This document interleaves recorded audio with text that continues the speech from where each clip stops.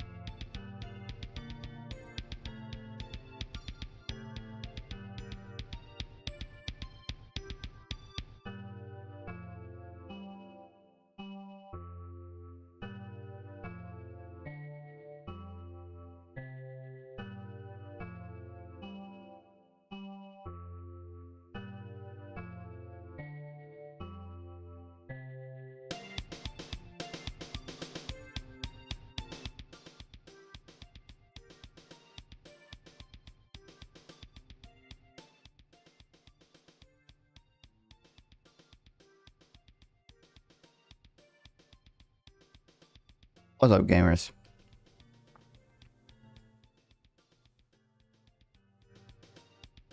How's everyone doing?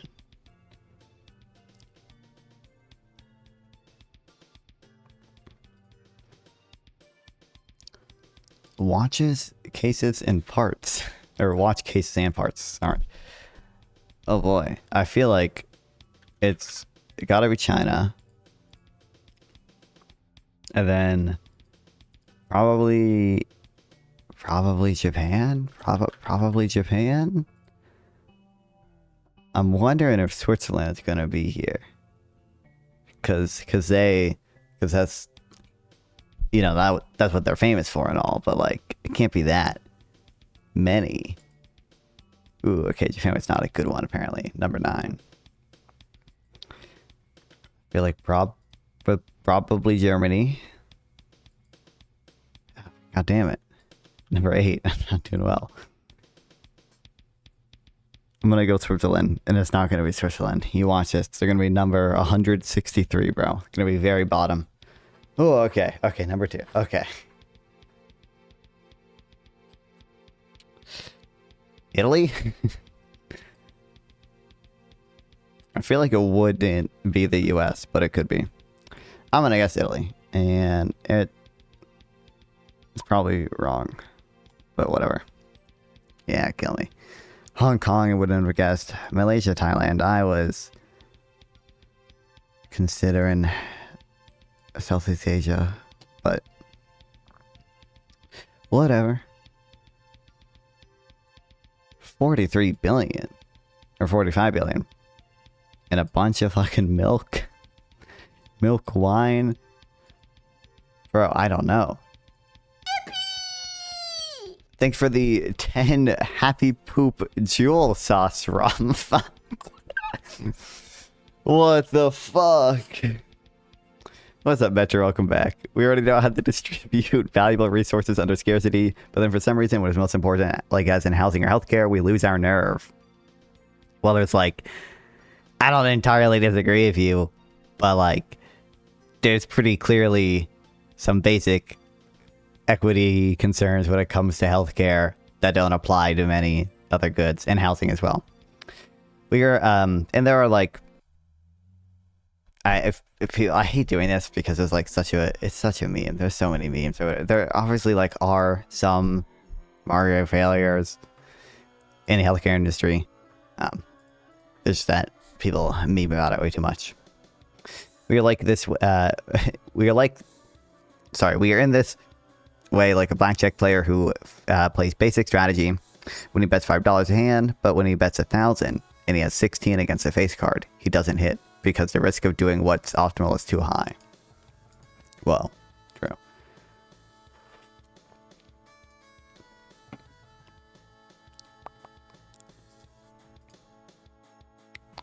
Bro, I don't know. 45 billion and it's all milk and wine. 45 billion is a lot for this low tier of stuff. I'm gonna guess Argentina, because I know they got cows there. Not a good guess. Okay. 9,000 kilometers west of Argentina. Is this New Zealand or some shit, bro? What?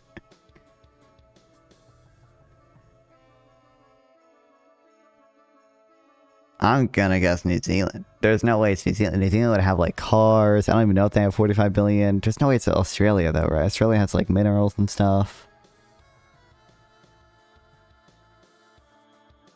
There's something I'm not seeing.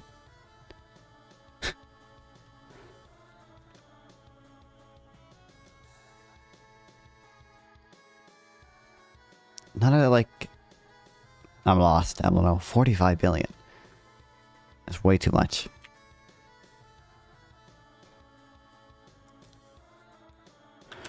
I know it's not Australia. I'm gonna guess Australia though to see how far away it is.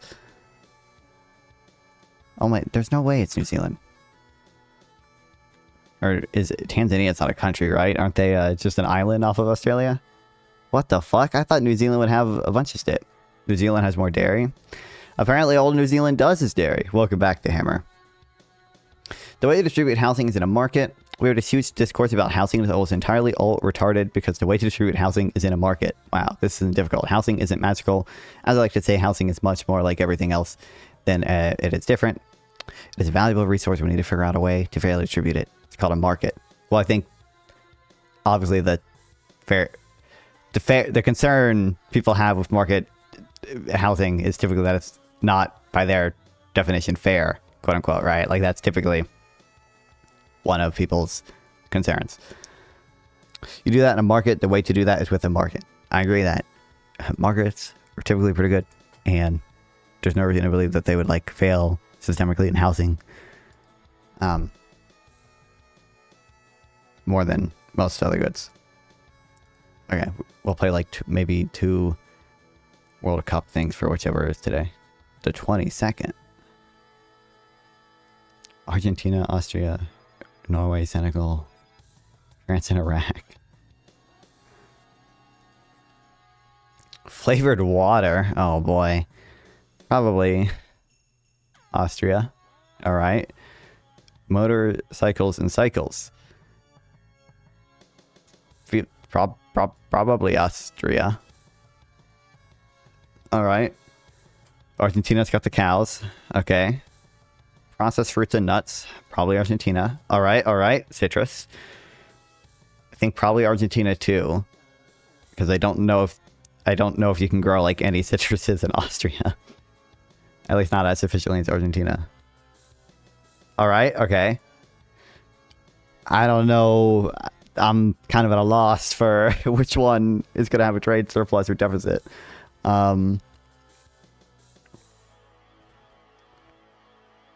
Probably Austria has a trade surplus. Probably. I'm goated. Okay, watch me throw this one now. Frozen bovine meat. I mean, gotta be Spain, I guess. Can't imagine Cape Verde is that many. They're pretty small. Pig meat? Probably Spain, right? Iron gas containers. Can Cape Verde make those? I don't know.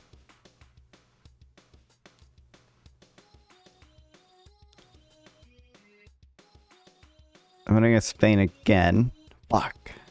5,000 versus 0. Incredible stuff here. Cheese? Probably Spain makes more cheese.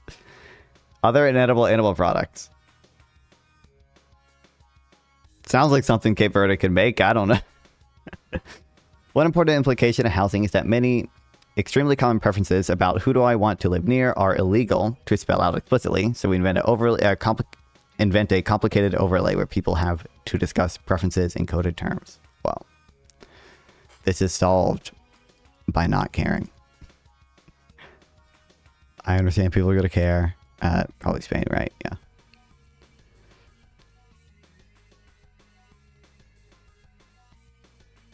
Well. Okay. Real quick. This is so... Sorry, I looked at this right before I started today. This is just so funny to me, that fucking...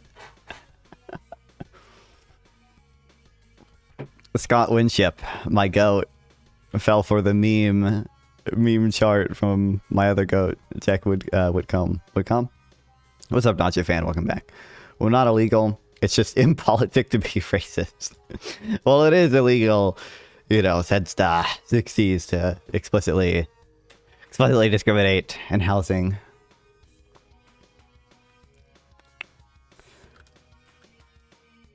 That's why they invented credit scores. Hold on, what's the name of this?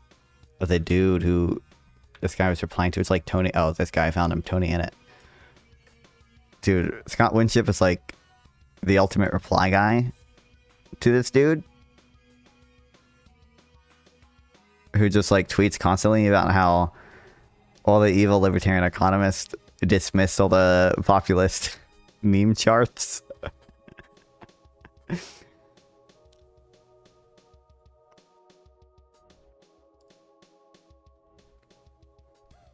And it's so funny that he fell for this other meme chart, which this chart is kind of explaining what's wrong with this graph. If you read the footnote and understand what it's doing. White flight still happened. I mean, I'm not right up on it. I imagine Metro is going to start yelling some stuff about that in Kick Chat right now. That seems like something we do. Because this chart, productivity is manufacturing total factor of productivity, and compensation is the average for everyone. It's obviously unfair to compare the productivity of only some people, of only one sector, to the average compensation for everyone.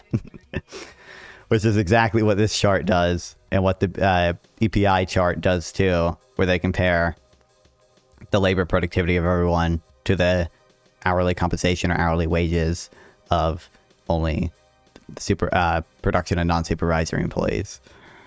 It's just crazy that my goat fell for the bait.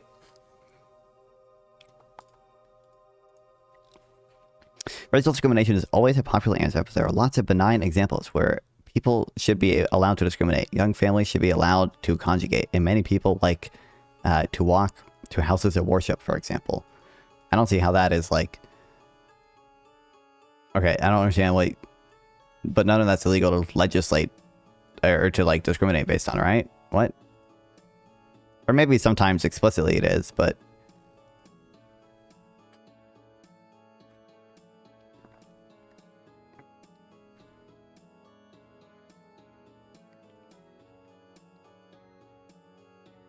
Alright, speaking of Twitter stuff real quickly. Third non-fun goat made it onto libertarian Twitter. Oh, I feel so bad for Ringo, bro. He was just debating some ANCAP libertarian dude on TikTok. If you had to steal a nickel to save the lives of 10 people, would you do it? No. I'm obviously going to be opposed to like all forms of states, right? But I'm going to prefer, okay. I'll even prefer, like, in comparison to other like forms of like, say, I'll probably prefer like a theocracy to like a liberal democracy. And, if you had to steal a nickel to save the lives of 10 people, would you do it? No. So, do you understand why? Like, do you understand why your ideology is a laughingstock? I mean, can you like attack one of the premises? They're doing like the standard, you know, NAP stuff essentially. Renil's doing one of the like standard reductios to it. He posted a clip on Twitter. Banger. Oh, what's up, Charsky? And oh no, all the libertarian accounts they all jumped at it. Oh boy. Yeah, you got the Zulu retweet. One wonders what the correct number of children to rape in order to save the world is. This fucking Project ANCAP dude or whatever. Oh my god. Oh my god. It's a loaded question. It's filled with one of the premises. You are that you are at fault for those people's deaths if you don't steal the nickel, which is just obviously false. It is literally a stupid blue button, red button thing made a while ago. Oh my god. Zulu is subhumanly dumb, LMAO. Dude, Zulu lost a debate to fucking Dave Smith over, by the way, basically the same reductio. Not quite the same reductio, because I think he literally did, yeah, because I think what initially Dave Smith fought on was like, would you like steal a penny or whatever to like save your mom or whatever. He made it like about his family. It's just like so. It's so funny. Oh, I want to watch this. We might not watch it. It's 30 minutes long, and it might just be really stupid. So we'll see. But what about? Oh wait. Firstly, the guy before. Losing the ethics debate with Dave Smith is maybe the funniest thing in the world, especially when he made what, like a 3-hour video about Dave Smith or whatever. Realtors can't, but it's all available online. Oh, what are we talking about? The housing discrimination thing? Dave stumbles onto the concept of a moron. What is this? Should I know what this is? Maneuver that counters radical skepticism by flipping a skeptical argument on its head. G.E. Morian? Is that how you pronounce it then?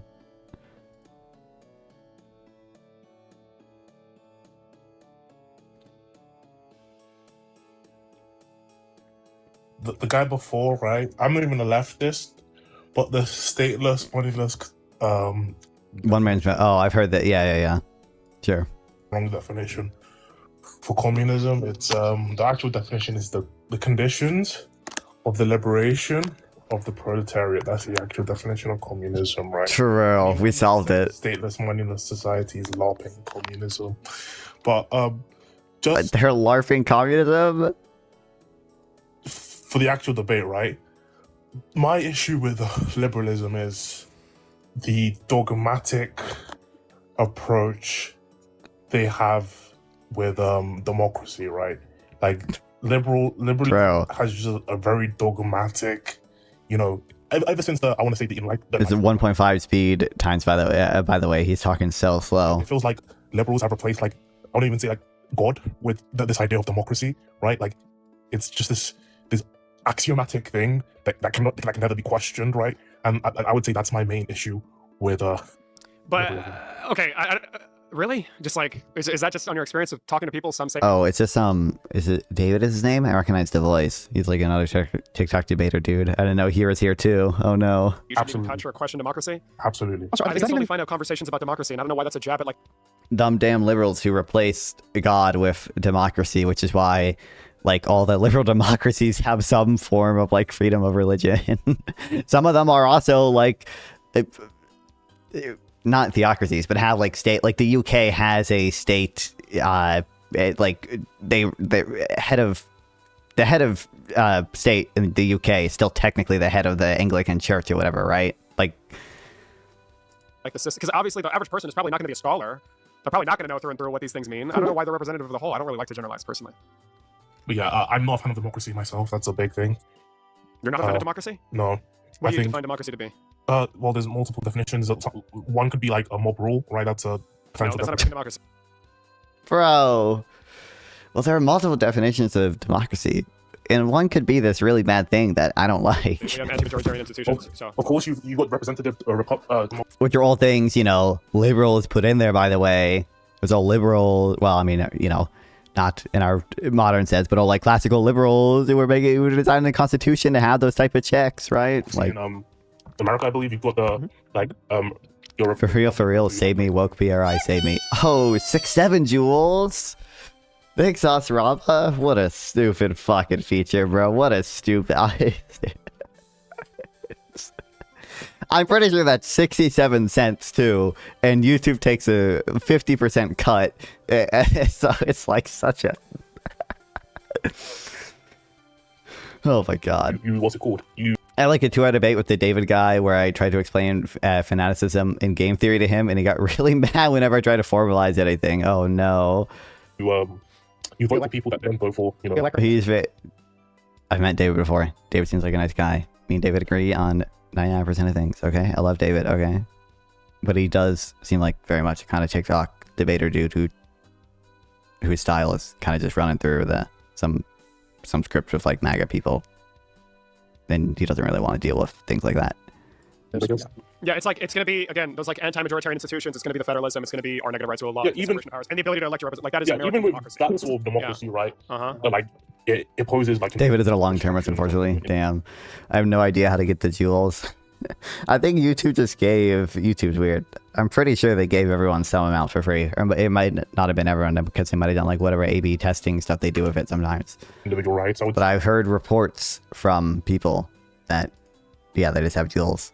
Everyone, gift me your jewels in chat. Let's get some more happy poops in chat. Let's get some more 6-7s. There's some other weird ones. Oh, I can't give myself jewels? What the heck? This is outrageous.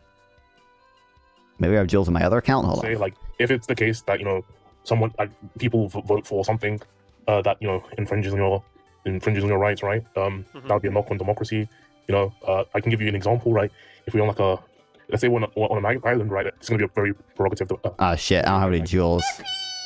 Yo, thanks for the 550 jewels. Stay hydrated. What the hell? I used them already like a month ago. Yeah, I remember people using them earlier. Don't worry, guys. I appreciate all your jewels. GG jewel, F jewel, press F jewel. Can we get a sandcastle in chat? Can we get a rock star? Oh, a seal splash. Night market is like $15. Someone get a night market. Yo, thanks for that 10 nap. What is this stupid? Thanks for the 10 happy poops. Absurd example, but just stay with me, right? If we're on like an island, right? And there's 10 people on an island, right?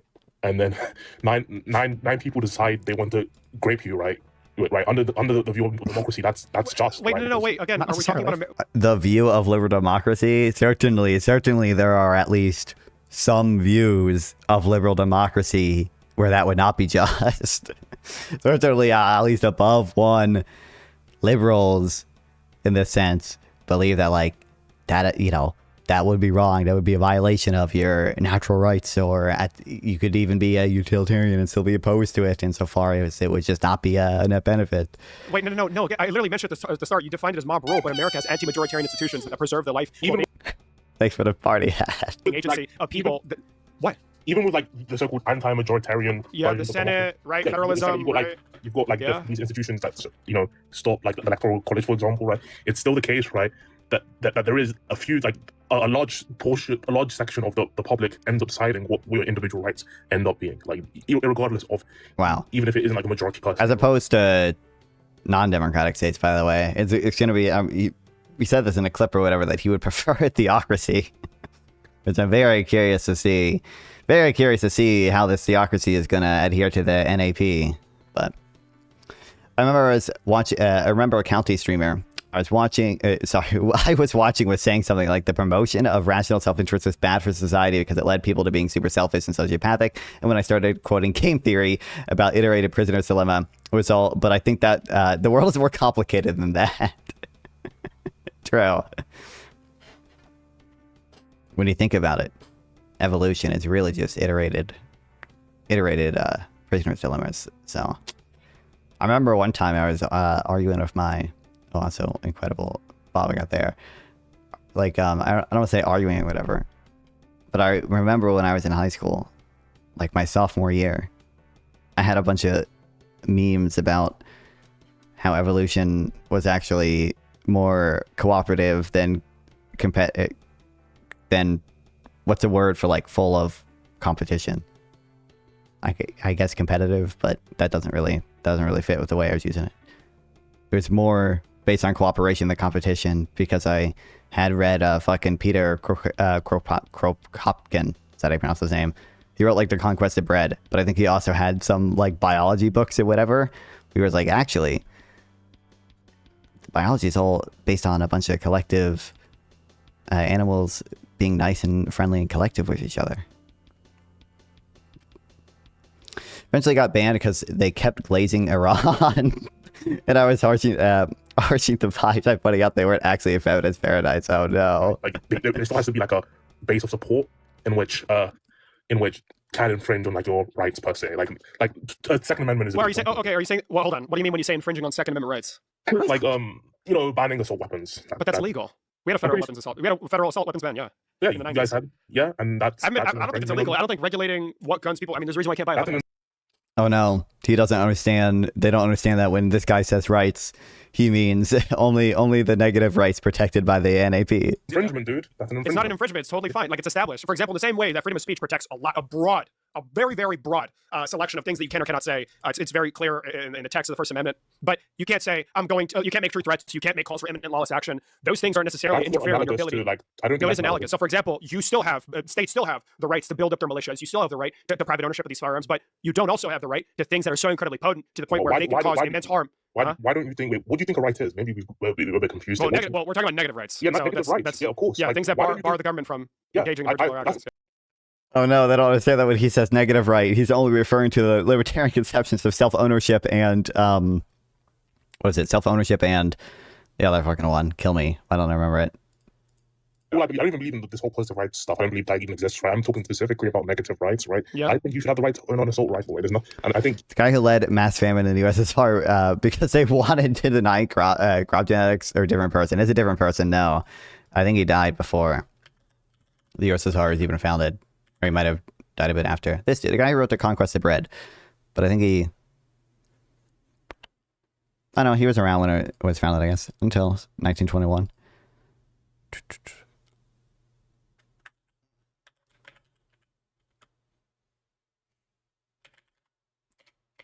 Okay, the problem is, how do I, if I do quotes and Control F, does that get written? No, I don't know if that does what I want it to do. Fuck.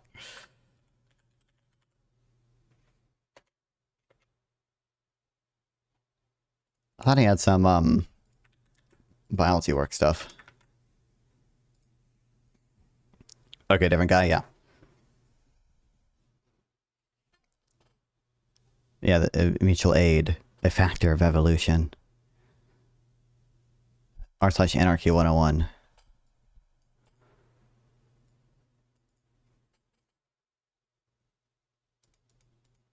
you trying to make the distinction. You do, but it's not illegal for the government. You do. You don't have that. People currently do, yes. You don't currently have in America. You have the right to own an assault rifle. Well, what do you mean by assault rifle? What do you mean by it to be? Not assault, like automatic weapon. Sorry, like an automatic Okay, weapon. well, that's not an assault. Not Yeah, full an assault auto. rifle. Please ask this dude if he thinks you should have the right to own a nuclear weapon. Please ask this dude if Walmart should be able to build a nuclear weapon. You guys have been saying Yeah, assault no, rifle you can't have a before. full automatic weapon. I was thinking of Lyshenko. Yeah, no, he's a different. He had it.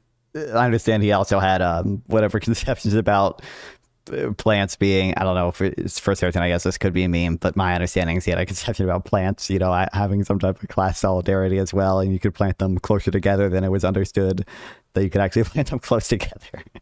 You're right. It's not an infringement on the Second Amendment. So first, 100%. I can explain to you why it's not. Go ahead. So these things are also established for the purpose of bringing about regularity and civility. I don't know if it's going to be okay, and it really depends on who you think the Second Amendment actually is referring to there. But right now, precedent is you do have the right to private ownership. And also the states have their militias, which do have access to these kind of weaponry. It's a matter of. Yeah, it's like a whole other section of American democracy, right? Like the Yeah, like I don't states' really rights. believe that's another thing. I don't really believe in He it. doesn't believe in shit. I don't believe in like states. Well, I wasn't really done with what I was saying, right? go These things ahead. are also established with regularity in mind, right? You want a populace that is capable of progressing, so you shouldn't arm some people with highly potent weapons that can do immense amounts of harm if they were to ever commit crimes against a state or against its fellow citizens. That's an infringement, dude. You can say not regularity. You can say regularity, right? Like that doesn't really get you out of the problem here. Like, But no, the state cannot strip you of your weapons. It can determine whether or not you have access to some, and even then, it's not That's an exclusive. infringement. It's not an infringement if it's established in the Second Amendment. What are you talking about? dude, I think owning weapons, regardless of the Second I Amendment. just don't think right? you know what the second. Okay, now we're just notwithstanding the Second Amendment. Yeah, so regardless of the Second So Amendment, are I think we- you should Now we're having a have the different right to conversation, protect. right? Yeah, maybe. I don't know why this guy, I feel like, I don't know. I think it's just because they don't recognize, they might not recognize the memes. They might be used to debating different people or whatever. I feel like my immediate question would just be like, I want to be like, okay, are we talking about when you say right? Are you just referring to whatever you believe people are like intrinsically entitled to? And then I think that gets you to fight on the actual relevant entitlement grounds. But I don't know if they recognize the memes. I don't know if they know. Even brought this up, because Yeah, this is definitely not. this is done into like a legal discussion, which I'm not interested in. I'm more interested in the ethics of rights instead of like the legal. Ah, there we go. Ah, finally. Code says necessarily right.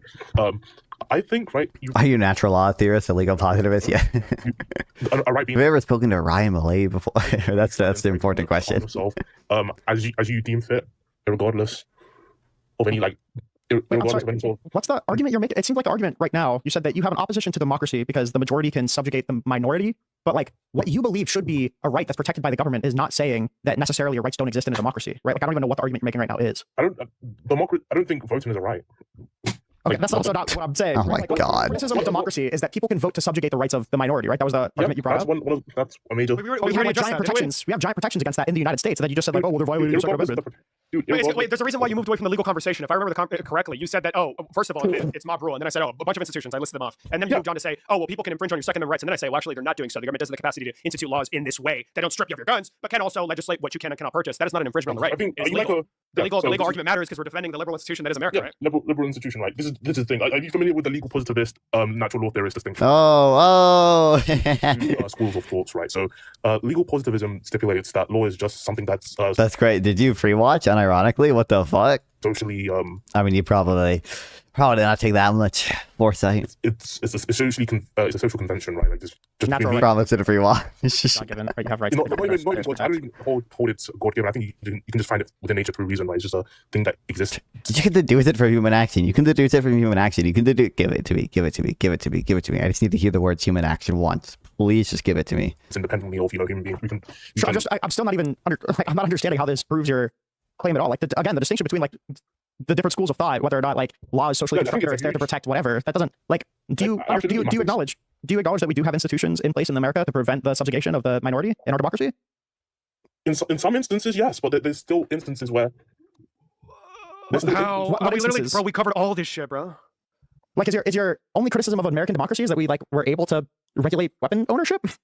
Yeah, that's one of my criticisms, of course. That's just an example with the issue of democracy as a whole, right? Why is that an issue of democracy? Because other systems wouldn't have the same issue. Yeah, why should I care? Why should I care that another system wouldn't have the capacity to like pass an assault weapons ban? I'm asking you, why should I care about that? Because I deem it to be like kind of immoral to regulate like assault weapons. I don't think that should. You deem it to be immoral. I'm asking you, why? Why do I care that the government has the ability to ban assault weapons? Yeah, because I think it's immoral. This guy is not deduced from human action that is a violation of the non-aggression principle to ban assault weapons. What's immoral You about think it's it? immoral? Thank God. Yeah, I think. What do you think morality is? Morality is action guiding principle. Dude. That's quite literally what morality means, dude. Ban assault weapons. Sorry. Yeah, because I think it's immoral. Oh, okay. What's immoral You about think it's it? immoral? Thank God. Yeah, I think. What do you think morality is? Morality is action guiding principle. Dude. That's An action guiding principle. Oh my God. So do you understand that it's an incredibly like unconvincing argument to say that I think democracy is bad because it gives the majority the ability to remove Bingo. from the minority, and I think that's bad because it's immoral. And I It think should have made a bingo card beforehand. immoral. Like I haven't heard human action though. I gotta hear human action once, please, please. you ask for the reason, right? This isn't a circular. You ask for the reason why I think it shouldn't happen, and I said it's immoral. Like, this isn't. and then David asked you why it's immoral, and then you said it's Please give me argumentation ethics. Please give me human action. Please give me my right to own nukes shall not be infringed. That's obviously a violation of NAP. We need to get what else? What else can be on our bingo card? immoral. You never asked me why it's immoral. You just No, told me David why- certainly did say that. I did, and then Oh, I think you asked me I to was- define. They asked like 3 times. Why do you think it's immoral, bro? I was defining. I wasn't really responding to David. I was having a conversation with you. You never asked me why I believe it was. No, there's Well, I other can person in explain the why. live did, and then you gave an answer, and then for some reason that's not Right, the real so I answer. can So explain- I can ask you again if you want to give a different answer. Yeah, so I can explain why it's immoral. Obviously, if you're done, Kevin, like, Yeah, so I holy shit. believe it's immoral, right? Because it infringes on your rights, and I believe rights are something that you're entitled to have. Where do you ground Oh, the right to weapon ownership? I ground it through reason. You ground it. oh my God. Show me some of that reason. Shit. Yeah, so with a So man acts. okay, so through the do I really want to get into the non-aggression principle right now? Fuck it. Doing NAP. Let me just get give me 2 minutes. Okay. Of course. I mean, Give me what, bro? You don't have it memorized. You don't have the dialect tree memorized. You can't run argumentation ethics in your sleep. What are you doing? no, generally the NAP. Bro didn't learn from the Zulu Charsky debate where Zulu didn't even remember the NAP arguments. But in this situation, you're not making an argument against democracy, right? You're making an argument No against clue what government, the NAP is. right? It's the non-aggression NAP? principle. It's libertarian Oh, law. okay. So this is a no. NAP stands for a nap is a short period of sleep typically taken during the day. Yeah, often used. true. Was that a good one, guys? It's fire. Hold on, I gotta find out. Well, I want to legit check. It's a fake jersey, but I want to see how fake it is. How fake is it? He's got a Grok. Give me a minute. EKF, where? Just to be clear, I'm not asking for like. Grok, please give me the deduce from law of identity, non-aggression principle. For the non-aggression principle, like, just to be clear, your argument is your argument is going to be against the state in general, right? Yes. Okay. So why did you frame it through democracy when you're actually just an anarchist? Because I can be an anarchist and be against the idea of democracy. These are Right, but you're obviously masking it, right? Like you come up here, you're trying to give like an argument against democracy, but really, why wouldn't you just frame it as I have a general opposition to statehood? because Look, you just clocked your tea, Queen. because the way America does it, it's a democracy and it's a state, right? Like I'm obviously going to be opposed to The way America does it, it's a democracy and a state. Insightful. I'm going to prefer As opposed to the Zapatistas, where it's only a democracy and not a state. Bro, what are we doing? Haven't done these arguments in like a decade, and I can still do the categorical imperative from first principles a week. like in comparison to other like forms of like, say, I'd probably prefer like a theocracy to like a liberal democracy. And, If you had to steal a nickel to save the lives of 10 people, would you do it? no, So, do you understand why? Like, do you understand why your ideology is a laughingstock? I mean, can you disprove? Can you like attack one of the premises? Attack all the premises, the ones that I didn't give you or said I didn't remember. I have to go Google them real quick. I have to go open my hot bay real quick. I think any ideology. And then also, it's not like a direct attack on your premises, but like it's a reductio that, you know, it still should be taken probably as evidence against your belief. You're espousing that says that it would be immoral to steal a nickel in order to save the lives of 10 people. Like, I don't know what you want me to say. You know, The absurdity You is think self-evident. you think it's The absurdity is moral- self-evident, bro. Do you think it's moral to But Randall, have you considered it? Would you walk away from Omalas? Have you? save the lives of 10 people. Yes. do you think it's immoral to grape someone to save like a country? Wow. Save a country. Yeah, I think it would probably be justifiable to do that if you're saving the lives of everybody in the country. So we found, under your view, we found a justified reason to grape, right? Like I would say that's So let's. absurd, right? Wait, can you expand on that? I'm curious. One real quick question: would you steal a nickel in order to save the entire world? No. Okay. Like, okay. You understand that any reductio you could possibly get me Yeah, is going to be infinitely more. What about a penny? like- What about half a penny? Steal half a penny to save the entire world. No. Wait, what about? Oh, wait. I have Give him the flagpole. Give him the flagpole. I don't think they know the flagpole reductio, but it would be funny. a better one. A piece of lint off of somebody's shirt without their consent to save the entire known universe. Well, I'd also consent if they said no. No, but if they said no, what if they said no? No. What's the use of your ideology if it allows for the destruction of the entire Incredible. solar system to protect the property right of a piece of lint? I'm curious if you would like to vote out a flagpole reductio. There are like libertarians with more nuanced answers of stuff like that. Will say, oh well, technically the NAP just says there has to be an appropriate punishment for it. So if I had to steal a penny to save the world, I would do it. But then I would serve my time. I would pay back 2 pennies and in a private court of arbitrary, like, or they'll say like for like the flagpole reductio, which I'm hoping my audience knows, but they'll say like, oh, you have to choose like the least violent means of expelling people from your property. So like you can't tell someone to let go of your flagpole if they're trespassing on your flagpole, then they fall and die. You have to let them get down. Or you can't just like shoot someone unknowingly walking through your property. You have to choose the least violent means to expel them, right? But this guy might just bite the bullet. He might just be like, well, yeah, they're trespassing. Yeah, fuck them. Yeah. Hey, dude, like we can go reductive, dude. Like, What if there's a little what I have a better one? What if there's a piece of dog shit in a person's home and you have to open the door, the sliding door that's unlocked to get the piece of shit, and if you touch it, the entire universe is saved. As we know, God is saved. You're gonna save God. Would you do it? I wouldn't do it. So, just out of curiosity, Even waste, by the way. We can both do it like ridiculous. We should do the if there was a baby just starving in someone's lawn, would you go into the lawn to feed the baby? Bro. I can make you like commit. I can make it so you would commit mass genocide if it meant the betterment of the majority. Right? We can both go take the time. do you think that's a harder Whoa. bullet than killing the entire solar system to protect a piece of lint? Which bullet do you think is harder to bite there? Piece of shit. You understand there's bullet bites in literally every single philosophical ideology. Yeah, of course, there's bullet bites in that. Okay, so which bullet? And I think there's like much better reasons to do the consequentialist ones. Because in order for the consequentialists to recommend it, like it has to make the world a better place. Like, it is, I think, essentially what you would prefer if either the differences in consequentialism. So technically, this alone is not going to do it. But if you were under the veil of ignorance, if you were in the original position, probably what you would want to do is maximize expected value, right? Or if you wanted to, or if you were the egg and and you just had to live each person's life like sequentially, you'd probably want to do what maximizes the expected value of everyone's lives there.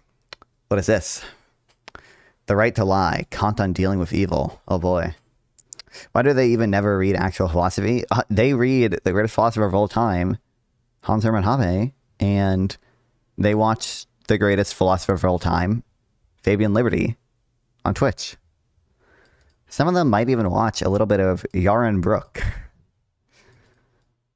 Israel's #1 warrior.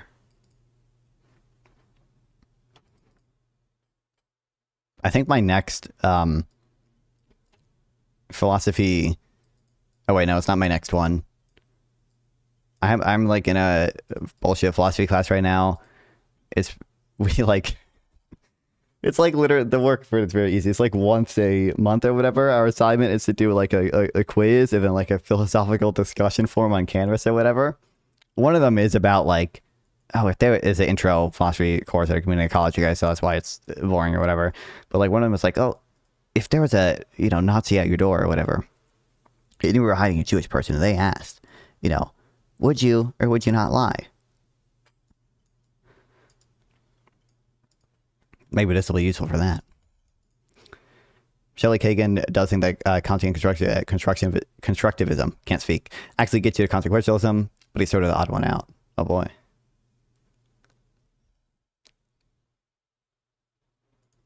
Wait, who is this? Is this... Oh, it's the guy you were talking about earlier. It's harder to bite. I could say, right, we could have like... You heard that question, you stopped, and you went out of your way to not answer that question, so I'm just going to ask it again. Which bullet do you think is harder to bite there? I would say your bullets are harder to bite, right? Because we found a justified reason to rape someone, dude. You found a justified reason to wipe out reality! To kill everyone. Reality for a piece of lint, big dog. I'm not the one that's eradicating reality, right? And then I also think there's... Oh, I'm not the one that's eradicating reality. True. Now whether or not I'm responsible for eradicating reality depends on like some weird conception of like doing versus allowing, and there's just like all sorts of blurry lines there. Doesn't Humor have a paper also on, or it might just be a Substack post?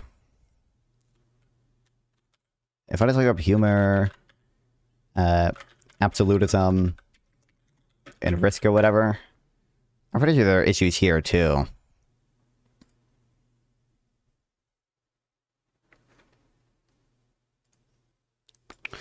Don't make me do a philosophy arc. Don't make me do a philosophy arc. Don't make me do it. I will never read Parfit. I will never read... I don't know, maybe.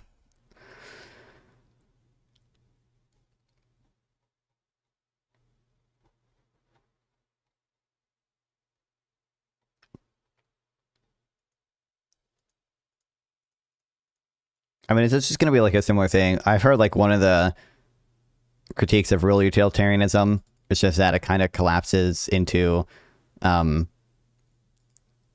consequentialism, because surely like the best rule is like not don't murder someone. It's like don't murder someone unless there is like really, really good reason to do it.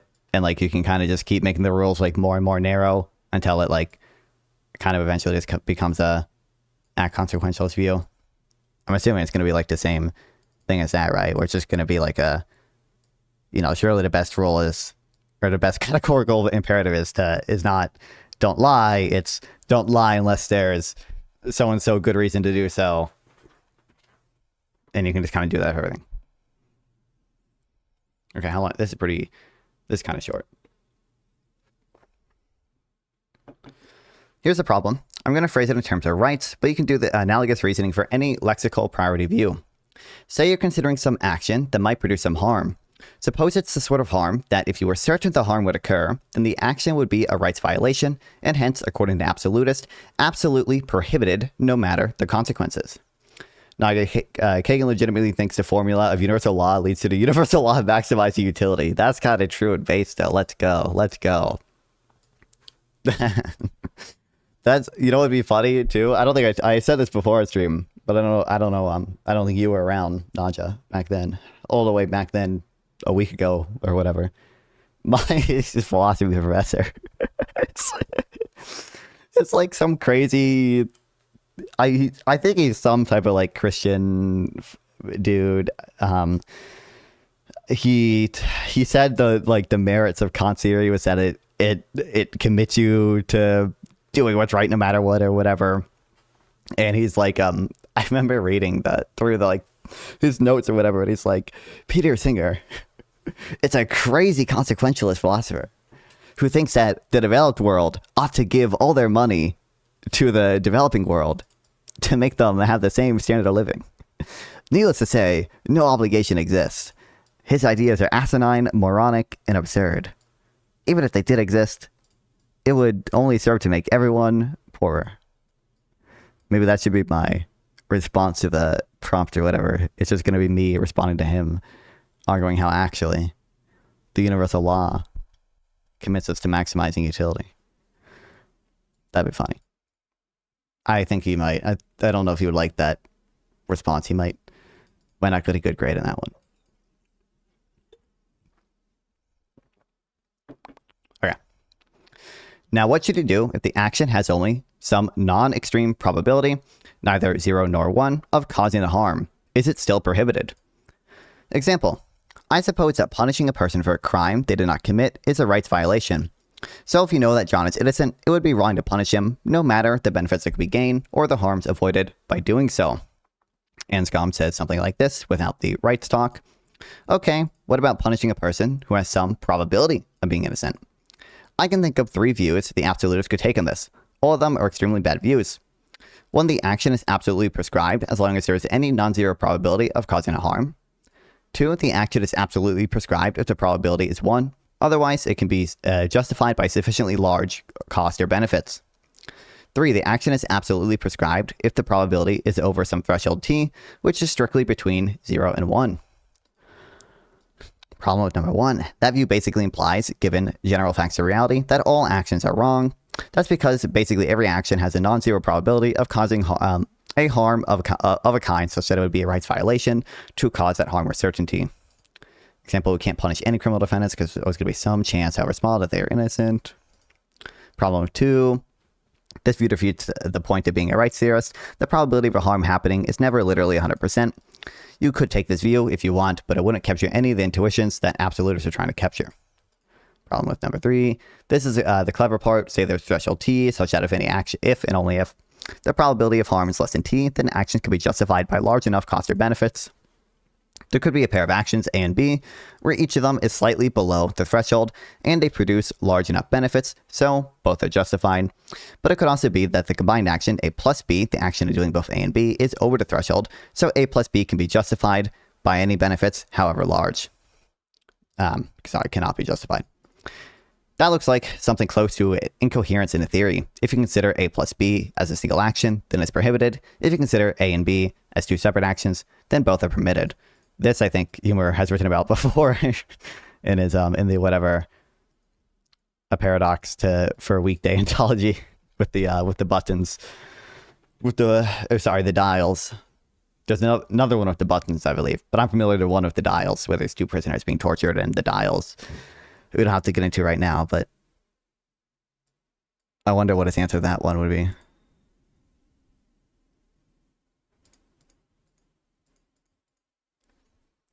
The dials essentially at both turn can reduce both of their suffering, but if you only in order to do so, you have to at first increase the suffering of one of them, presumably without their consent. For the sake of hypothetical, Should have reality to protect a piece of land, right? A piece of shit. Or a piece of shit, yeah, it could be. Yeah, like we're both in our impulse here. Like I can True, give yeah. you reasons where So, you can one more question. justify the Holocaust, like infinite Holocaust. How do you ensure the and protection wait, also, of land, right? A piece of shit. Or a yeah, piece of shit, yeah. More you can question. justify the Holocaust. we're both acting on impulse here. No, you're not. No, you're not. No, you're not, bro. You're supposed to be able to deduce this shit from human action. You're supposed to be able to prove from the law of identity that the non-aggression principle is true, right? Isn't that's kind of how we were speaking earlier.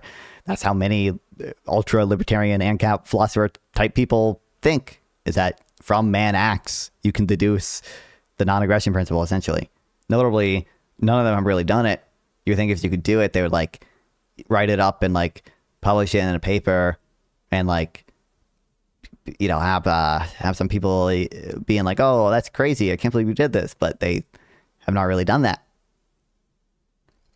Similarly, I don't think the rule of util necessarily dissolves act util. I mean, I don't take a particular view on that. That's just like I've read. I think Singer has written about it in the very soon introduction to utilitarianism, whatever. But I do think you need to get something like subjective expected rule util to not be completely insane, which is honestly just deontology pretending otherwise. We're both in impasse here. Like, I can give you reasons where evil, horrible. So, one more question. Justify the Holocaust, like infinite Holocaust, How do you ensure the protection of private property? How do I ensure private property? Oh no, Reniel doesn't know. He doesn't know the memes. Through force? Through whose force? Bro, what? Bro, through force? My force is justified because it's all private militias. Oh, you know, there'll be like different like the market would there'll probably be different like arbiters and, you know, the defense. Oh, there we go. Okay, let's go. How would you ensure that the private entities are protecting private property? What if they don't want to? What if the private entities have more force than the person who's hiring them to protect their private property, so they just take it? Because it's not in their interest to do that, right? That's one reason, right? Is it not really? It's not in anybody's interest to steal. Oh no, it's not in the interest of a privately owned company to steal, right? That's why, Why like, not? no, because like for example, like a grocery store, right? They didn't just take your money and not give you anything, right? People would just stop doing that, right? Wait, Same thing. you understand that in some cases they I don't think that's hypothetical Reniel is giving. will do that, right? They'll shortchange people. I don't, but you know, if we're saying it's in interest of people in democracy to sometimes vote to infringe on people's rights, why is it not sometimes in the interest of private actors to at least attempt to infringe on people's rights? I've joined. Yeah, but like if they want like to build a rapport with their customers, You know why that doesn't happen in the United States? Like fraud, PR is a real thing. It's illegal. So if they do that, the monopoly of force, the government is going to come down on that, right? That's why they don't do it. But in your system, there is no monopoly of force. So these private entities, if they're powerful enough, they could just literally steal people's private property. And if there's no competition in their area, or it's not feasible for anybody to go to any sort of competition, then There they would always just be do it. competition, dude. There's always going to be competition. Monopoly, a natural monopoly is improbable under my like it's extreme. Can you? Oh my god! Wait, That's not even. Does he know what natural monopoly means? Even by your own. what does he mean? A natural monopoly is like a natural monopoly is just a like market structure where there's like the utilities, railways. They're always going to be like now natural monopolies. Now you can have the opinion, and I don't think this is a totally unreasonable opinion to have, that like a natural monopoly is better privately owned than it is like publicly owned, right? Like I don't think that's a crazy opinion to have even, but like that's not that still going to be natural monopoly. You said improbable, so that means it's not. I agree. So Kingdoms never there's existed. like Warlords never area, existed. That's true. There's like They don't tell you this. Right? Do you think that any like small businesses selling like groceries or like menial house goods are going to be able to compete with Walmart? Oh no, I mean this is like kind of a meme, but it's just funny that it got, because natural monopoly just refers to high barriers to entry, high fixed cost industries with that are still rivalry in consumption, but have to spend more capital in order to sell their items. Yeah, so in this case, right, the reason why monopolies are bad, right, is because they set like a monopoly price, right? Do you agree like that's the reason why people are typically scared of monopolies, right? So Well, that's the case, right? yes, because we have legislation that curbs the power of monopolies, right? But in your system, there is no governmental monopoly of force. So if there is a monopoly, we're not only going to have to be concerned about pricing out opposition, but we're also going to have to be concerned about literally breaking in and killing opposition, right? No, like in my position, right? I lost my train of thought. In my position, like if it's the case that like Walmart is undercutting like the mom and pop shops, right? Mm-hmm. And it just constantly does that. It forces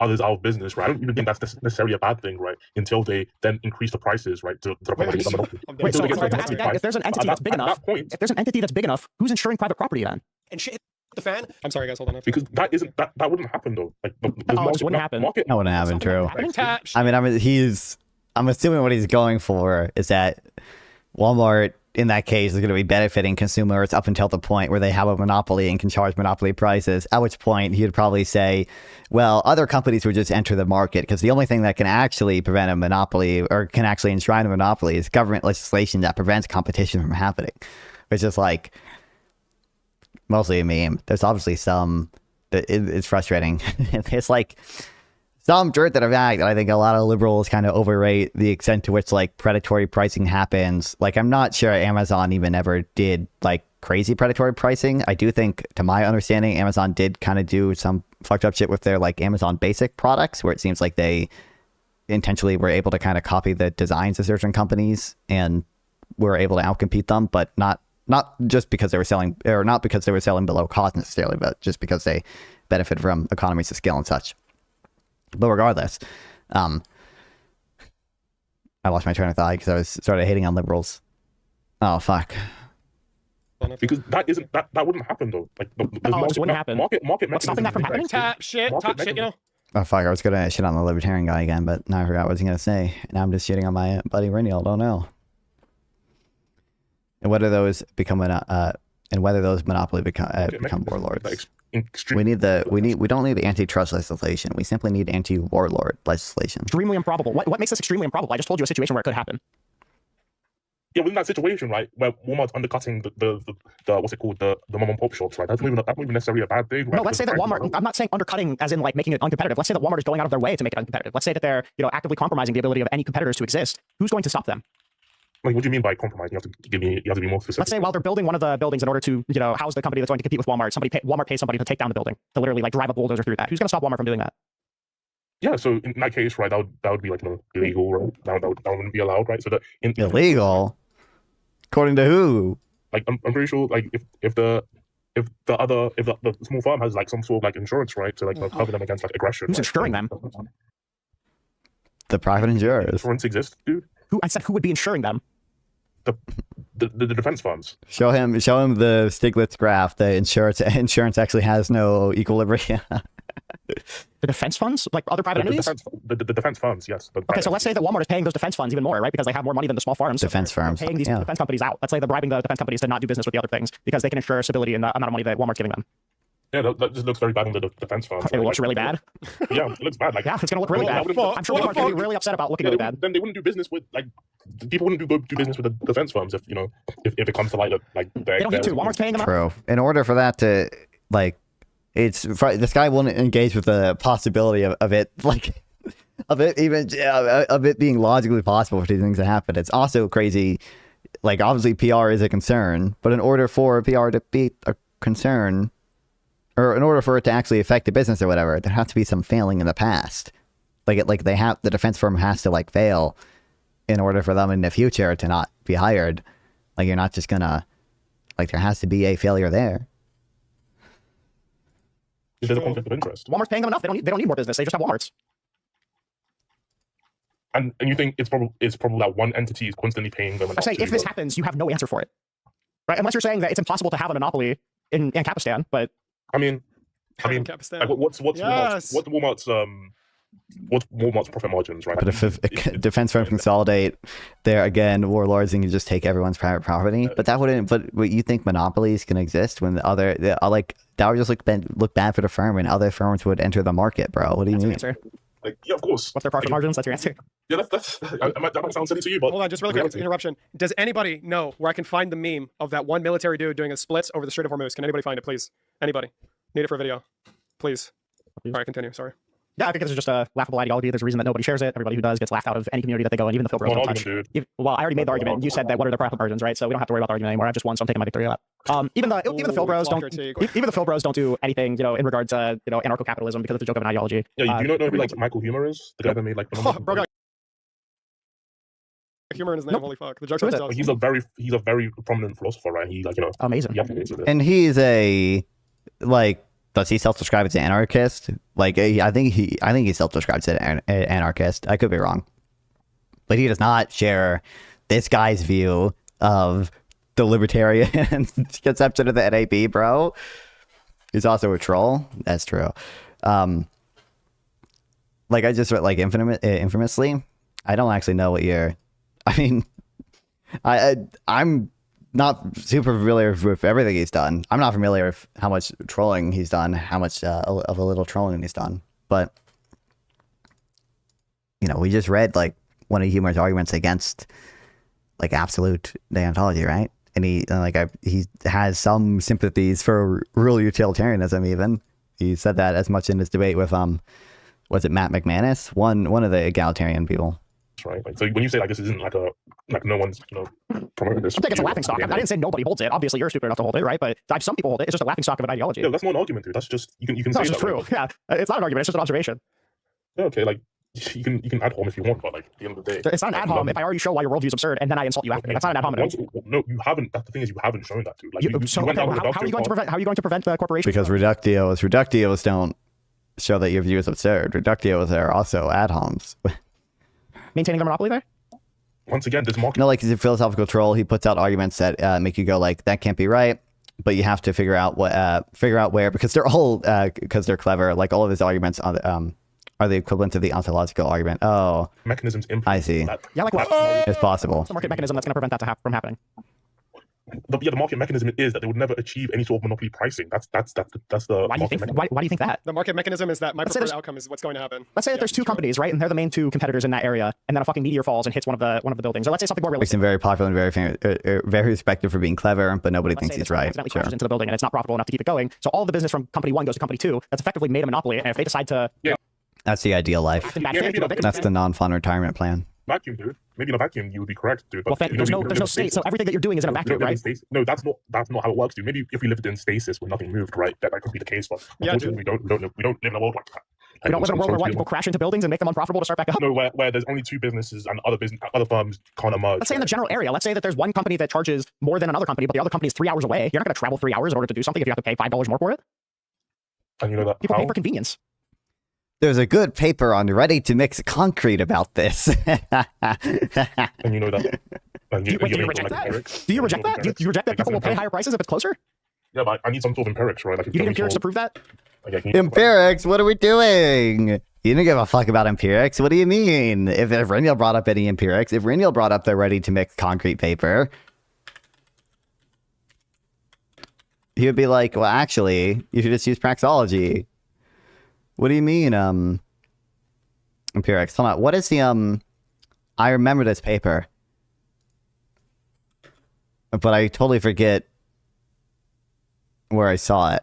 I totally even forget exactly what it was measuring. It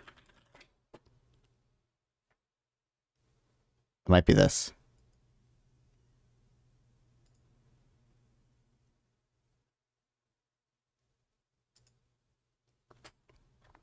Did you ever read Matt Iglesias getting dunked on by a course guard? I did not. What do they write about?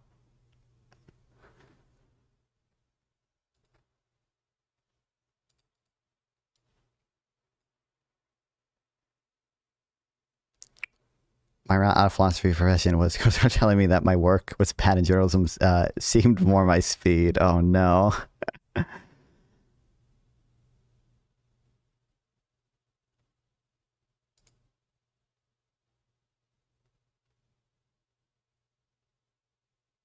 I am talking about this. There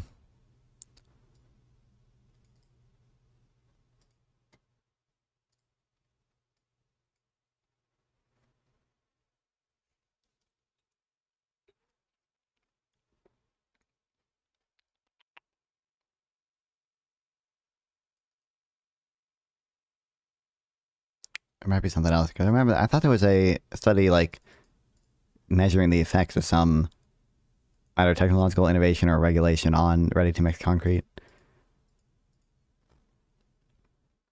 I simply would never admit that in a million years. The guy's honest, bro. He's honest. Empirics, or like are you just making a basis? This is just an obvious sign of bad faith. You don't think that people will pay for convenience, they'll pay a little bit more in order to not drive? It wouldn't even make sense. A rational actor wouldn't do that, right? They'd have to pay more for the fucking gas in order to go further. I mean, do you have any sort of like? Do you have empirics to show that people have to pay gas to go further? Like I can deduce it from human action. evidence. LOL. Claims without evidence can be dismissed without evidence. I'm True. That's such a good point, Zim. Why do like people pay more for the convenience for like DoorDash, right? DoorDash is an incredibly profitable company, right? And people are paying out the ass way more than they would if they just went out and got it, right? DoorDash, I actually know if DoorDash is profitable. I mean, his point still stands regardless, but... Oh, they are currently profitable, according to Cool Gemini. Huge.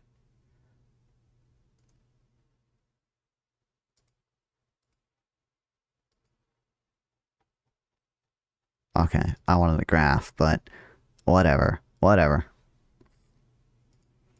I mean, unless you have some sort of empirics to back up what you're saying. Oh, for the gig economy, is it not growing? DoorDash wouldn't work. Otherwise, DoorDash wouldn't be a system. People would just go and you do can it. make Bruh. like for the person that says you like, you almost, I don't want to say you almost could deduce a human accident. That's stupid. But certainly, obviously, people like a rational actor would pay for someone to do something if the opportunity cost of the individual doing it is higher, right? Like Tiger Woods should not mow his own lawn. If you factor in the opportunity cost, obviously there are going to be cases where like it's trivial what the rational actor should do. you can make an inductive case. This is like this. The person actually they have a name. They have a name actually. Let's not dehumanize them. The comment, right? This claim he made, Wait, so like when I said, like if you reject this, how is it possible that people use DoorDash? Why would they use DoorDash? I'm literally about to use Uber Eats in like 10 minutes to get food for the game. Why would people do that if they weren't willing to pay for convenience? I don't know. Because I'm a privileged True. asshole. I don't either. It's a grand mystery. Maybe people just really like the logo. Can anyone find the fucking meme of the guy doing the split over the Strait of Hormuz, please? Fuck.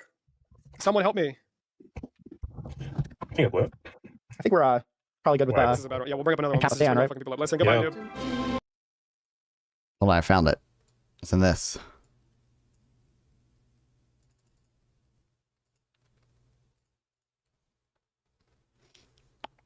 Burrito taxi needs to be cheaper. I know. That's a main affordability issue in America right now.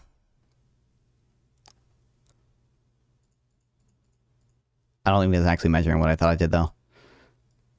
Find something similar in a ready-to-mix concrete plant. Successful plants tend to acquire poor-performing competitors. Here, physical productivity rises after acquiring, although the net effects are outweighed by the changes in market power from the point of view of the consumer. Yeah, never mind. I don't actually know how big the effects of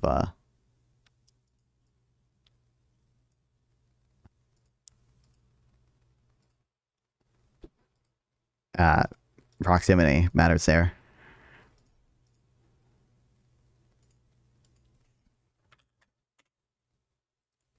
Speaking of affordability, I want to see if I can clock this. I saw this tweet earlier. More than half Americans say they can't afford healthcare. For the first time, now I can only think about a Wienermobile. What?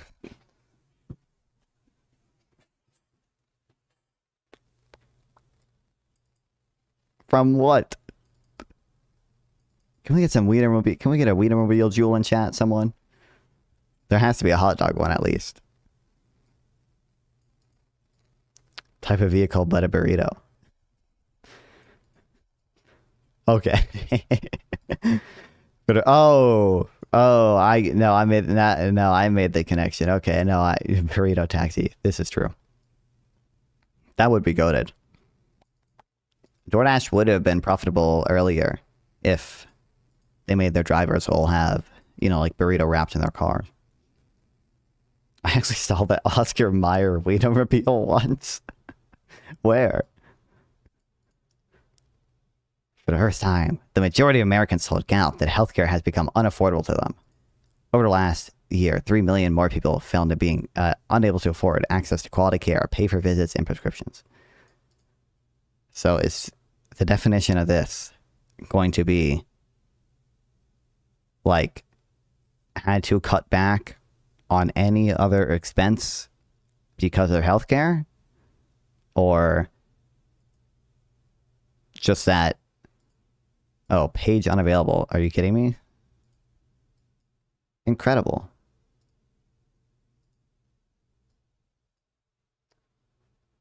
Oh, it's not even... Did they just link the wrong thing?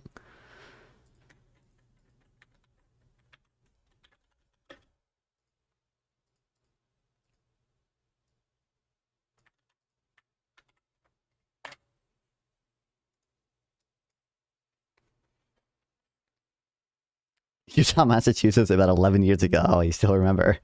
I knew someone who drove one. That'd be good. Do you think I could find one on govdeals.com? A nice, cheap Wienermobile?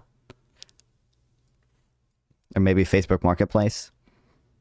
I see a lot of signs on Facebook Marketplace. Like Subway signs and Taco Bell signs. I guess people just steal them and sell them in Facebook Marketplace. There's a lot of them.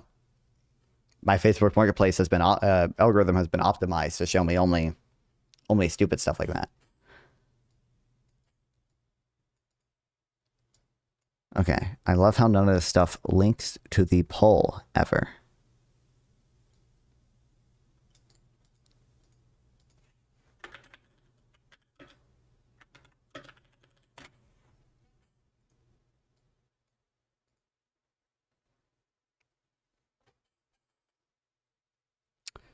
Who are cost secure.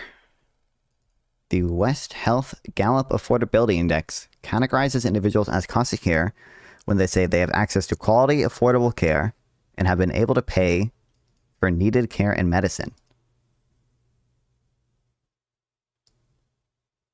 Who say they have access to quality, affordable care.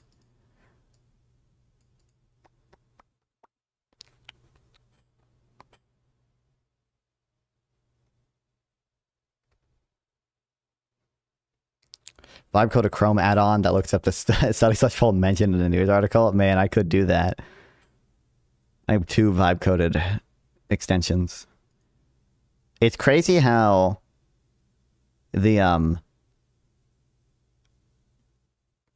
the norm, I guess, for like having hyperlinks on Substack is so much better than it is for news articles.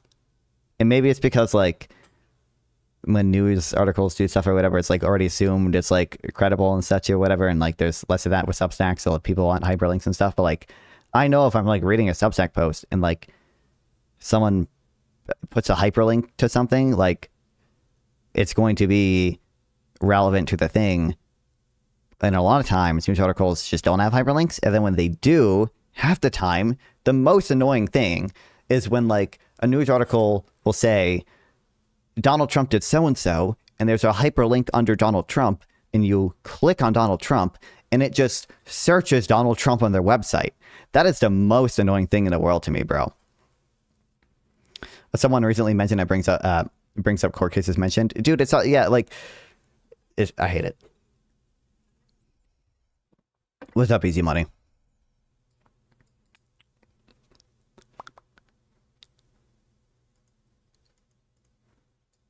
Okay, so cost secure. Kill me. Cost secure means individuals who self-rate as having access to quality, affordable care.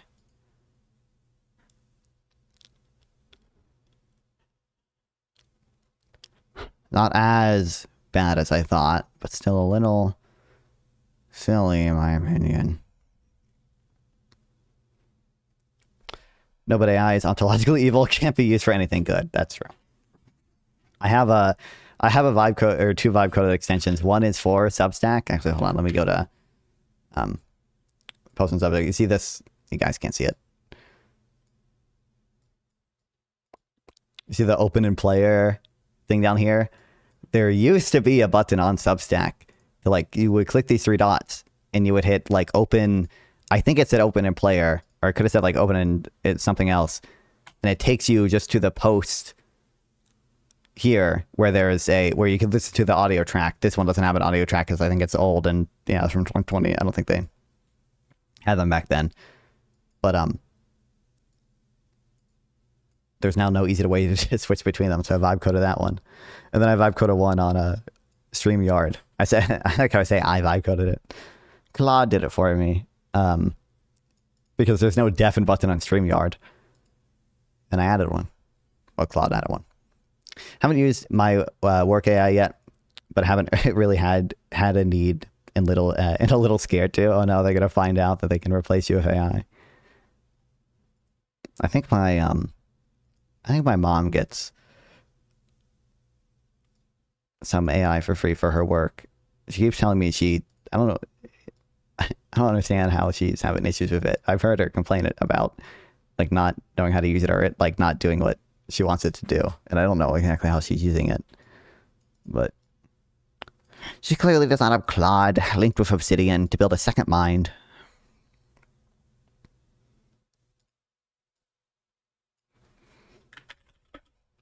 Actually, hold on. What was it? The someone else Gallup cost secure index, whatever. The West Health Gallup Affordability Index.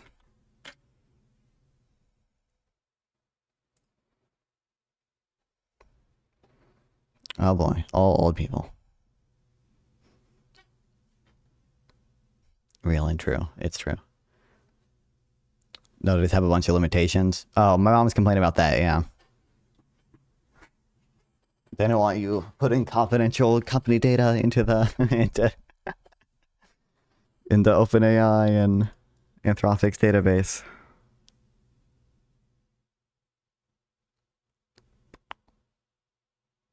Okay. Care avoidance. Has there been a time in the past 3 months when you or a member in your household had a health problem but did not seek treatment due to cost? Skip treatments. Has there been a time in the past 3 months where you or a member of your household was unable to pay for medicine that a doctor prescribed because you did not have enough money to pay for? Difficulty today. If you need to access quality healthcare today, would you be able to afford it? What's up, Krypton? Okay, we need to cut Medicare/Medicaid. We need to at least probably stabilize. We need to do a lot of things, bro. Probably at least stabilize the growth rate. Although, I mean, well, Medicare is harder just because there's going to be more old people, but true.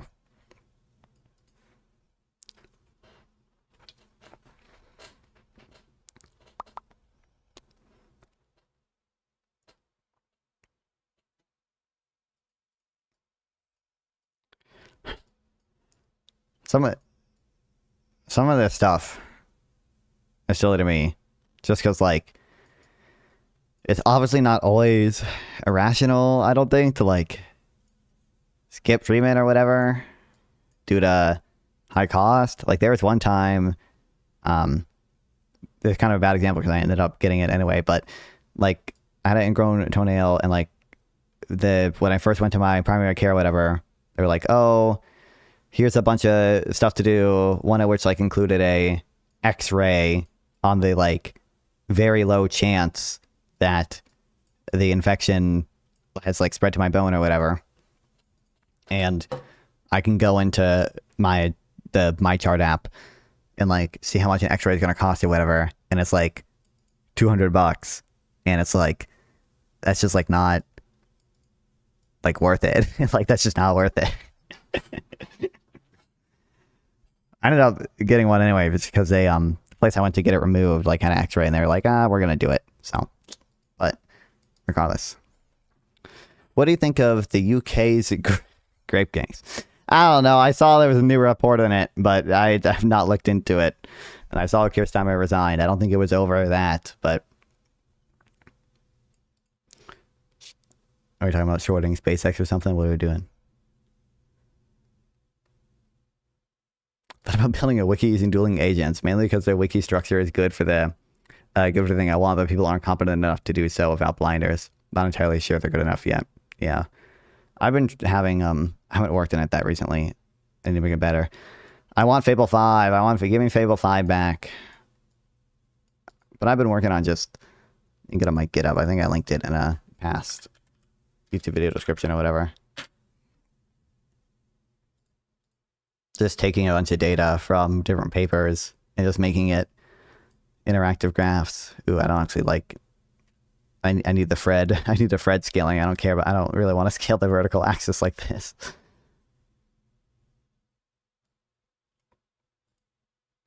And it does a decent job. The difficult part is making the data between different papers comparable. And I don't trust Claude to do that yet. But, you know, the other people in the UK are complaining about immigration are crazy / not worth taking into account. That's like, so you have to know what my answer to that is going to be.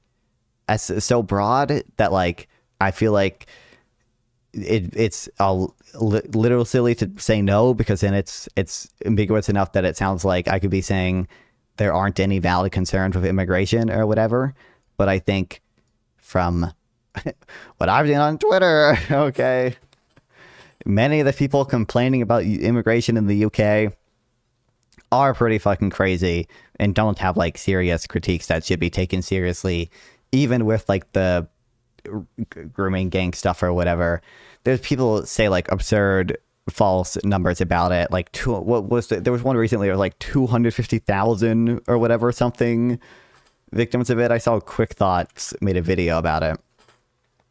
Letterboxd had actually had a decent video on UK immigration, kind of. I mean, I've seen him debate it quite a bit, I guess.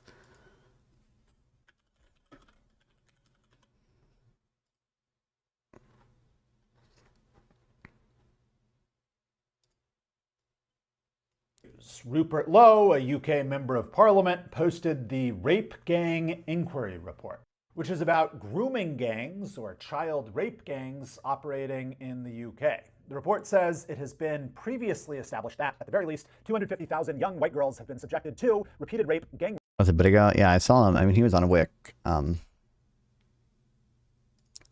few times to debate it. You just have to. Oh, Misfit Patriot. I think I probably saw this one. Yeah, I'm pretty sure I saw this one. Misfit Patriot, not informed even on American politics. I bet he's so informed on British politics. Oh, no. Rape trafficking. By the way, Misfit Patriot refuses to debate me last time I checked because he doesn't want to talk to anyone with under 10K subs. Okay, so if you guys want to subscribe to the YouTube channel. Torture, pregnancy, forced Islamic conversion.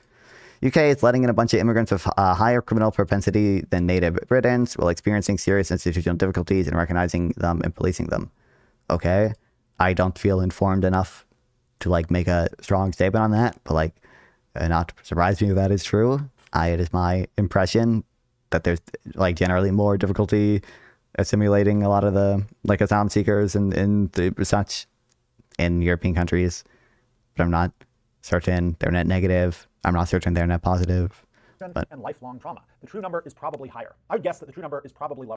The number in the report comes from Lord Pearson, who said, does the government accept that if we extrapolate nationally the J report on Rotherham, and other reports from Telford and Oxford, there appear to have been upwards of 250,000 young white girls raped in this century, very largely by Muslim men, usually several times in this century. Years. And he said that in 2019. Now, we don't know exactly how Lord Pearson is doing his extrapolation, but what I've done here in an attempt to recreate it is come up with a list of... UK's letting a bunch of immigrants who are ex ante notably huge net fiscal drains, even accounting for all the secondary economic benefits. Not the same as a claim about averages, okay? Cities in the UK that have reporting up. That would not surprise you. I don't know what to say. It would not surprise me if it was the case, especially because it's my understanding they have more generous welfare states on average. Hold on. Do we prefer, should I be doing this or this? I don't know. Which one's better? Well. That's because they literally do not let them work.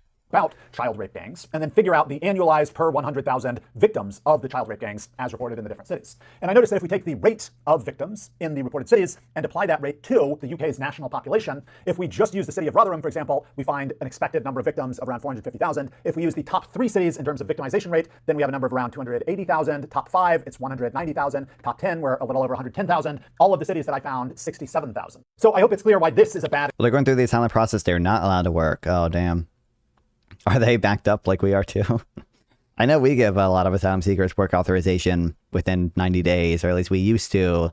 I don't know if that might have, might have changed since last year. Extrapolation. Rotherham, Telford, Oxford are... No evidence for it. If I remember correctly, the public data shows that even by age of older groups, the average age of immigrants is younger than the general populace.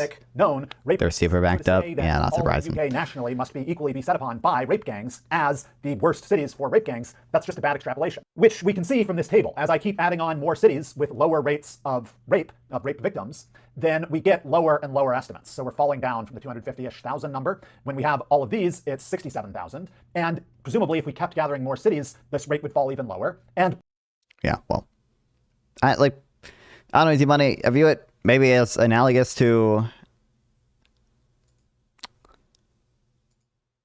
There's got to be something analogous with like some, I don't know, progressive discourse where it's like, yeah, I recognize there can conceptually be a concern with monopoly pricing, and probably some companies do actually do it or whatever. But like most of the progressives complaining about it just have, I think, like crazy ideas about what antitrust policy should look like. It's like kind of the same thing. Like, yeah, I'm sure there are issues with UK immigration. I'm certain that it is not optimal, right? I'm certain they're not selecting for the absolute best types of immigrants. But like, a lot of the people I see complaining about it are complaining about white genocide. So, you know.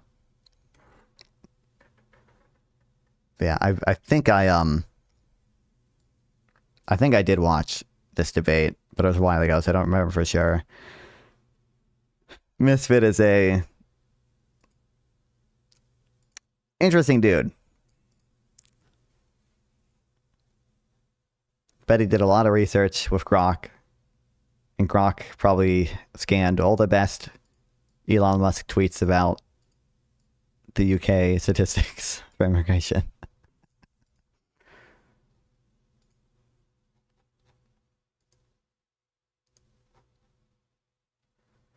Ugh. For what it's worth, I hate the Raising Tomato for Passion. What? We love Sarah here. W. Sarah.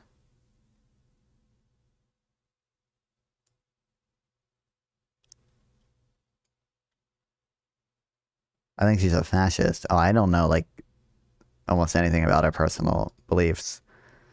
I'm seeing her actually do anything other than moderate, really. And, like, when she does debate / talk or whatever, it's usually about drama. It's not usually about any, like, actual political stuff. She moderates debate in a subtle right-wing way. I think I've gotten, like, hints of that. But sometimes it's because I feel like sometimes I think it might be because some of the left-wing people that go on there are, which not you know, obviously some of the right-wing people that go on there are pretty crazy too, but some of the left-wing people that go on there are pretty crazy left-wing people or whatever. But I think I would say she probably is like generally right-wing, but I'm not sure. Anyway, this is from a while ago. I'm pretty sure this is from when I was on, like, vacation, but I have it saved, and I bet it's so interesting. Two intellectual giants, Orrin Cash and Ryan Grimm, is his last name, right? Fighting over immigration. What's up, Mio? Is there an actual statistical difference with immigrants committing more racist crimes than citizens in the UK and Europe? That's a claim I'm hearing. I don't know. I don't think I'm not informed. I'm not the one to go to answers to on that. I hear that claim a lot too, but I'm not looked into it very much. Also, what really matters, obviously, is whether or not they would otherwise be committing more rapes in their home country, and therefore bringing them to the UK would reduce the net amount of rapes in the world, right? Obviously. I'm only being 10% ironic there. We're joined now by Orrin Cass. He's the founder and chief economist over at American Compass. Orrin, thanks for coming back on the show. Thank you guys for having me. Oh, chief economist, I haven't cared to look into it either because I'm American. I know, for real. Fresh off an interview with Treasury Secretary. It's not my comparative advantage, okay? If you want to talk about immigration to America, I know more about that. But I leave it to Loner Box to talk about UK immigration. Scott Bessent last night at an American Compass event. In disclosure, I'm an American Compass member and a big fan of American Compass. Oh, no. Of course she is. What does it mean, Orrin? I go to events. It means we Get a free dinner every once in a while. No, it's there's no financial relationship. We are trying to support a network of policy professionals, journalists, lawyers, folks in government who are nerds. Yeah. Like, usually remember it means like you get an AMA for free or something. No. We should have something like that. Yeah. But no, it means we're hopefully working together on improving the policy environment. Did he use the word wonky? Lawyers, folks in government who are nerds. Yeah. Like, usually remember it means like you get an AMA for free or something. No. He did use the word wonky. Oh no. And now you are out with a new initiative on American citizenship. I can't, the LARP is crazy. I can't believe you can get away with just making your own organization and hashtag bring back Wonkfly. That's what I'm saying. Hashtag make Micah a wonk again. What happened? You could just make your own organization, call yourself chief economist, and go around LARPing as some wonk, bro. We can put this up on the screen. American Compass has this new Reclaiming American Citizenship initiative announced last night, and we might have to add this in post, but just announced. And Orrin, we're going to ask you all about what you're trying to do on the right to build a sort of initiative, or to build a framework for how the— Micah, isn't the issue a fact? Right now, especially as, let's put F1 on the screen. This is protests erupting outside of Delaney Hall. As far as I can tell, that's what it stands for. Micah is the one non-issue. Listen, I like Democrats, okay. I wish I had my wonk Micah still. I think some of the DNC slop Micah tweets are a little DNC slop, okay, but I understand, okay. New Jersey. And Ryan, you could probably tell us more about the left's mobilization here. Obviously, this is over the treatment of people detained, which, again, it gets us back to this conversation about what it means to be a citizen. Well, actually, I think it's because the left is violent and hates Donald Trump. You weren't seeing this when they were doing it under Obama. I don't know if Cass is going to be the type of person to say that. Outside of Delaney Hall, it doesn't seem to be going anywhere. Right. There are hunger strikes going. By the way, should I care at all about the whatever new indictment stuff? It doesn't look like something I care that much about. With the Antifa people doing a conspiracy to disrupt ICE or whatever. I meant the other two aren't down. Busy with the other stuff. Oh. Inside over, on the one hand, over conditions, also access to like different kinds of. Wait. Naja fan, are you the same guy who told who kept yelling at SCL to stream in the 3 Walks chats when they ended? Wasn't that Naja Win or whatever? But it could just be different. I feel like it was in YouTube chat. Food could be different names. Over the protesting kind of the entire apparatus. We could actually roll F4 because Hassan Piker was there recently. Earlier in the show. Oh my God! How do we get a Hassan Piker mention already? Hamawi, New Jersey congressional candidate who just won last night. Hamawi and Hassan Piker went to the Delaney protest, and here's Piker reading out some of the demands from the hunger strikers and protesters inside. What are the Delaney Hall hunger strikers demanding? Many people have questions about what is happening inside of Delaney Hall. The detainees on hunger strike have stated that their demands are, number one, to meet with... Yes, that's me. What's up, Naja Win? Governor. They want to meet with Governor Mickey Sherrill to go inside the facility and meet the actual detainees. Number two, they want the release of the medically vulnerable people. They demand the immediate release of those with serious medical conditions. Number three, release... Oh my God, 500 subs on the line. Detainees. Any content for the next 20 minutes. Of young and elderly people. And number four, freedom. We're not striking to demand better conditions and treatment. We're doing this to demand our freedom. And they've said that they're going to continue the strike until they get heard. The hunger strike is not about improving the conditions of the facility necessarily, but to meet these demands. Most recently, they want medical attention for members of A and B who were the target of retaliation. He does not care. He's walking away. Alternately accused New Jersey Governor Mickey Sherrill of either collaborating with ICE here or abandoning them, but meanwhile put up F3 here. She has sued. Sued the facility over unsanitary conditions and in particular for barring access to health inspectors. She has said, if there's actually nothing to hide, if everything's fine in there, why are you blocking state health inspecers from going inside? About 10,000 plus people have gone through this facility. Most of them, I think the median stay is about 9 days. I think 70% or so have no criminal record, which means it's some 30% do. And so, Oren, thanks for being here. The piece that you wrote.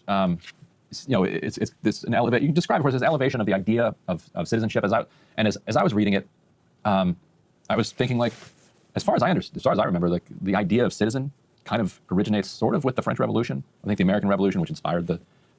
Is this all just going to be the heritage American slop? I really hope they push Cass on some of the more specific ICE stuff as well, because they're bringing it up here, but now they're pivoting to his piece or whatever, and the elevation of citizenship or whatever. French Revolution, but people in the streets of Paris. But last time I checked, Cass is still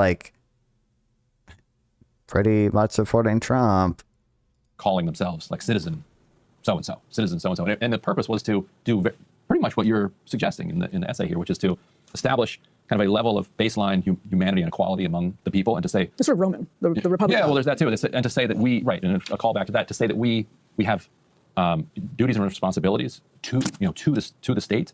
There are things that we are obliged to do for the state, and there are things the state then is obliged to do for us because we are citizens, and it's a two-way street. I don't know, how do you think about it? I guess I would put it a little differently. I think for one thing, Emily's point, the citizen concept goes back to Rome and the Roman Republic, and it was certainly very central to the American founding. I guess I just mean the contemporary-ish era. Well, sure. So French Revolution is a strange place to go as the start. You're right; they called each other citizens, but I think also this captures a way in which the French Revolution was obviously less successful. I think most people would say, and how you're describing. I don't know if Rome was a good example of how to do citizenship. Quality of things that the people owe to the state. I don't know any of the issues there. Obviously, Rome. Citizenship, which is that I'm familiar with the fall of the Roman Empire, as all men are, but it's a reciprocal obligation among the people, and that goes back again to this notion of what is a republic, right? One thing that's so unique about the United States is that they did have multiple wars over it. Was brought into being by the sheer will of citizens who wanted to create this thing to serve them. And I think, if you go back and you look historically, really up to very, very close in the 20th century, certainly, in the U.S., there was very much an understanding of citizenship. Again, it has its legal meaning, who can live where, but citizenship really meant something much broader. It meant full participation in communal life, in economic life, in national life. It meant a sense of solidarity. It meant ultimately that you also had this connection between generations, that you were inheriting something from the people who had invested to give it to you, that you in turn the word generation. And it seems to me that, and what we're really focused on American Compass is that that's just fundamental to human flourishing, to a well-functioning society. And I think it's something that we've lost. And, we obviously do a lot of work on economic policy. I think in terms of what do policymakers need to do, better economic policy is a huge piece of it. But the reality is that you also need a political culture that's going to be able to make those kinds of changes. You need people who are bought into the system. This is something we spoke about a lot with Secretary Bessent last night, that especially when you talk to young people, the problem isn't that they don't have enough stuff, right? Like, we have more material abundance than ever, I think, but their very well-founded frustration is that it's not clear what any of it's for. Oh no, aren't all the young people? Well, actually, he relates this to fucking manufacturing jobs being super meaningful and everything too.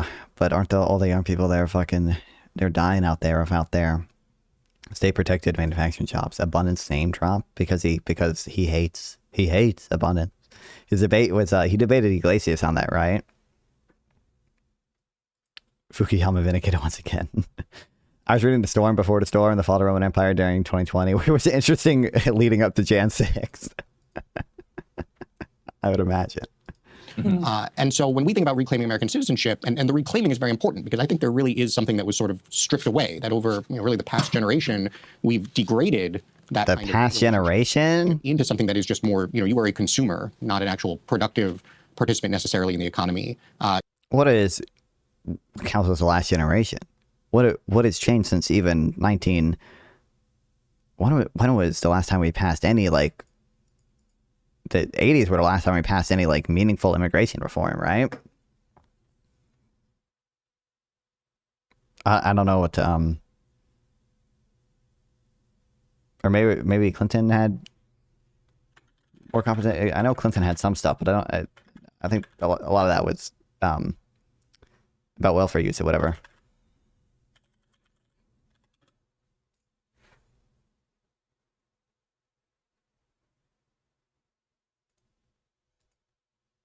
(1996), 1990, 2001.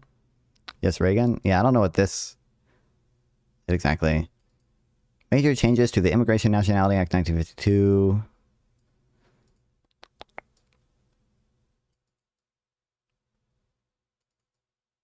But if anything, this makes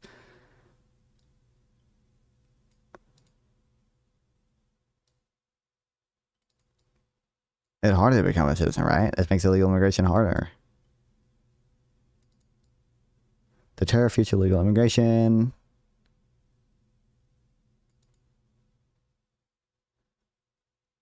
But I guess, I don't know, Avocas is probably, he's appealing to whatever more cultural norm stuff we have, I guess.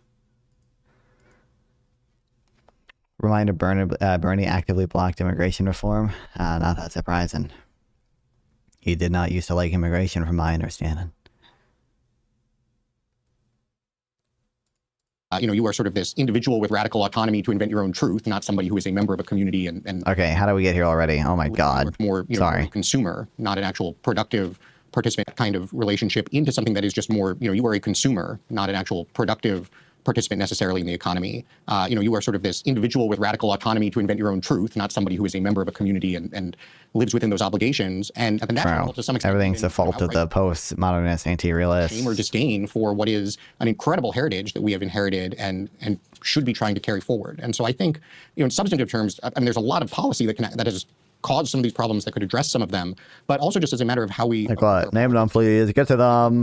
What is really missing out there right now is an aspirational positive vision that's not, the traditional right of center message has just been like, well, we'll just get government out of the way and everyone will flourish. That's obviously not sufficient. The message from the left of center tends to be more, well, here are the things that are lacking. You expect me to know too many people. You expect me to know too many people. Will therefore give you. I don't think that's sufficient either. And so we're trying to figure out, what is a message that will actually acknowledge and speak to the very real problems, but in a way that actually reclaims some of what we've lost. And the Delaney protests remind me of a distinction that I think has been raised, whether it was in Minneapolis or elsewhere. And I actually don't mean this in the Why are we doing this? People in our detention should be treated humanely, of course. But there has been a... These people... I feel... Do I have a misunderstanding of who these people are? Ryan Grimm is pretty, populist, left-wing. I thought this girl was too.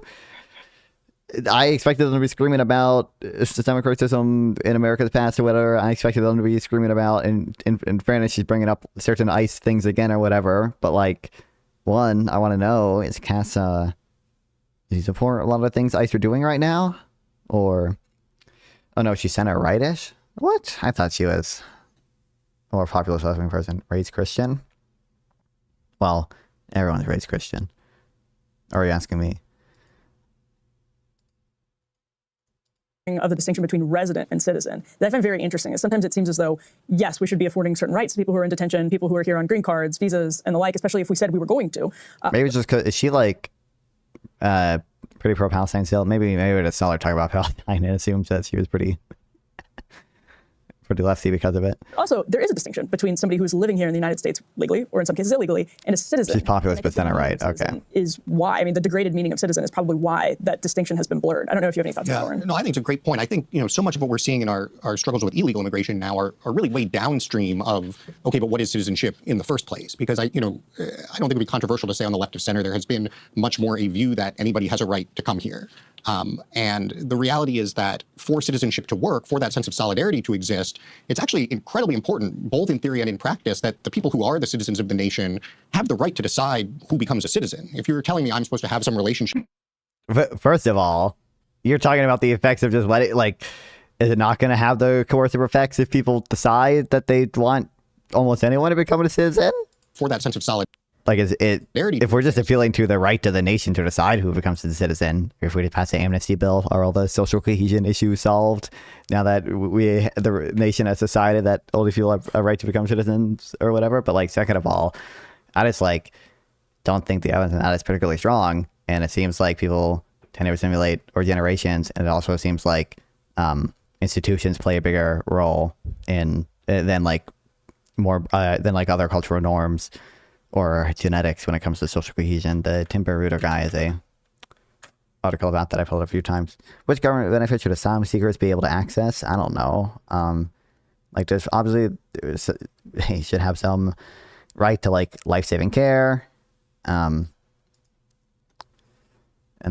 some like Medicare benefits are probably at least implicit in that, even if it's going to be at the reverse end of the or sorry, like the back end given to the hospital at the end of the day.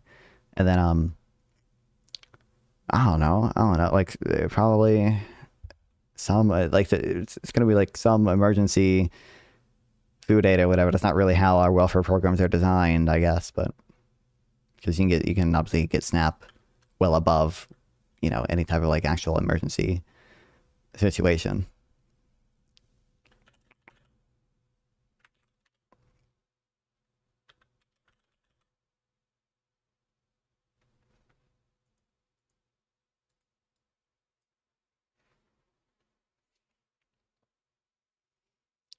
Raised in Delafield, Wisconsin, in a Christian conservative hunting fishing household.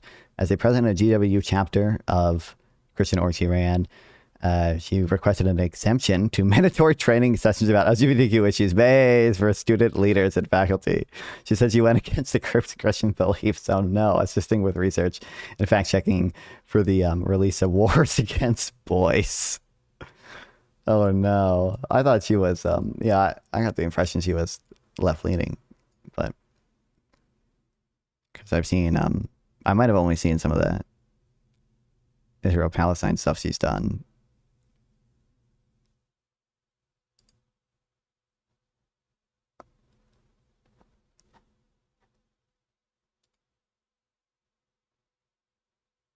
Seems incredible. The AI has it. Oh no. Oh no.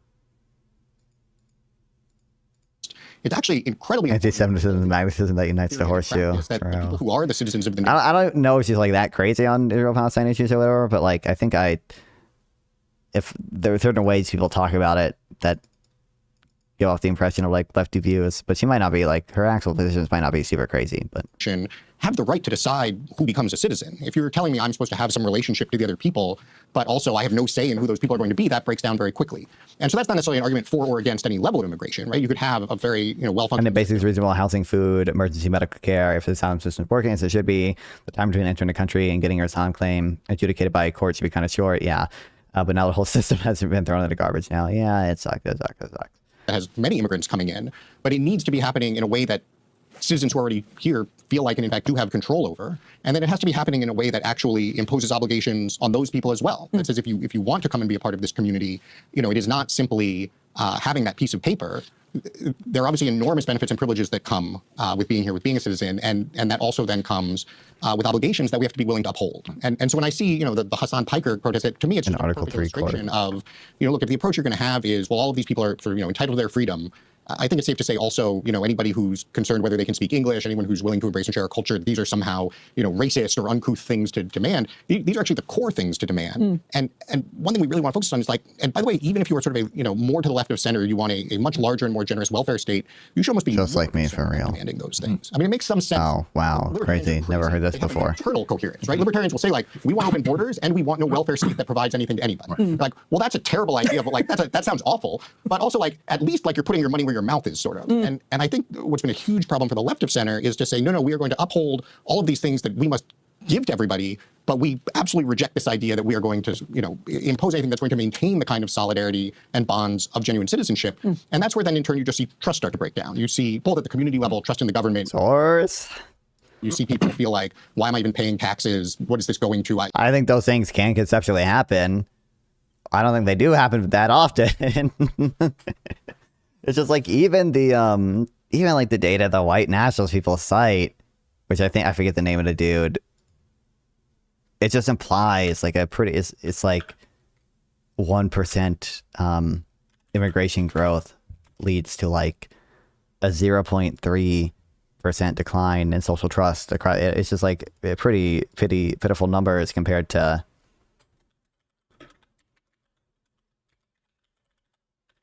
the economic benefits many of them give. Do you read Arctotherium? No, I don't know what that is.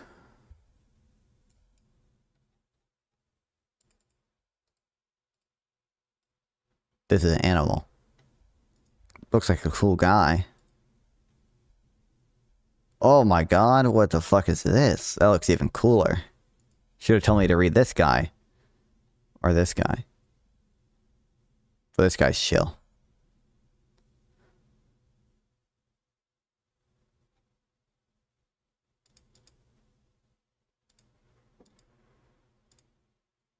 Oh my god, a panda.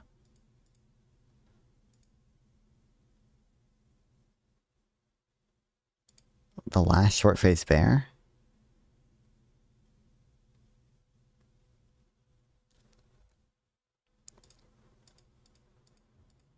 What happened to the short-faced bear? Arguably, the Nordic states are quite racist. Well, Sweden, from my understanding, does let a lot of asylum seekers in, but doesn't necessarily mean it's a correlation. Just like people need to address racism before working on social democracies as socialism. Sure. I think Sweden, I don't know, let in a lot of Syrian immigrants at the very least.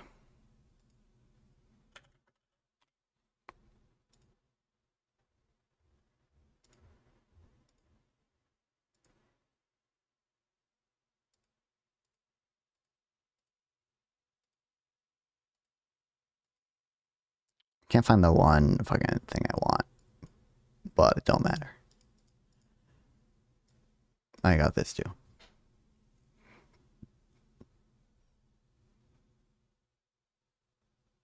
Mean estimate is almost 0 and statistically insignificant. 1,500 studies. Bias corrected average is small overall. No statistically significant association as far as ethnic and linguistic diversity are concerned.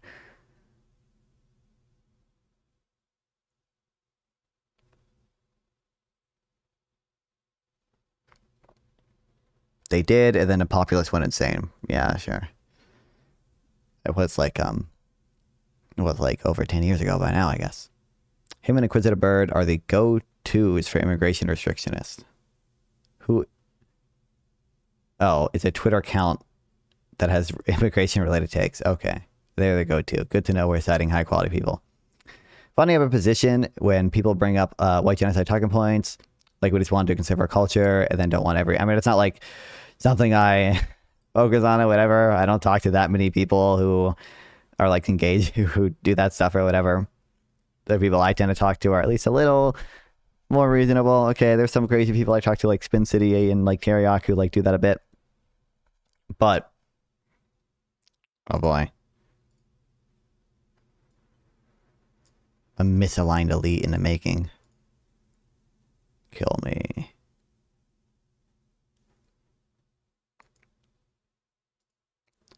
But I don't know, it just like seems to the extent that they're suggesting like some crazy like conspiracy stuff, like it just seems like pretty implausible that, oh, how did I close the fucking video? Pretty implausible that there's some like genuine conspiracy going on, and you know, there's doesn't seem to be any good evidence for it beyond quotes from certain like WEF people taken out of context, because there's always just like slop stuff or whatever. And then I just think like the research we have in it just like points to it not being a big deal. So like, why? I just don't know what they think is happening that they see that's not like measurable in a lot of the studies we have and such.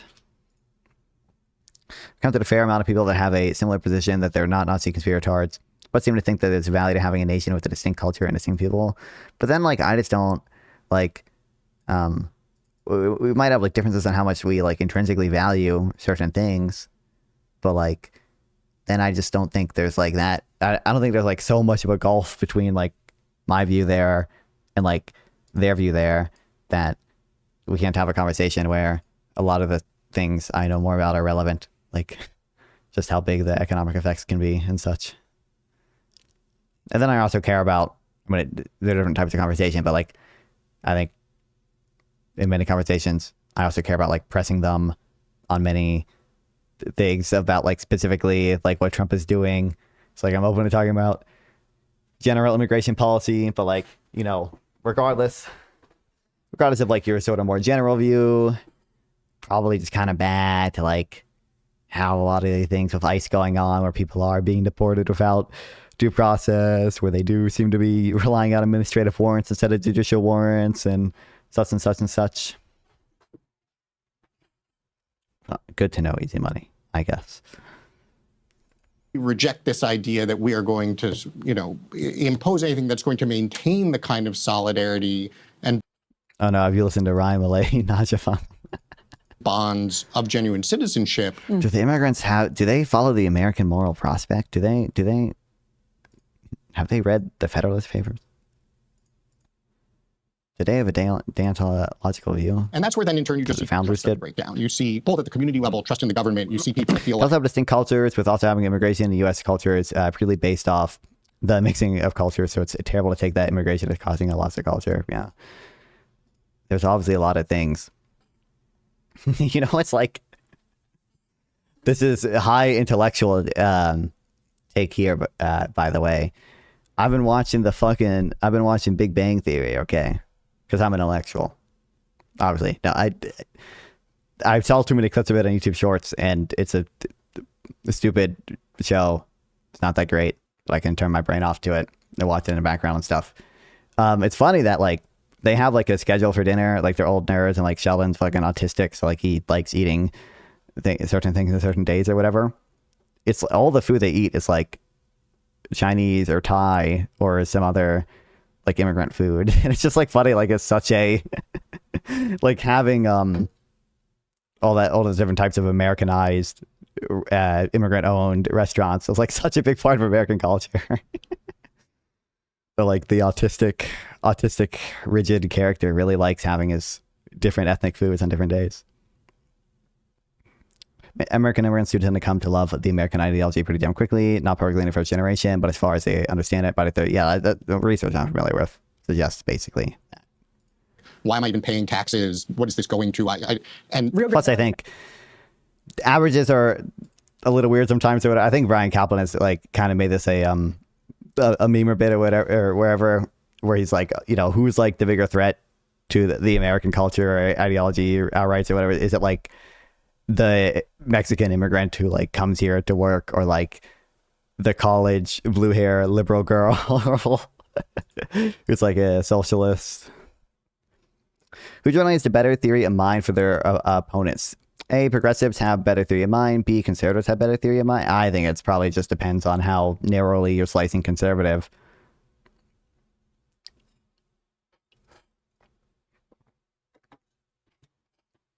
Hispanics voting for Trump. Because like, and then you see, is it really or progressive? I mean, I take progressive to be a semi-narrow slice of like the left wing, but yeah, not that narrow. But yeah, I think it just depends on like how narrowly you're slicing conservative. Because like certainly the hardcore MAGA people are probably worse than the average progressive. I don't know if the average just conservative is worse than the average progressive.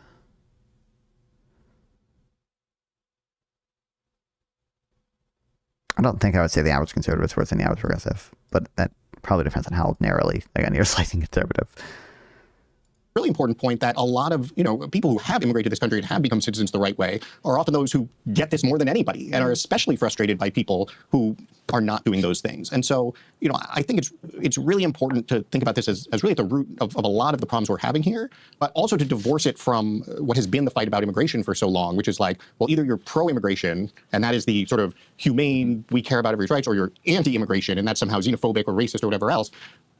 Either you're pro a good concept of citizenship, which can absolutely incorporate immigration, but does it in a way that's going to work, or you're against that, and you're ending up where we are today, which is a giant mess. One kind of adjacent. Wait, what's a giant mess about it? Wait, what's going on today is a giant mess. Can we drill down on that a bit? Of citizenship, which can absolutely incorporate immigration, but does it in a way that's going to work, or you're against that, and you're is a giant mess what's going on right now, or is a giant mess what Donald Trump is epically cleaning up right now? We are today, which is a giant mess. One kind of adjacent disagreement I would have with you guys is talking about that we would treat citizens and non-citizens. People at the Tax Foundation are superior in every way to Kyle Kalinske. If you disagree, you're simply a partisan. I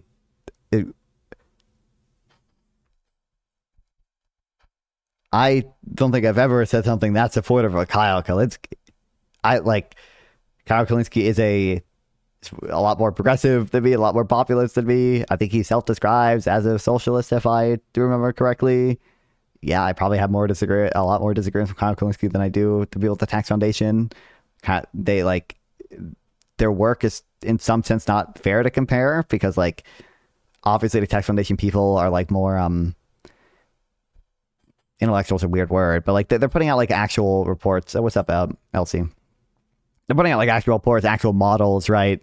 Kyle Kalinske doesn't do that. He records a video of himself on a couch yelling or whatever. And those are two very different types of content. So in some sense, it's not fair to compare them. But obviously, I think the Tax Foundation is doing the better analysis of their narrow field or whatever.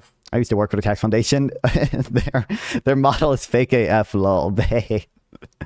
Well, in fairness, it's better than Kyle Kalinske's, which is no model or whatever. But I assume the Tax Foundation has more than one model.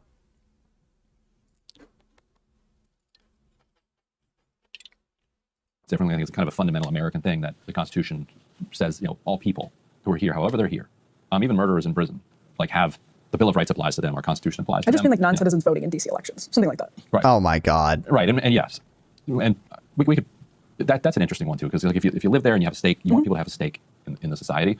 But I feel and often when I'm be blunt, I'm okay with Rand or AI compared to say Hassan or TYT. I just, the Heritage, for instance, though, I just don't think they're Heritage does not even do good reports anymore.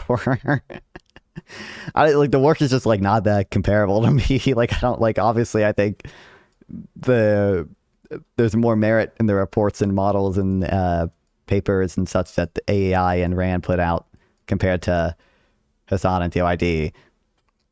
Rand and AI are not particularly fans of Trump. Well, yeah, they're both libertarian adjacent, right? So reading American Compass stuff, I'm how is this right wing?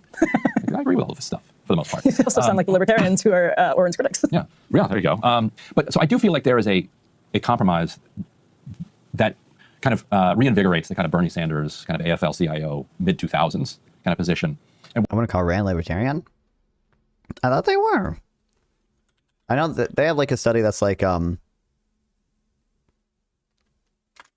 says some crazy shit about the effects of pharmaceutical price controls. It's like one of the most like extreme, like if we do pharmaceutical price controls, it's going to kill everyone.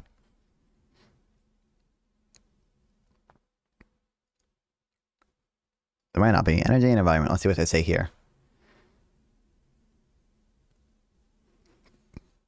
Not quite what I wanted.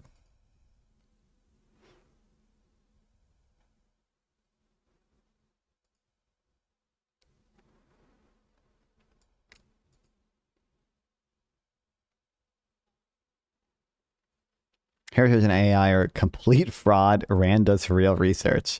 I don't think AI is a complete fraud. Heritage, I don't think everything they do is necessarily a complete fraud. I think post 2025, especially, they don't care much about some of that stuff anymore. I don't actually know how good they used to be historically either, but you know, it is funny they still have like, I think they still this up. If you look up like Heritage Foundation, why trade wars are bad, I think, or something, or why you can't win trade wars. Trade wars are bad and America's losing. Like that, you know, they still have this 2018 article up. Stop provoking trade war. They don't seem to do this anymore. Pretty sure they're on board with most of the tariff strategy.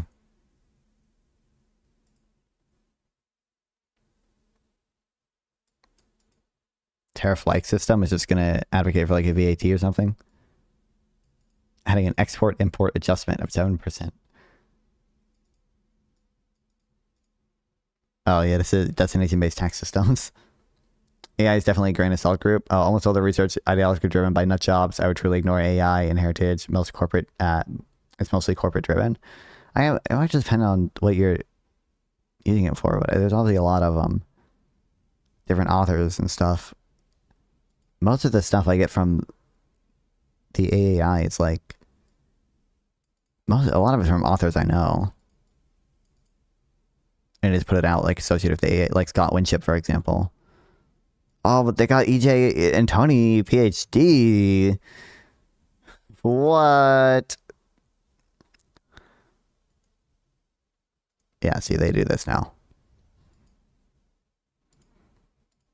One place I somewhat disagree, and maybe I'm wrong, but particularly during the Biden administration, and there's a belief on the right that the Biden administration deliberately unleashed and pulled in a massive pressure of migrants because they wanted to destroy the country, and that they thought these people are going to then become Democratic voters and they're going to lock down the country forever. Like, I think that is a genuinely held view among a lot of people on the right, which I just think is incorrect. And to your point, like analytically, like a lot of people who come in and are immigrants and become citizens, they vote for Republicans.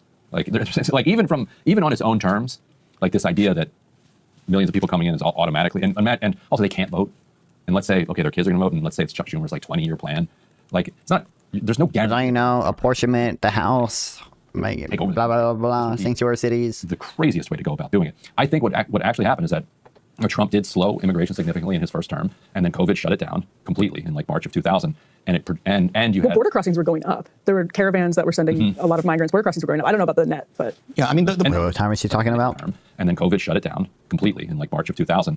And you had border crossings were going up. There were caravans that were sending a lot of migrants. Border crossings were going up. I don't know. Post Title 42, it went down. There was still, I think, the number of known gotaways went up because immigrants understood if they went to the border to try to get asylum, they wouldn't have gotten it under Title 42. About the net, but yeah, I mean, the problem. Then you had the economic collapse of Venezuela and Cuba, and you had this mass push for the border, and then it pours over. But my point is, there were push and pull factors. Some of it was just that we had a very tight labor market, and post COVID. However you feel about that, I think it's crazy to think it was a giant conspiracy. I think it happened, and because I knew people involved, and they were just overwhelmed at what was going on. and wasn't something, and they're trying to just deal with it. Regardless of that, I feel like Democrats overall, maybe not the activist groups, but Democrats overall are at a place where they're like, okay, you know what? We were wrong about that. Like, that was bad policy. It didn't help the migrants. It didn't help workers. It didn't help anybody. And it hurt us politically. And so, fine. Probably did on net help workers. I don't know if that's we need true. Whatever. I think Democrats are too.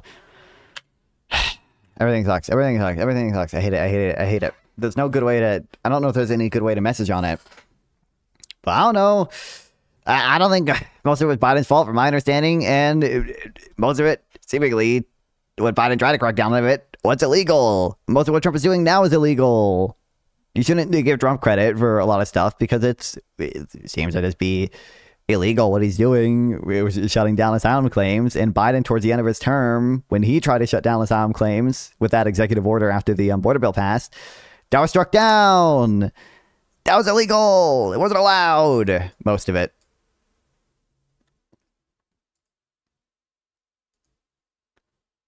There's only, I think one of the other lawsuits is still going. Oh my God, I forgot that ACLU fucking does this with their stupid stuff.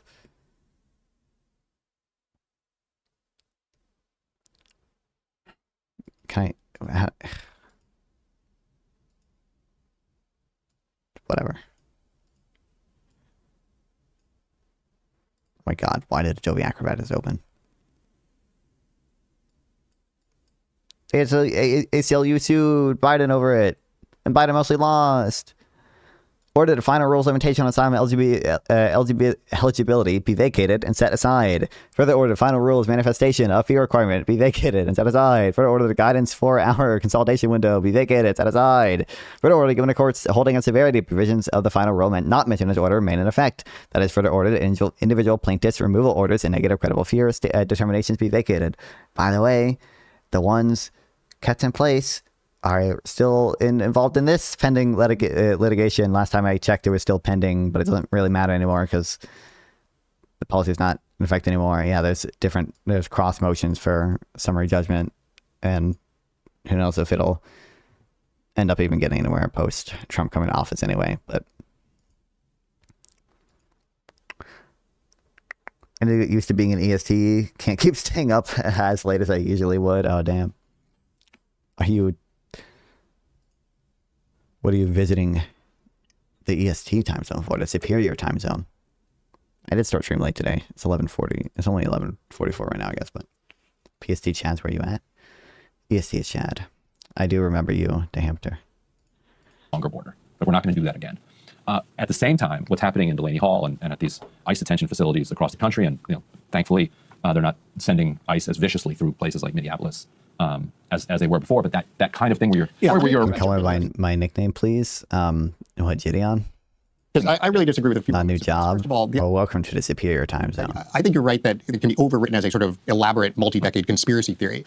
It is unquestionably the case that the Biden administration could have controlled immigration and chose not to. And the way that like what? We know that is because 6 months before the election, when they realized they were going to get crushed if they did do something, they did. And it was illegal, and it got struck down. It was illegal. He couldn't do it. Was a choice by the Biden administration, and it was a disastrously bad one. The second thing they still used to them, it was illegal. Very important to say about now the challenges that we're having in enforcing the law is that this is the inevitable consequence of what the Biden administration did. You cannot say we are going to lawlessly allow millions of people into the country, and then when the voters, as you said, even the Democratic Party is ready to admit, wow, that wasn't a really good idea, say, whoa, we can't believe now it's hard to actually enforce law and do something about it. And I don't know about the details. They were enforcing the law. The asylum law. If you come here, you have a right to claim asylum. You have to change the asylum laws to get rid of it. Hall, I think to your point, humane detention. It wasn't illegal? What wasn't illegal? The executive order Biden did towards the end of his term? That I just showed the ruling on, the summary judgment from one of the district courts. Them entering the country. Yeah. People conflate that all the time. Yeah, obviously, yeah. And so forth. You know what was, well, what I say was illegal. There was a, no, I mean, it was illegal. It's just, I don't know for certain if it can be like fully, it might have been an open question at the time, so it might have been, you couldn't punish them after the fact or whatever. But when Greg Abbott put up the fucking barbed wire and wouldn't let immigration, the Customs and Border Patrol access like Shelby Park in areas where they needed to get access to. The Supreme Court ruled on that one, and they said actually, the federal border patrol is like allowed to cut through the barbed wire fence to get to people who have a legal right to claim asylum here. In fact, they are mandated by U.S. law to do so. So, we don't care about when they break immigration law, though. What do you think of Greg Abbott busing migrants at NYC? What do you want to say? I don't know, bro. It's kind of silly. It's obviously like a probably fairly effective political stunt or whatever, but I don't know. Is there any actual benefit to it? Probably not. Is critical, but I also really take lesson learned should not be should not be to wring our hands out and say we tried our best, but it was illegal, in my opinion. Well, I know it's frustrating because I agree that not be a effective message. Sorry, what did I miss from you, Panda? Plan to work in finance. May I ask a financial economics question? I mean, sure. I got Biden to shut down the border, which I don't. First of all, the way Biden did it, I condemn. I don't think it was good. I don't think the president should be doing that. I don't like that Trump's doing it now. I don't like that Biden did it because I don't think the president should be trying to, through executive action, unilaterally change the standards for asylum seeking. That seems like something that they are not allowed to do and something that we shouldn't want the president to do. So I don't like that, right? I have some general presumption against allowing presidents to break the law and some general presumption against presidents using executive action to, I think, like change policy that has already been legislated by Congress. I think that's kind of bad. Number two, I don't actually know if it was net bad for the country to have many of those asylum seekers here. So other than like maybe the political consequences insofar as it led to Republicans winning, which I don't know how big a role that played necessarily, but are you familiar with the distinction between Neyman Pearson statistics and Fisher statistics? And if so, which do you use? I mean, my understanding is like, Fisher kind of won that war, didn't he? Isn't that unless I'm missing something? I refer to former because I agree with Popper's philosophy that a scientific theory should be falsifiable by an alternative hypothesis. Is it? I mean, that might be stuff I'm missing, but isn't Fisher's stuff pretty well accepted? I don't know. Am I thinking of who are you talking? I'm thinking of Irving Fisher. I don't know. Oops.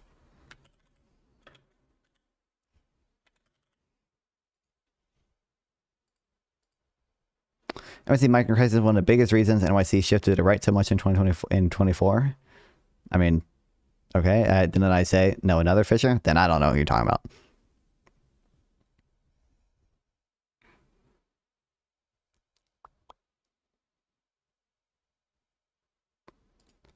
Oh, well, ICE is like viciously. Didn't I say that I thought it was probably a effective political tactic? But to Minneapolis, because here's the thing: most ICE activity and detentions and deportations are happening in states we don't hear anything about. Why is that?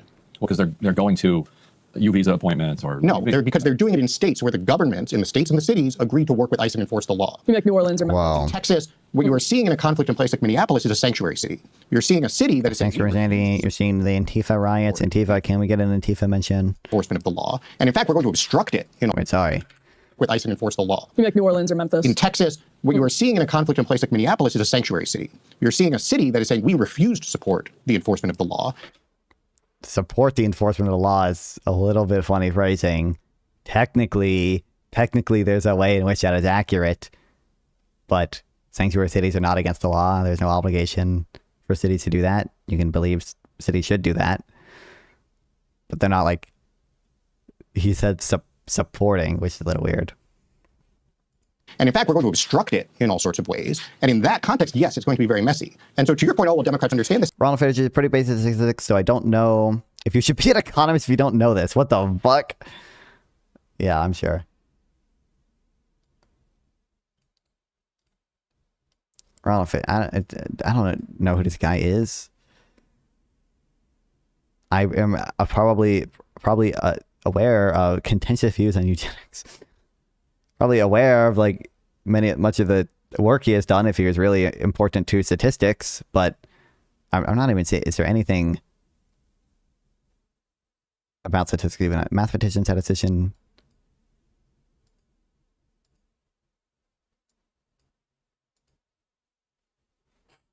Like, I don't know if knowing who the person is important. Yo, JK? Wait, what are you JKing to?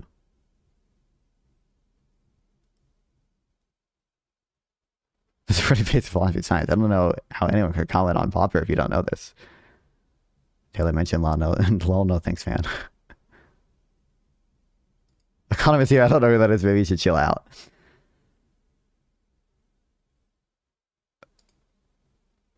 Hold on, what did this guy do that was important?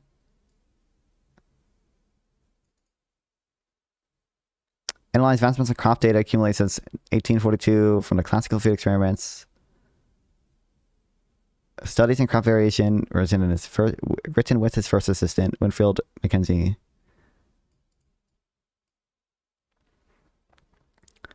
I mean, I don't know. I read a bit about econometrics, and I I've not heard his name mentioned.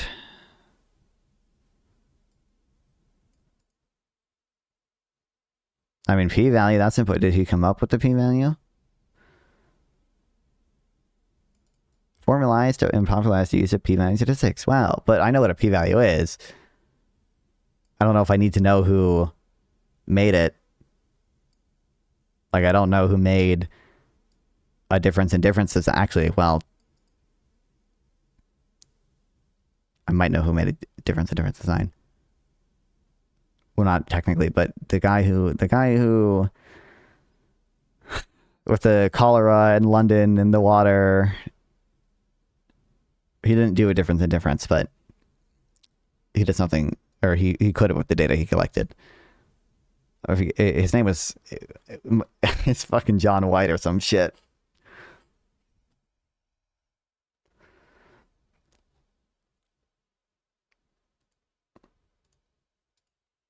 Now, sanctuary cities is question number one. Oh, well, if he has published books. Who would you vote in the UK? Would you vote for? I don't know. I feel like you would vote for the Tory. I don't know. I see the sanctuary cities reversing those policies. I'll believe you that, in fact, we're ready to get serious about this. And if I don't see that, and I think the American people don't see that, it's going to be very hard to take seriously this like, no, we want to just do this the right way. We want to do this humanely. Unfortunately, it looks like you don't want to enforce the law at all. And that's a huge challenge. Yeah. Do you care about enforcing a law? Do you care about any of the court's rulings on the immigrants deported under the Alien Enemies Act, for example?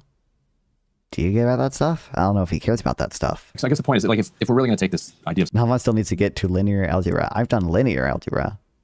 citizenship seriously, like my next math class is a pre-calc thing. So. Citizens first. Then it has to get beyond this left versus right, Democrat versus Republican.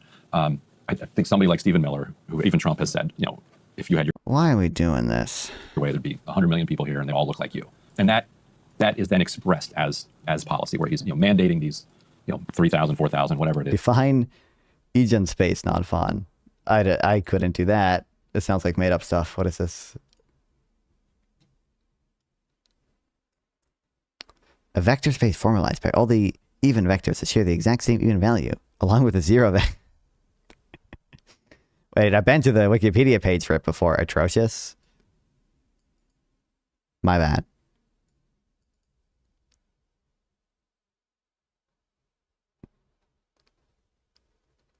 Okay, if you don't know how to pronounce it, you haven't taken linear. Maybe I haven't. Maybe I'm misunderstanding what linear algebra is. The pronunciation. Wait, how did I? Egen space? Is that what it is?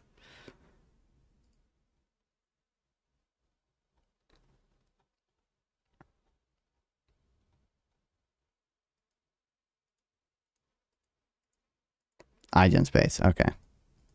Eigen space. Well, is a day, and it's producing. You mean deportations? Right, 3,000 deportations. Yeah. Now, do you remember how many people were coming across the border? I mean, it's a lot. You should watch Dean Withers and Jubilee. You might watch some of it. I don't. A lot of it's about. I looked at the prompts. A lot of it is just about Donald Trump being creepy towards women, which, like, sure and all, but do I want to watch 2 hours on that or whatever? The million. Panda, I don't care about this stuff right now. I don't think I don't care about it right now. This seems like stuff that IGen. This seems like stuff that like you think is important because you've done some reading on certain old philosophical things from people who are eugenicists because you really like eugenicists, I know. But no one else understands to be particularly important. Millions and millions of people that we agree the Biden administration chose. I think this would be the interesting place where, if we're serious about a compromise, I think it would look something like violent criminals. And let's, as citizens, come together and say, look, we're going to focus on deporting violent criminals. That's the first thing. We can all agree on this. So we're going to focus on that as citizens of this country, people who are following the law, and we're going to close the border in a serious way, as you guys want. I thought I expected this guy to be kill me and who love our country. I guess these populists left enough to think immigration is so harmful for the poor American blue collar workers and are here for the right reasons. We're going to find a pathway to make them citizens. If we can't come to that kind of agreement, then we'll just do every 2 years war back and forth. And, so what is? So I just want to point out the irony here. Ryan is smart. I mean, he might actually. I've never seen anything that gives me the impression he's like especially smart or whatever. Seems to be a perfectly intelligent guy, but there was no Biden conspiracy. These people, I just had different expectations of him. People aren't going to be able to vote anyway. But now the only acceptable compromise is no, with the exception of the violent criminals, they should all be given citizenship. So I question that as sort of common sense compromise. Secondly, it seems to me there are some other things we could do here. Quick act cool. Oh no, someone rating or something. What's up, Tesco Johnson? Not fun. Statistics not relevant for economic. It is, but like, oh shit, like they're doing for the raid. We're just saying. Like, I know you, Panda. Sorry, I know you, Panda. I know the type of like. I don't even know how to describe it. I think many people online will have some understanding of what like the type of person you are. You're discussing Obama appointees stop Trump from making Americans objectively healthier. Oh no, I don't actually. I'm not exactly familiar with what you're talking about. What happened? But like, my impression of you, Panda, is that you watch these YouTubers, you read certain people who make you feel smart for like understanding the history of certain things, and you're very into some weird philosophy stuff. Credit cards into Panda, which makes you feel smart when you bring these people up. But these are like no one thinks it is like relevant to understand many of these things in the modern world. First peek at the Dunning-Kruger graph. I'm literally majoring in finance, and that's fine, but you didn't learn about this guy in your finance course, did you?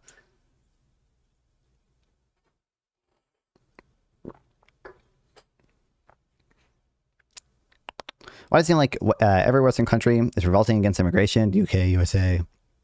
I don't know. I think it's probably some type of general populist rise. I don't know if there's any like thing specific to immigration that makes it more likely or whatever. Because of Russian and Chinese influence. That might be a non-zero part of it. It might be a non-zero part of it. It's just that more Russian, Chinese, Iranian bots nowadays. But, you know. Not specifically, but I know many finance people work with these statistics. Yeah, everyone who... Oh, what's up, party? What's wrong with Russian bots? Thank you, well-known Russian bot, Lactoid TV. Carry non-phonomics, true. Fuck, I was saying something. Oh, but yeah, no one, like, again, anyone who writes a paper about economic or any statistics paper in any social science is going to use a p-value. Probably not many of them know exactly who first formalized the p-value, nor do I think that they are, like, dumb for not knowing that. For instance, workplace enforcement, right? If we just, right, because in fact, every one of these people who are here illegally and working, there's a violation of the law there as well. Oh, I forgot. He hates the big corporations too, so he's gonna agree with the lefty position on that one. Mike Todd is on his journey to becoming Chinese. You should be as well now. What makes you think I'm not? What makes you think I'm not? So, that's one place I think, Republican Party is overwhelmingly in favor of mandatory E-Verify.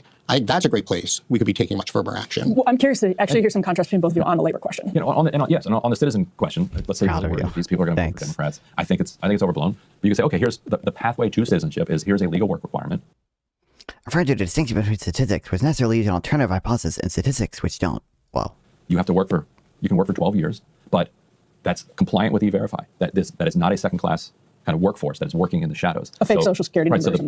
But they are citizens, or they can't after say 12 years. Okay. Well, let's roll this clip of big corporations are the ones who mainly benefiting from unrestricted immigration at the U.S. society level. To be fair, guys heard the Milton Friedman meme? There's no such thing as a corporation. Sure, technically, probably because just firms are like saying firms are bigger than people is weird. But I would guess that if you were to divvy it up, probably more of the surplus technically goes to firms, but firms exist insofar as they benefit people. Ultimately, the benefits of the firm are the benefits of someone. Give Black Toy 2 weeks into Chinese Taiwan invasion to become a Chinese bot. Scott Bessent. I'll bet. And I'll get your take on this, Oren, because you interviewed him last night. But Scott Bessent gave what a lot of people are reacting to as a major economic speech at the Reagan Library last week. And he was talking about economic security as national security and how we've kind of, the way he sees it, that we've sort of divorced these two things when they should always be thought of together. And citizenship and labor are obviously a huge component of this. So let's roll the clip. While America's our vulnerabilities grew, but under President Trump's leadership, we are alert to the risk we can no longer ignore and attuned to the responsibility we can no longer defer. Under President Trump, we have awoken to mourning again. Small group of owners extract rents. I don't know what would necessarily give you the impression that they're extracting rents purely for their own wealth.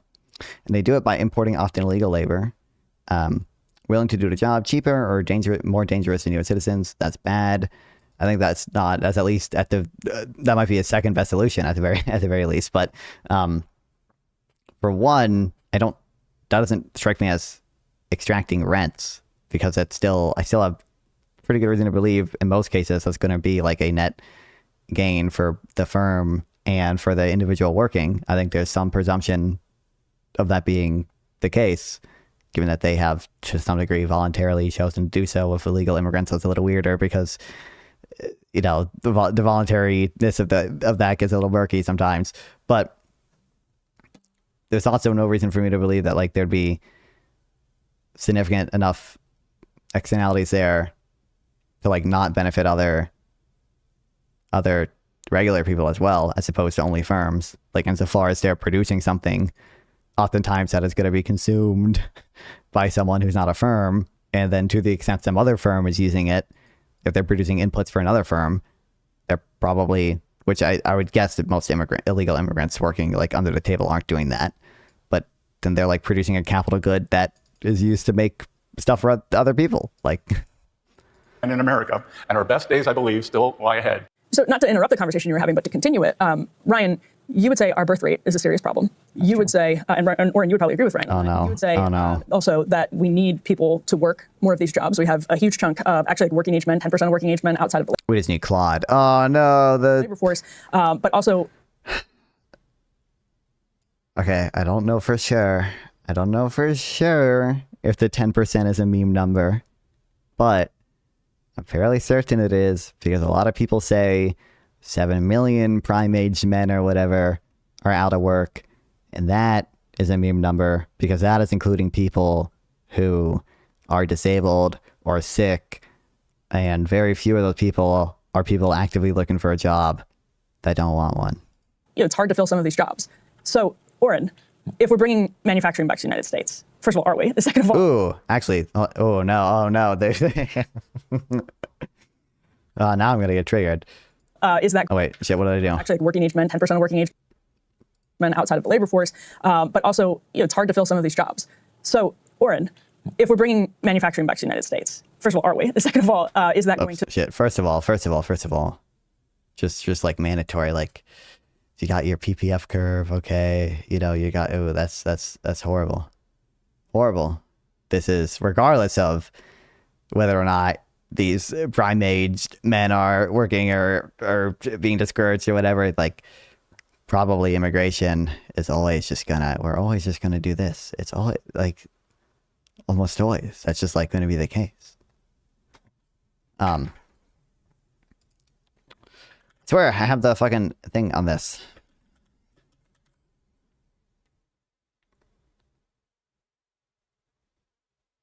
Because I remember people doing that. Because, like, I think JD Vance tweeted it once.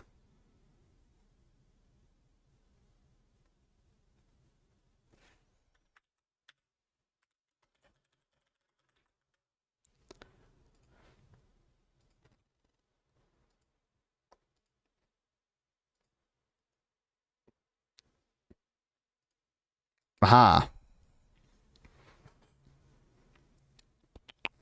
I don't know if this is the same as 10% though. Whereas it's the whole population here ever. I don't think so. Fuck.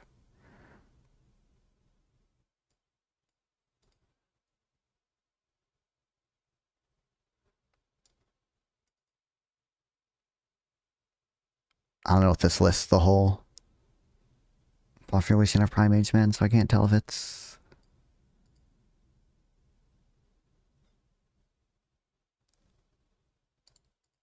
the same number. You can see here most of them are disabled. Some of them are going to school. A few of them are retired.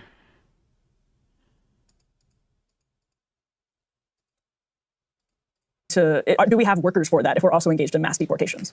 Well, so I think we certainly are bringing manufacturing back. Wall Street Journal's Greg Gibb has been calling it a stealth manufacturing boom. Because the reality is, step one is you actually have to build new factories, right? You're not going to see the actual hiring for some time. But, you know, to your point. Wow. You can like look at all the epic building we're doing. It's like we have statistics on that, and they don't seem to be particularly good right now. And then we also just have like causally identified evidence from the past that oftentimes tariffs on goods, like intermediate goods like steel and such, just don't tend to benefit manufacturing.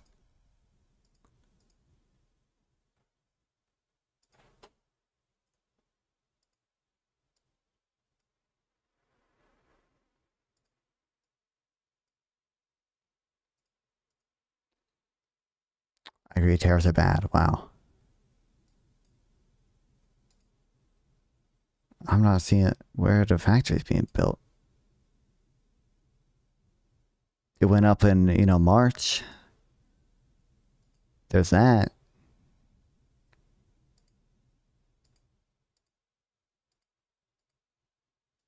We certainly have plenty of people outside the labor force. We have plenty of people in much lower productivity jobs that might be well served by jobs. Targeted subsidies over tariffs. Brave take. Brave take. In the manufacturing sector. I mean, I agree. And obviously, like, the tariff policy we have now, it's not really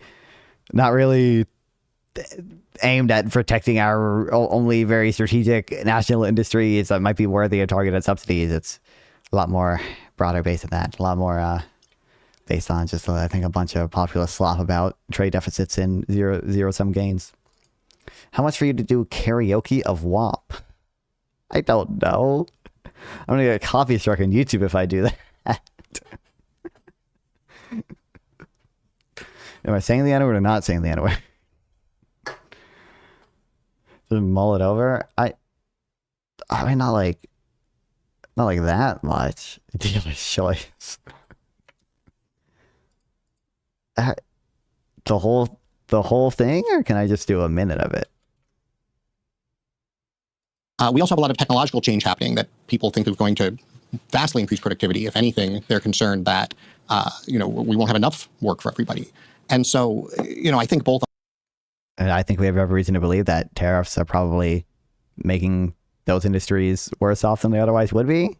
Thankfully, computer chips and such are exempted from the tariffs, which I think in and of itself is kind of showing how it would be a lot harder to do this build out of like AI infrastructure if you did have tariffs on them.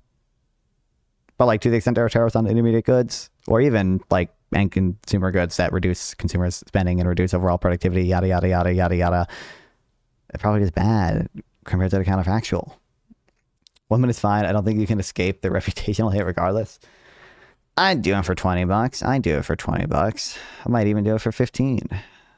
On this question of, I think I'd do it for 15. Of sort of immigration enforcement, on this question of the labor market and reshoring, it again all comes back to this idea for me of the first question here is what sort of nation do we want to be, and what sort of model do we want to go forward on, and then questions of economic policy, questions of how much growth are you getting, these questions, you then decide those within the confines of the kind of country that you want to be. And so the phrase "jobs Americans won't do," I think is a quintessential example of the problem here. The idea that we're going to have a whole class of jobs in our economy that the people... Any resource you recommend for someone interested in math or finance? I know algebra, precalculus, and a Kolmogorov axioms of probability theory. I don't know. I wouldn't recommend anything beyond the statistics textbooks and econometrics textbooks. You should, I don't know how exactly relevant they're going to be to you in finance, but mastering metrics, Wikipedia.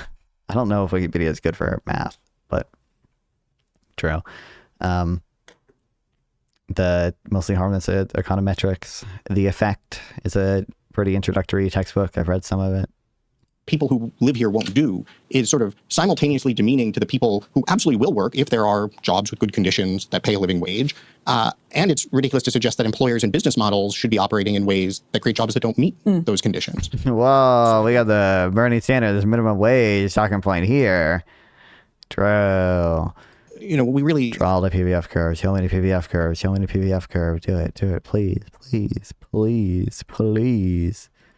Give me the sound micro. What was it that Nicholas Decker asked Drew on the Wick debate? Give me the sound micro foundations for why there wouldn't be gains from scale in the population or whatever. Have to focus on is saying there need to be some constraints here. Citizenship, in one respect, is a constraint. We have the citizens of this country for whom the market operates, right? It is not, the point is not for citizens to serve the market. The point is for the market to be serving citizens. And so how do we change policies to actually I hate this world. True. Generate those kinds of results? Some of the things we're doing with trade and industrial policy is a way to drive more investment, get more of a focus on creating these kinds of jobs. I think an element of immigration policy definitely has to. And that's evidenced by, well, you can say try to. I guess he said try to. He didn't say they were succeeding.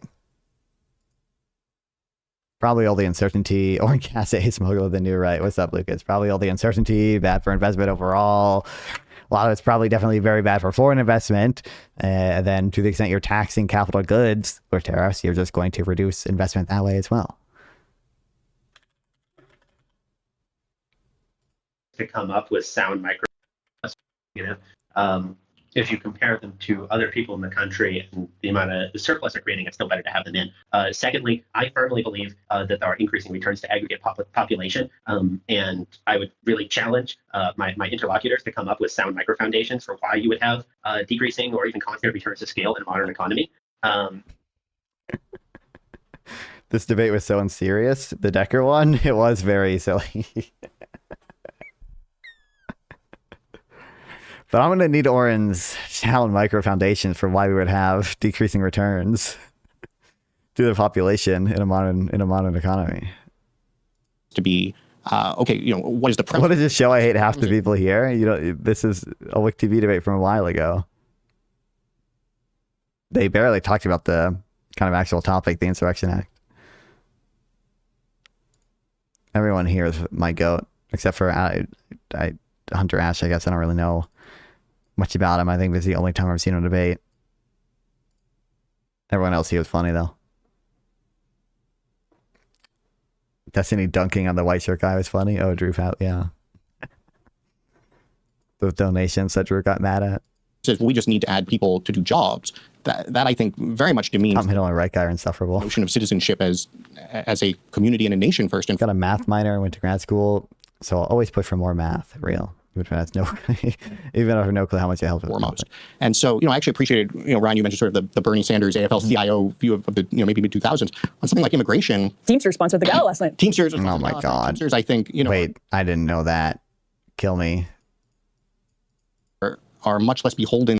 They're talking about the American Compass Gala or whatever they were talking about at the very beginning, right? So, I actually appreciated, Ryan, you mentioned sort of the Bernie Sanders AFL-CIO view of the, maybe mid-2000s on something like immigration. Teamsters sponsored the gala last night. Teamsters sponsored the gala last night. Teamsters, I think, are much less beholden to some of the more left-wing activist groups at this point. The reality is that the AFL-CIO no longer has the AFL-CIO position. Bernie Sanders no longer. Oh my God. Why did we bail them fuckers out, bro? Oh my God. Oh my God. Has the Bernie Sanders. I don't even know. I don't even think it was probably good policy to bail them out. What did it get us? What did it get us? And so I think you're absolutely right that there is a point of view on what immigration should look like that Democrats historically did hold and Republicans historically held, right? It did not used to be nearly as contentious an issue.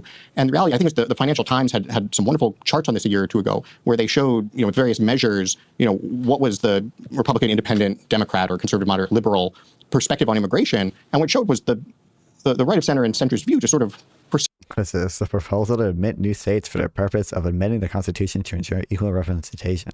Oh boy, the evil leftist plan. So many citations.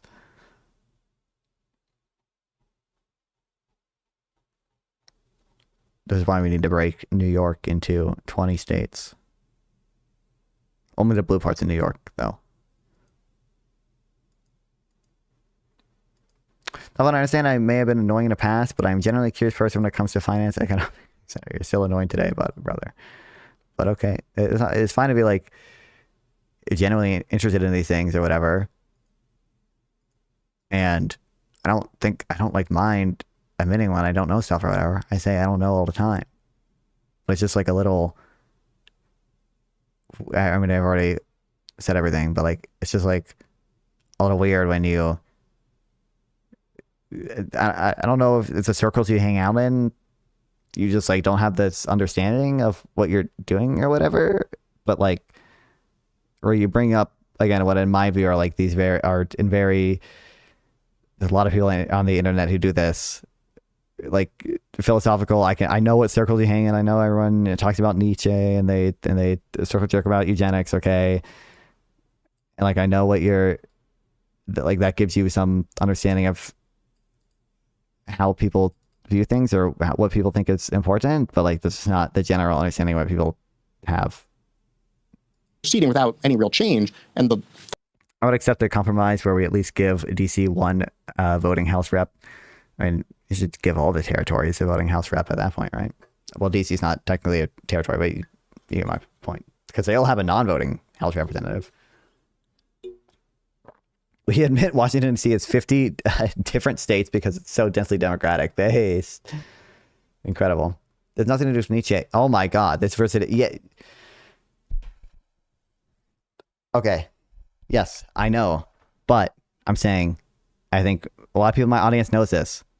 There's a lot of communities online, a lot of people who one of the main characteristics of them is how much they talk about Nietzsche. We all know a lot of like right-leaning people who talk about Nietzsche a lot. I think a lot of us know the kind of like caricature they are oftentimes, right?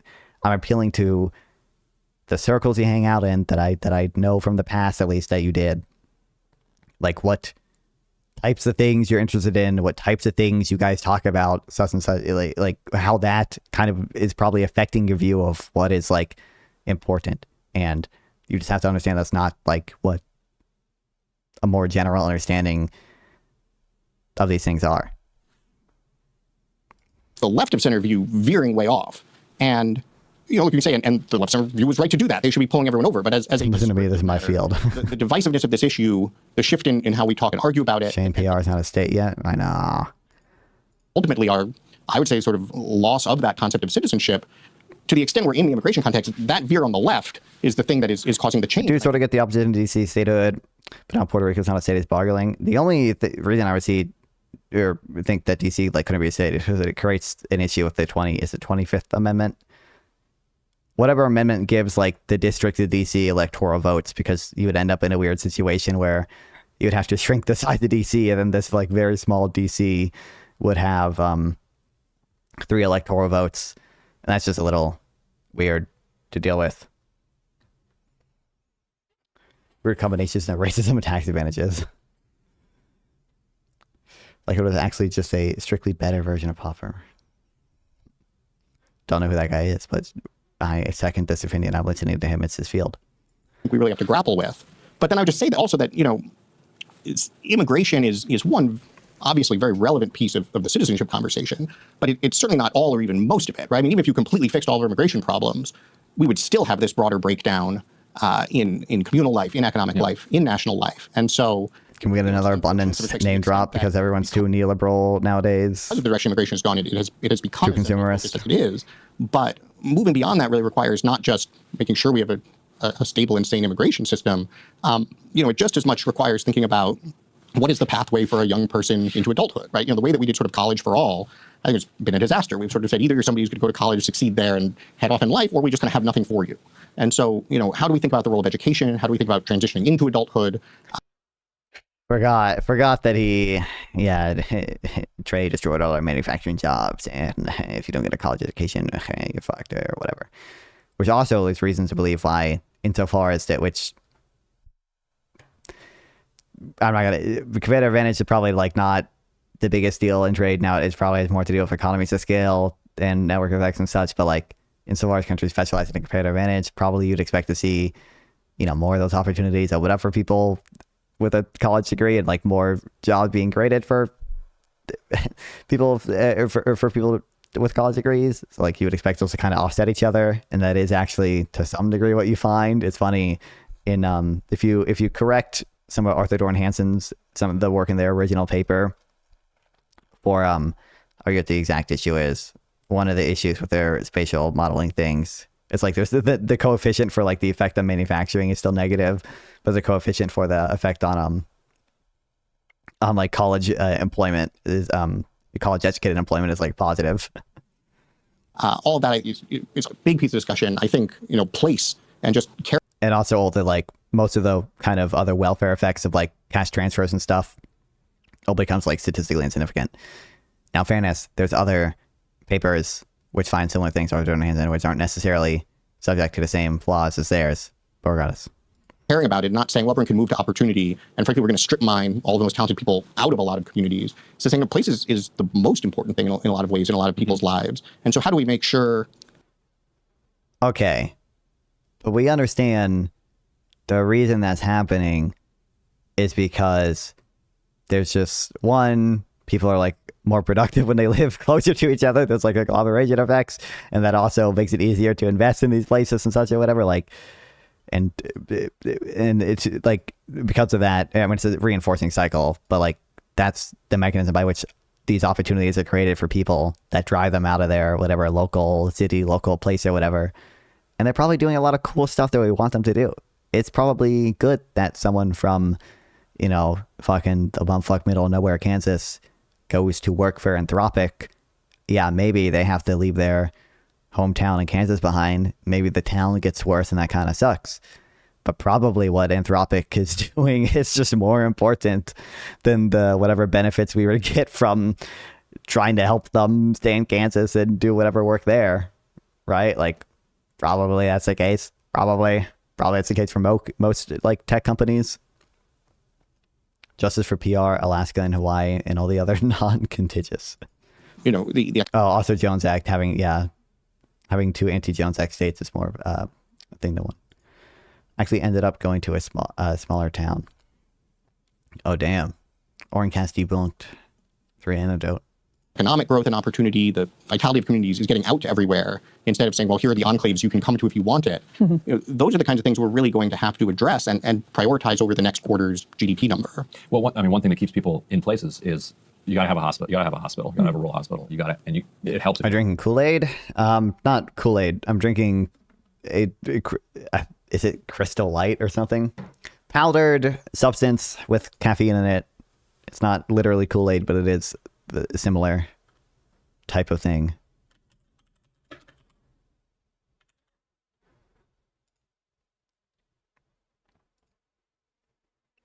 Europe is doing much better at this. IMHO?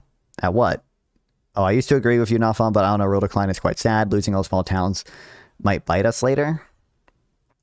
I don't. So, well, might bite us how? I would ask, but like, I also don't know how big the effects are. Whatever. I'm drinking some of this shit. the wild strawberry, I think, is what I have because it has caffeine in it.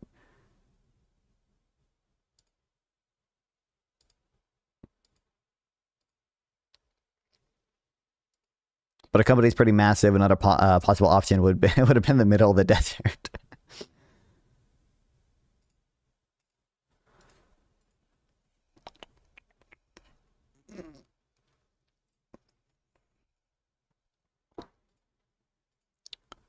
So, for example, like I said, there are other. Don't take this one paper as the end all be all.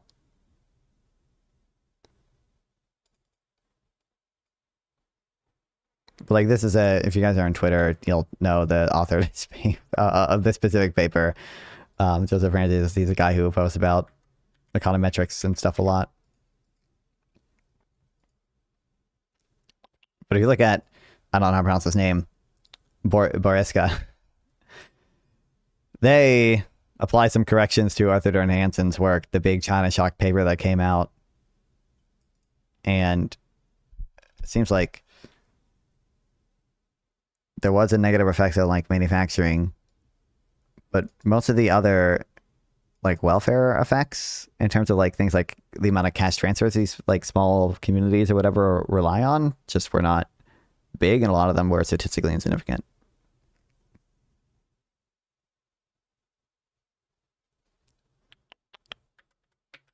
Okay, why is Sotero not going to the next page when I hit the arrow key? Why is it doing that? The mobile people are left in small towns, will get left behind.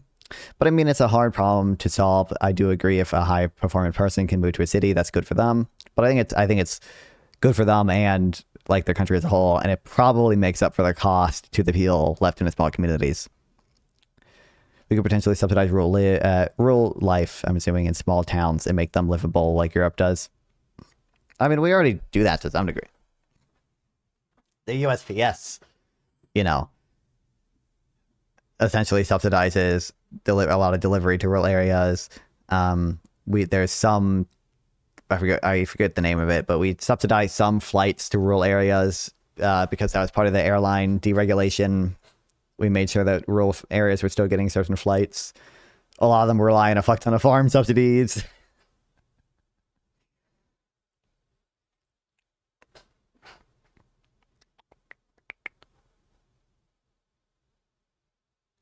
Coefficient for college-educated non-manufacturing shares, positive and statistically significant. Still negative for manufacturing employment. The effect of manufacturing wages is now positive and statistically significant. Some increase in government transfers as a result, but the amounts were tiny. $34 per capita over 2 decades for every $1,000 increase in imports per worker. Statistically significant decrease in incomes found by Arthur et al. Shrink and become statistically insignificant. And then he goes over the issues with the scale up that they do, which is, you know, missing intercept, such and such and such. Do not infer general equilibrium conclusions from partial equilibrium model, you know. Of a college or a university, even a small one. That just statistically, like, that's going to keep people who... Yeah, so I totally agree with that. The problem is what's special about those two things. It's that they attract massive amounts of government spending.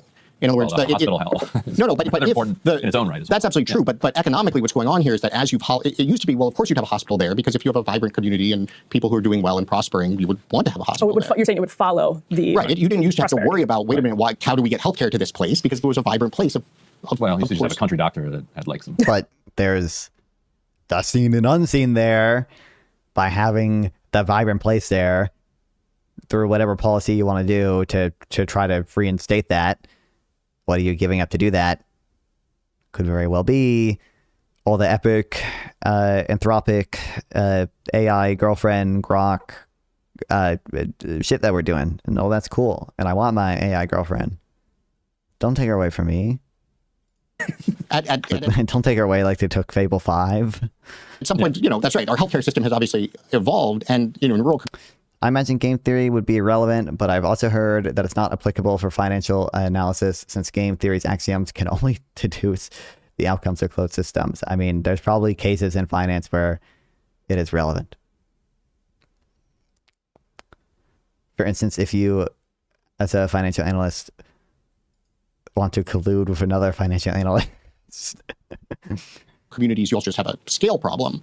But the extent to which we now think, oh, well, in a lot of places you have to have a hospital and you have to have a college is because those are the two things that you can put there that simply by enrolling people or admitting people entitle you to massive amounts of federal money. Right. And like land grant universities being a critical link. well, thing once upon a time it was land grant universities. Now it's just anybody whose students are eligible for financial aid and student loans, many of which will never even be paid back. But that's the vicious cycle, because you were saying people can't exist in some of these areas without the.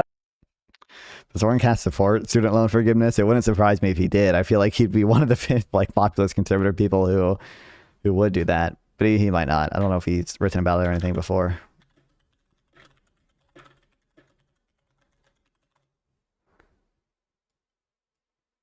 Orncast on student debt. Oh, Orncast makes the case against forgiving billions. Where'd it go? Why did the description disappear?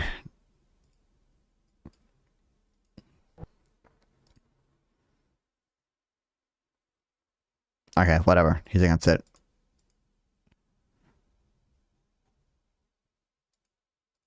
Federal spending at the rural hospital now because they don't have private sector insurance. They're the big factory that employed people. It's gone, and so it's basically we're in a vicious cycle. Kind of is how I'm seeing what both of you saying. It's very hard to attract companies to move to an area if there's no hospital, and a university helps too. Yeah, I think certainly, and one thing with respect to university, I think that's very important is we concentrate all of our federal research spending for leading edge research in a very few places. There's no reason we have to do that, especially in the sort of with modern communication and so forth. It's not like you need. So for one, there are probably benefits to doing it, insofar as there are, I always pronounce it wrong, agglomeration effects.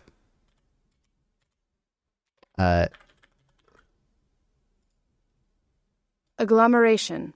I was pronouncing it right. Agglomeration effects. Like, I think Nicholas Decker has a few articles about it.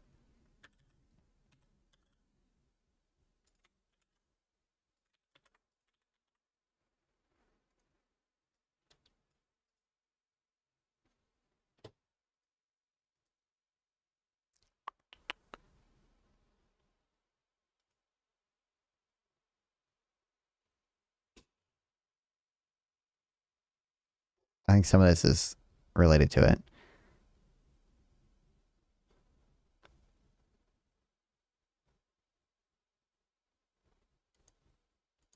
But it seems also to be hitting small businesses.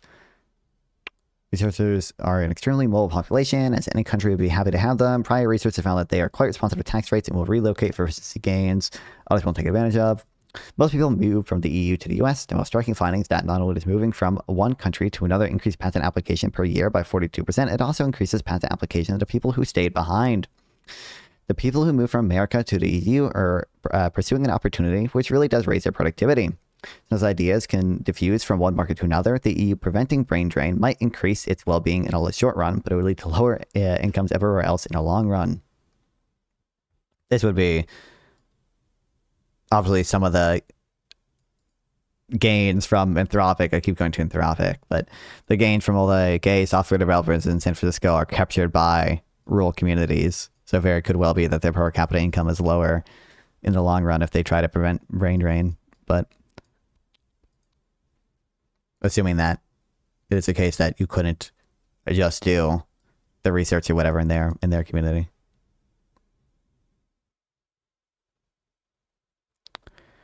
Rising inequality leads to increased segregation by income. How this, due to differences in return on education in different neighborhoods, leads to the talent of poor students being wasted.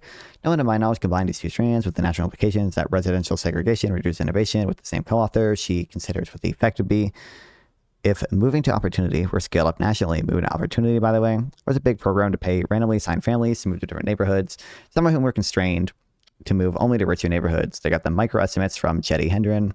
What I find is that if scaled up, the gains would attenuate. People moving will make the place they move a bit more like their own. A place-based transfer, instead of prescribing moving, reduces the gain to a poor group, but actually increases total welfare gains.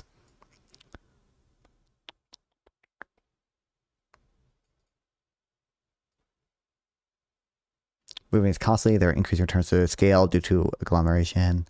Natural stall set. Well, this is just an assumption I have built in, but there is empirical research on agglomeration effects as well. All I could pull some up if we time really needed to. Massachusetts or Palo Alto, California, or even New York City. Getting blocks in student loan forgiveness was a huge loss, and Dems really need to take the weaponizing the justice system more seriously, even if the optics look bad. I don't actually think the it was a huge loss in what sense? I don't know if forgiving student loans was good on net. It was a huge loss for Biden's preferred policy, but I don't know if it was. I don't know if the policy itself is necessarily good. I don't know. There's no reason you can't take that sort of funding and direct it more towards having great labs in every state university around the country and start pushing things back out that way. The reason I just emphasize the sort of public spending of eds and meds, as they call it, is just to say, the reason that's how the landscape looks today is because we've hollowed out the rest of it so completely. And you're right, given that the vicious cycle that we're in, bootstrapping it the other way requires a lot of attention to these things. But I think it's very important that the aspiration not be, well, as long as we have enough funding for healthcare and higher education, all of these places can survive, but rather to say, no, the long-term goal has to be that these are productive, flourishing places that can also support a healthy hospital system, that wants to have a college, and so forth. But that first and foremost is a viable community.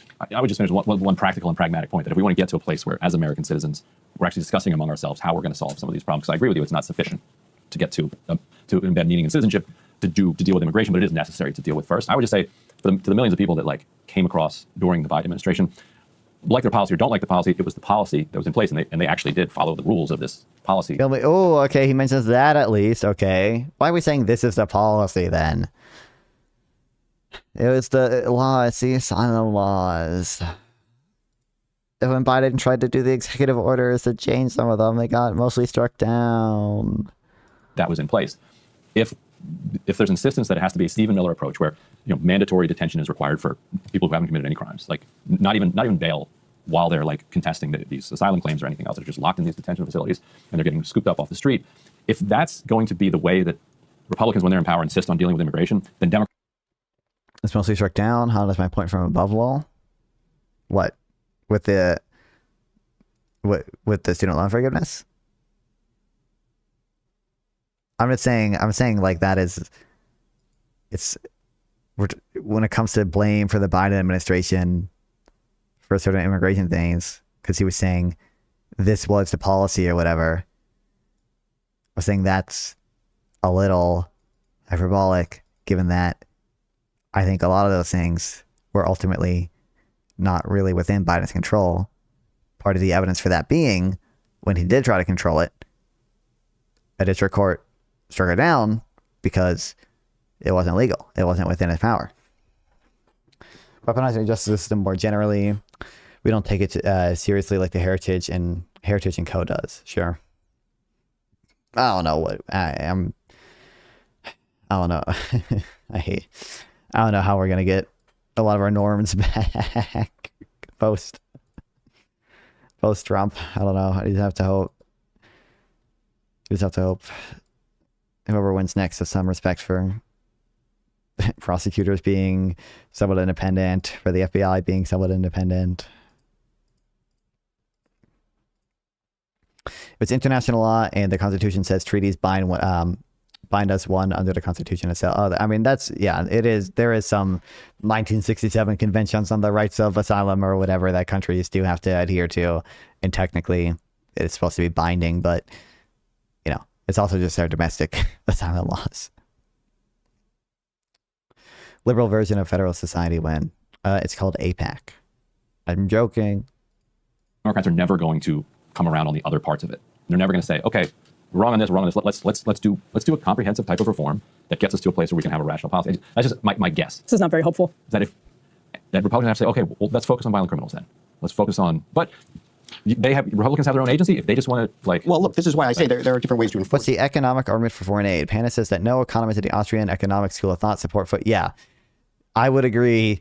No economists in the Austrian School of Thought support foreign aid, because 90% of economists in the foreign school of thought don't even support taxes, much less spending tax money to make the economy better, much less spending tax money to make other people's economies better.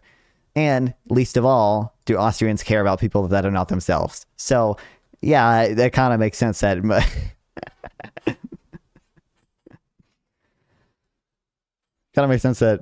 that's the case for Austrians. But as I understand it, there is some evidence. I do go through some of my notes. Most of the notes I have on foreign aid are not with regards to the stuff or whatever, but selfishness is objectively virtuous. Wow. You can't keep cooperating when they're defecting. True. When you go back against conservatives harder than they did against us, unironically due to the 50 DC state, an iterated prisoner's dilemma, you do too for that. Well, I think like there are ways to do that I support, to be clear, certain things there. I just like don't know. I don't know what exactly would look like. I want someone who cares about the norms, for example, with regards to prosecutors having some amount of independence and the FBI being independent and such, and not using the justice system to like go after your opponents in a way that I think Trump does. And part of respecting that norm can be like going after people who in the past did it, but there has to be some constraints, even if the constraints are not the pre-existing norms, because it would be hard to just go back. I mean, like one of the pre-existing norms was FBI directors, to my understanding, were not usually fired and replaced by the new president. Usually, they got to stick around because the FBI was in large part independent. But that, I mean, you can't really do that. Can't really. Shouldn't just roll over on that one. And this is why I think the workplace enforcement is a much better test. I don't like woke PR. One thing we found certainly it shows in the polling data. All the Mexicans are familiar with these people, probably. Had folks for people writing for Commonplace about this, that's right. The most sort of confrontational, aggressive approach to enforcement is not popular with a lot. I don't believe there is any has been a case in Latin America. Oh my God, I can't read. I don't believe that there has been in Latin America any case of a system of dictatorship which has so efficiently recruited the intellectual milieu, bribing it with great subtlety. The perfect dictatorship is not communism, nor the USSR, nor Fidel Castro. The perfect dictatorship is Mexico, because the camouflage dictatorship. True. Well, the PRI did literally control, like they as a party controlled, like almost all of Mexico's government for literal consecutive decades, right? I believe. A lot of people, workplace enforcement, saying if you're not here legally, yes, we need to do this, but woke. True. Are not allowed to work here. You in fact can't work here. That has an transgender for everybody. Extraordinarily finally effect. Again, not in overnight detaining people and destroying their lives necessarily, but in creating a very strong pressure for people to depart in an orderly way. And so I think it's a very helpful litmus test. Is your objection to the way they're doing it, or is your objection to the notion that these people really do need to leave? And if it's just, we would like to do this in a humane way, workforce enforcement offers that. Right. And so I think that's where you see a lot of folks. I think Miller's approach. Okay. Maybe Owen Cass maybe he's off the Trump train a bit. Okay, I know he was never like full-throated, MAGA or anything, but like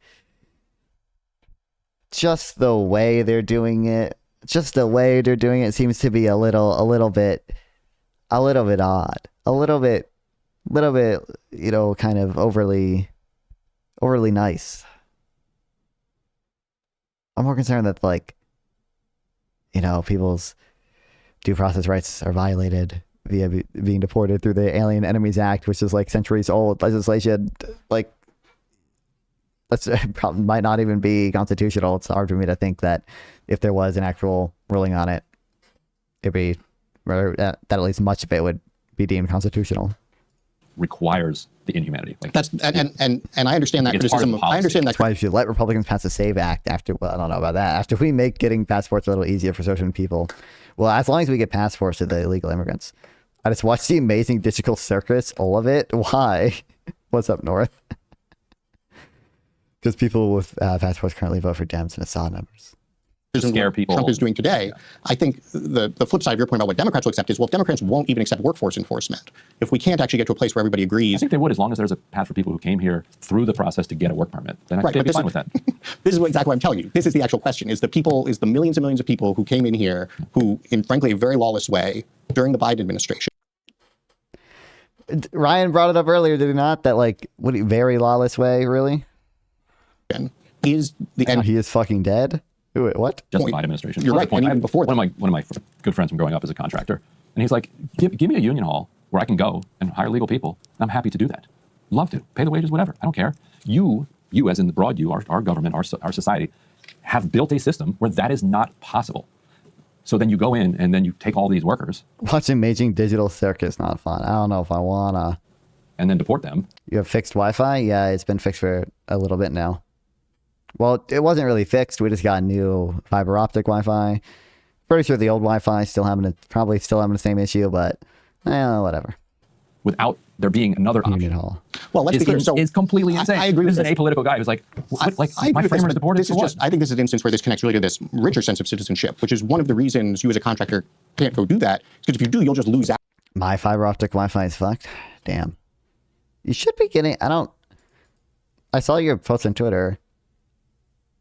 Maybe I'm misunderstanding fiber optic, but with fiber optic, you should always be getting symmetrical speeds. Thanks, Edge, for being a piece of shit. So if you're getting slow speeds on one, you should be getting a slow speed on another. I don't know why you don't. I call the internet company. Fiber optic not always symmetrical? I guess not. Mine's symmetrical. Because I'm cool. Out to the people who are doing the other thing. And so it's fine to say the union hall doesn't exist. Right, but one reason the union hall doesn't exist is because who would go hire from the union hall if there's a massive exploitable population of undocumented immigrants to hire? Exploitable. It's a prerequisite, again, to having the kind of economic life we want that does give workers power, that does create... Bro has not read the How Do Firms Respond to Union paper.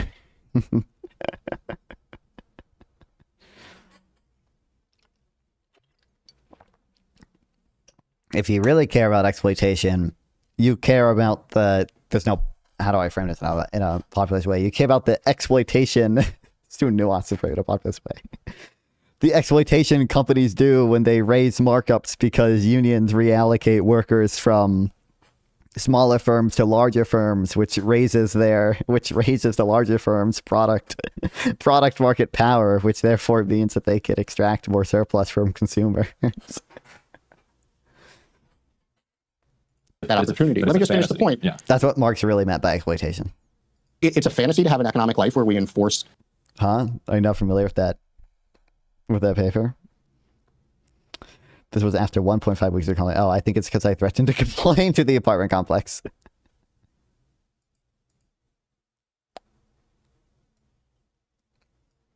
Yeah, this is what I'm referring to.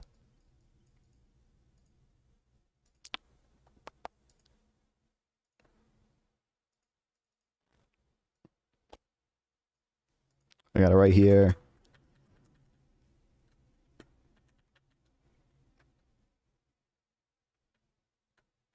I read it when I was on vacation. And I papered it over tab. I don't think I'll ever get to it.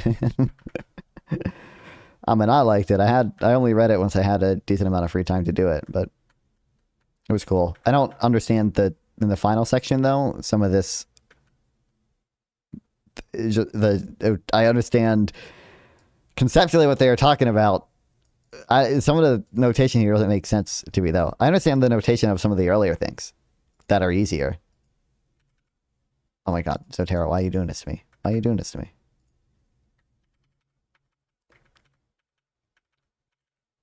Like, you know, the just regression, you know, it's just not that hard. But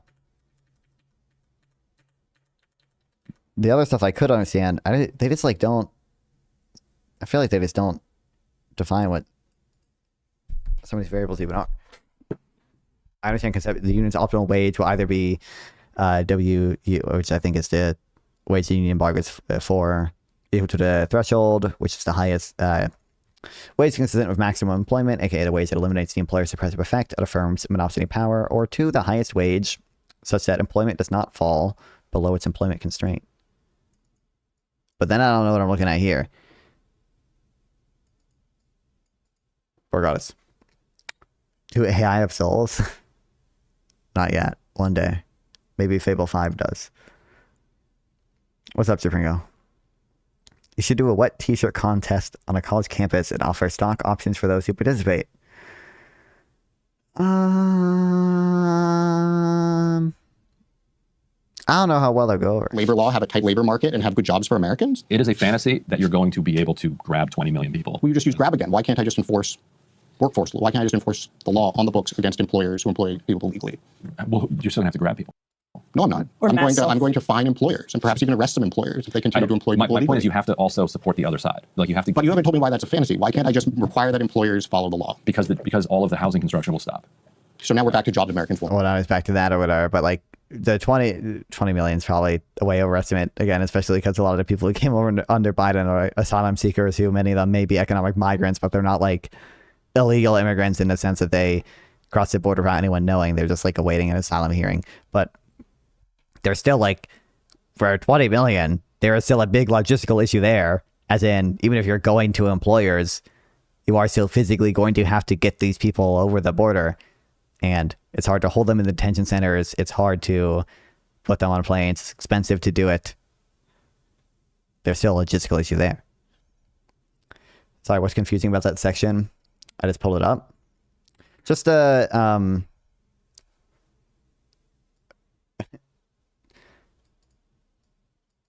notation here.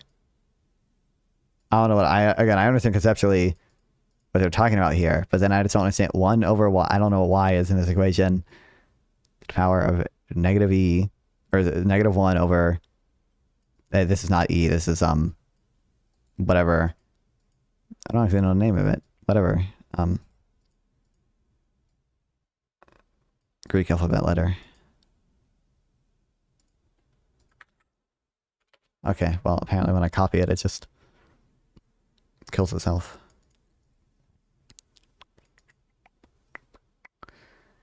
I don't know. Epsilon? Areta?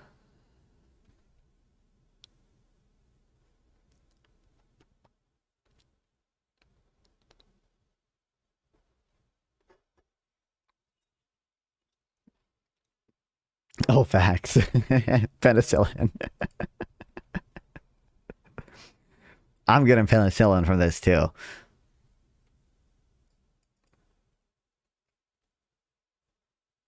Malva needs to take a I need to take a pronunciation class in general, bro. I was in speech class for a while, and I didn't graduate from it. I aged out. E. Spylon. Is funny E. Okay.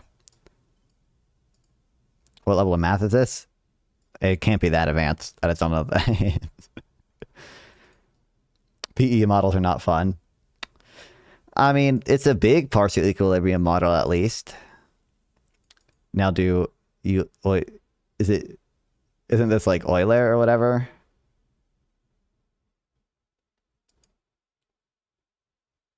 I think I would say Euler if I wasn't familiar with how you pronounce that. But I could be totally wrong. Just put it in the ChatGPT and let it give you the answer. True. Yes. I'm goated. I bet, you know what? I bet Claude could help me with this, actually.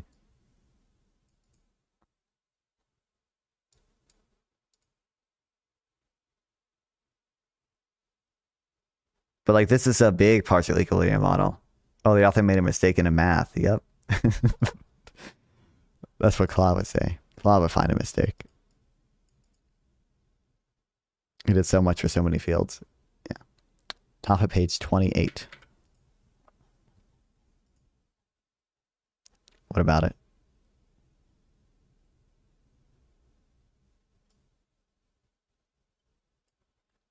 Defines them. I might have got a loss here too.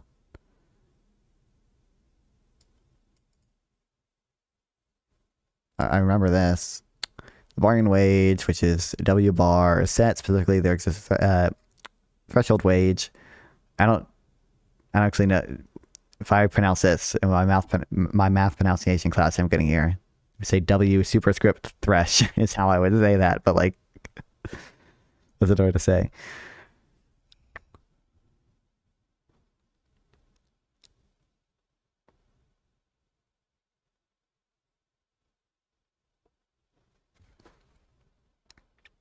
I said number of workers, Z is productivity, etc. Wait, what? Oh my god, wait, they do define it.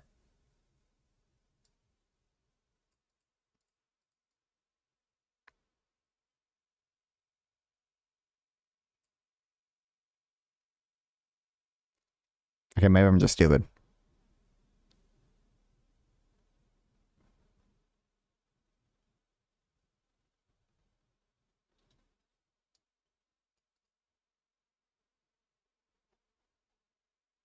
Anyways, now that that's it, now that that issue solved. Won't do. And that's just not the way to get citizenship. Or at least there'll be a temp. One sentence ASM. A rational union either chooses a way to maximizes the employment by correcting the firm's monopoly power, or if it, well, no, I understand. I understand the conceptual point there because they say it in like plain English, and then it also just kind of makes sense if you know how, like if you can see the marginal factor or supply curve in your mind, or marginal factor or cost curve, I should say, right? Temporary pause. I'm just saying, from academic papers to breaking points is a great contrast. practically speaking, I'm not. Or slow down. I'm not saying virtuous or not virtuous. It's just practically speaking. And right, that's if you think about it, which I have. I am very smart. And politically, you lose. So there has to be some mechanism for people to hire. That's true. Legally, I would say give people who are here who are following the law work permits. Why is that? What's wrong with that? Many asylum seekers do have work permits. I think you can apply for them after 90 days. At least you could pre-Trump. Who knows anymore? Because they are not currently here legally, and we should have been enforcing the law all along, and we can do that now. Or second thing, because the exact workers they're competing with. We built the wrong system. Nobody else coming in, but the people here now, we're going to give them work permits, and anybody who hires somebody illegally, like you're getting significant consequences. Yeah, well, because a lot of the problem is that the exact class of people. I believe they're are they called? Are they typically called uppers? I usually hear them as superscripts. I believe they were being used as indices here, right?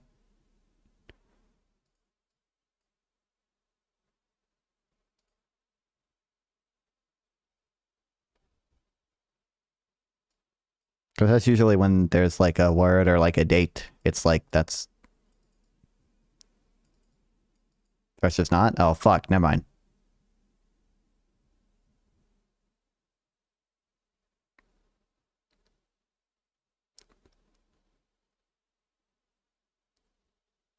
Regardless, what are these then? What are these for? People who these workers are competing with are the ones who have seen a very weak job market for a very long time, in part because of this competition. And we should be trying to tighten that job market aggressively. People in the upper. Wait, hold on. When did we see this weak labor market? But you hire somebody illegally, like you're getting significant consequences. Yeah, well, because a lot of the problem is that the exact class of people who these workers are competing with are the ones who have seen a very weak job market for a very long time, in part because of this competition. And we should be trying to tighten that job market aggressively. People. You know, I don't know, maybe he's talking about a different time period, but the time period at which we saw all these illegal immigrants, asylum seekers come over, we also had a very tight labor market. And especially so for, we saw wage compression during that time because of how tight the labor market was, especially for those at the like the bottom 10, 20, 30% of people. Like, what? I just don't think this is the case. Well, in the upper half of the income distribution, people with college degrees, and this is again where we've had this divergence in society, take for granted that this stuff is all fine. We should want the same kind of experience in the job market for the construction worker that you or I get to experience. And that requires a much tighter job market than we have had. And so, to some extent, I guess I even question. But there is still even some wage compression today, I believe. In your premise that, housing. I think Aaron Dubes' new Substack post about it.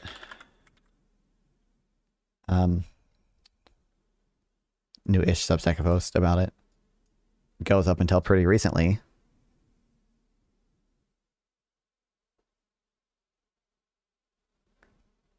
(2019) till 2024. It might only go till 2024. Oh, this is to 2025, and you still see it. What he's saying makes sense. In my opinion, what he's saying is that immigration is displacing employment amongst these sectors he's talking about. So the impact of increased competition, those fields should be addressed. That's not what I get from it. He's saying the people who they're competing with have experienced a tight labor market. And I just don't think, a loose labor market that we need to make tighter. There's a lot of the problem is that the exact class of people who these workers are competing with are the ones who have seen a very weak job market for a very long time. And I don't think that's true. And then, to your point, I think this kind of just depends on what scale you're looking at, because if you look at, you know, it more broadly than like just the people that the immigrants are like specifically competing against. Like, for example, it's conceivable to me, and to my knowledge here, some empirical evidence suggests that, like, yeah, if you bring over a bunch of construction workers, the wages for construction workers will fall. But it's not even clear to me that like low skill workers overall experience a less tight labor market because of immigration, because immigrants also, you know, people are not just stomachs. People are minds. People are hands and minds. Years, that's fine. But the endpoint should be essentially where we started here, which is that weak job market because of immigration. It makes perfect sense. No. Citizenship is about, because we didn't see a weak labor market. And then even if we did see a weak labor market, you can't conclude that it was due to immigration. And you can't conclude that it would have been tighter without immigration, because immigrants have more effects than just increasing the labor supply. the American citizens. That is who this republic exists for. If hands and minds that come here are willing to work cheaper and in more dangerous conditions, the labor market gets worse. As a whole, that doesn't follow, because obviously there are effects across sectors. So it could be the case that immigrants are willing to work cheaper in more dangerous conditions in the construction market, but that added construction also helps other firms and other workers, right? That added construction labor probably means that more things are going to get constructed, and the things that are constructed are going to be cheaper to construct. And therefore, you would expect other jobs to be created, some savings to be passed on to the consumers, et cetera, et cetera, et cetera. It's not clear the labor market as a whole gets worse off from that. Plus, the whole mines thing, low-skill immigrants aren't necessarily going to have a big effect on this. But like innovation and such is a thing. Okay, but we aren't addressing the point the person raised. I feel like I am. Native-born people are working and the affected sectors are hurt. That's not, if his point was merely that people in the same exact sector as immigrants coming over might see some decline in their wages, that would not be like a crazy objectionable point to me. I just don't think that's what he said. He said these people have been, that's what I took from it, lol. I think he made a much broader point than that, which is that the people, by which I think he means the people competing with the immigrants, by which I don't think he just means people in the exact same sector. I think he means lower skilled people generally have experienced a loose labor market that we need to make tighter. And I just don't think that's the case. I think it's been fairly well established that there's a pretty tight labor market from like 2022 to 2023 at the very least. And I don't think it's the case that overall you can conclude that the labor market is worse off. What's up, re-examination? We need more illegal immigrants to supplement the opening than ICE.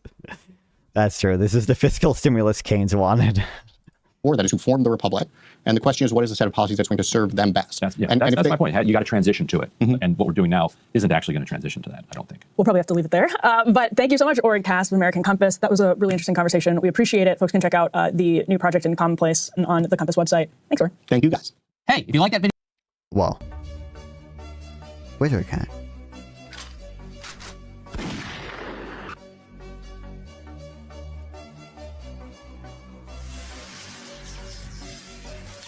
GC to achieve a denuclearization agreement today. There's no I don't really watch this, but I skimmed through to see the prompts. I forget who told me to watch it earlier. I feel like I don't care about most of this stuff. No offense, woman. But do I really want to see Dean Lord's debate? Do you even work? How misogynistic Trump is for a while? Yeah, unfortunately, which is tragic for everyone involved. True. Thanks, Frank. Jubilee's raise bait, true. They're also going to copy strike me, but we can watch at least part of it. Abortion should be legal. Maybe that part. And Donald Trump's a terrible president.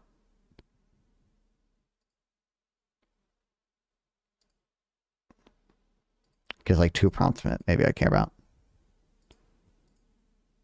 But I'm playing video games while we watch it. That's the deal. So if it did, my neck.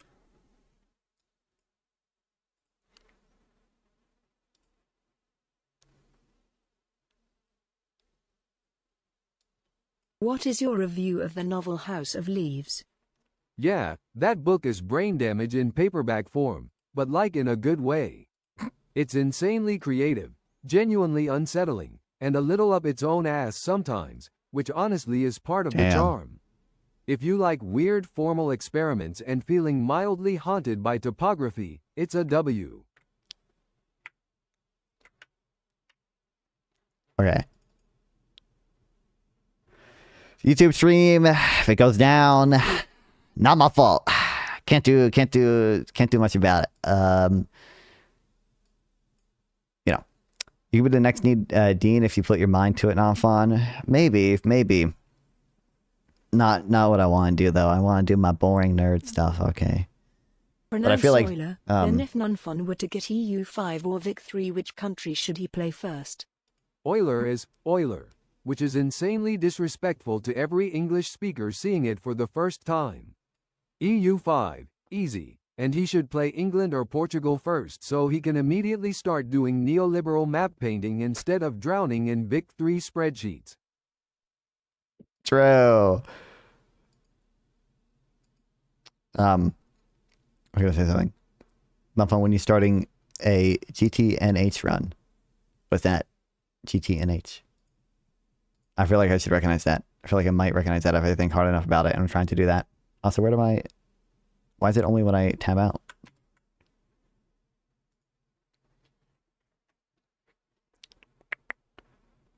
If you're lucky, you might be the next Milt Rosenberg. Oh, I was gonna say, I hate being on a sound platform.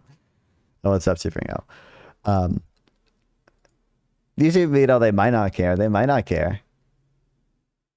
I want to do my nerdy stuff, and also, Dean, it's just like, I don't think I'm that articulate. I said it a lot.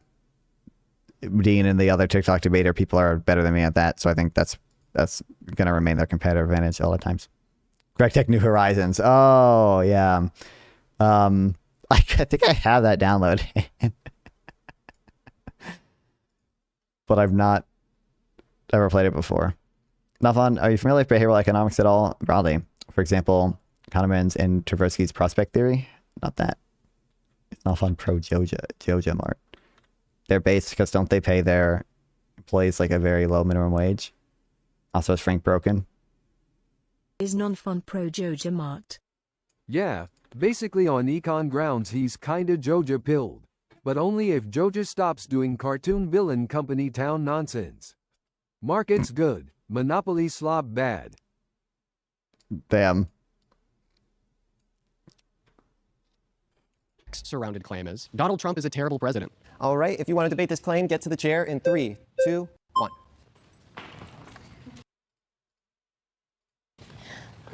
Hi. Hi, welcome. Guys like my farm? I've mostly been fishing. Haven't been farming. I'm back. Yeah. I don't know, let's see. Donald Trump is a terrible president because he slept his way to the top. No, I actually think that. Remember that? That was Well, brutal. Hey, listen, well, floor's he yours. didn't do that, Why do so you support Trump? I think that he's obviously done a lot of things. I can't say he's a perfect person, but I do think he has done things to benefit us. What is one Wait, did Frank Lutz, can he not read anymore? What's wrong with him? Gianni's trade in Econ terms. Okay. Giannis is like a superstar firm asset in a tiny market with positive externalities out the ass. And trading him is basically short-term liquidity plus draft pick derivatives in exchange for your only real growth engine. If you move him, you're admitting your franchise has the industrial policy macroeconomic indicator instincts that's of better a off today dead than it was a year and a half raccoon. ago under Biden. Closing the borders. So that's not a macroeconomic indicator. Bro. Oh my god, how many times are we going to make Frank struggle to read? Oh no. Yeah, a it is. macroeconomic indicator would be something like GDP growth, unemployment, inflation, jobs reports. And by definition, a macroeconomic indicator is just simply a gauge that we could use to determine the health of the economy overall. So Yes, once again, thinking about absolutely. GDP growth, inflation, like wages, Well, so on and health so of forth. the economy, if What's I can dive into that. one indicator that's better off today than it was a year and a half ago under Biden? The amount of drug use and fentanyl in society has gone down Okay. miraculously because he has closed the Dog. At least immigration was like that's obviously not an economic indicator like in and of itself. Insofar as it has good and bad effects, you would expect it to show up in the economic indicator. It's not like the indicator itself, but like what we got even worse when we switched to fucking fentanyl. Should he return? Oh boy. Kefir, easy. Yogurt's just kefir with commitment issues. Whoa. I don't know what made Frank retarded, but apparently he's really slow now. The border and illegal drugs are no longer allowed to come in. Do you understand the question I'm asking you? Yeah, I do, and I'm answering it. So the amount of people that use drugs in society could, of course, influence macroeconomic variables. Like if everybody was drugged up all the time, nobody could go to work, right? So therefore, the macroeconomic indicator of like unemployment would be really high. Okay, so it's not directly the macroeconomic indicator, but rather it's an influence of the indicators. So directly, what is one macroeconomic indicator that's better off today than it was a year and a half ago? Keep it in mind that macroeconomic indicators are things like inflation, GDP growth, wage growth, real median wages, unemployment, job reports, so on and so forth. Same thing. I'm going to go with drug use. Stop, dude. Oh my god. So what macroeconomic? Feta, easy. Just double down. Cottage cheese feels like punishment food.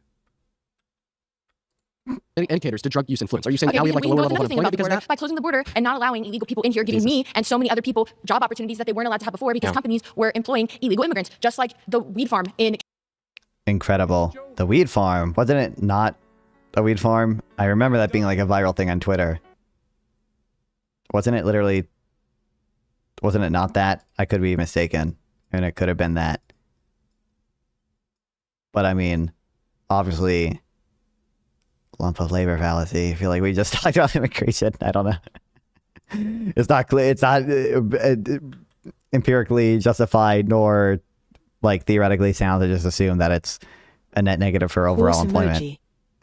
Horse detected. Bro showed up in one emoji and somehow still looks smug. It's like Frank is like one behind. California that Newsom was directly supporting. They had children at the age of 9 years old illegally here working for them. Those people are no longer out here giving job opportunities to others. That is benefiting the economy. Okay. Period. So is that why we added the lowest amount of jobs to the economy in 20 years, ignoring recessions last year under Trump? Is that why we have the highest level of unemployment since the pandemic? Is it not opening opportunity? Yeah, it's not. The reason why mass deportation... It is actually, it is. The reason why mass deportation doesn't open up job opportunity... Also, hold on. I can't... Doesn't the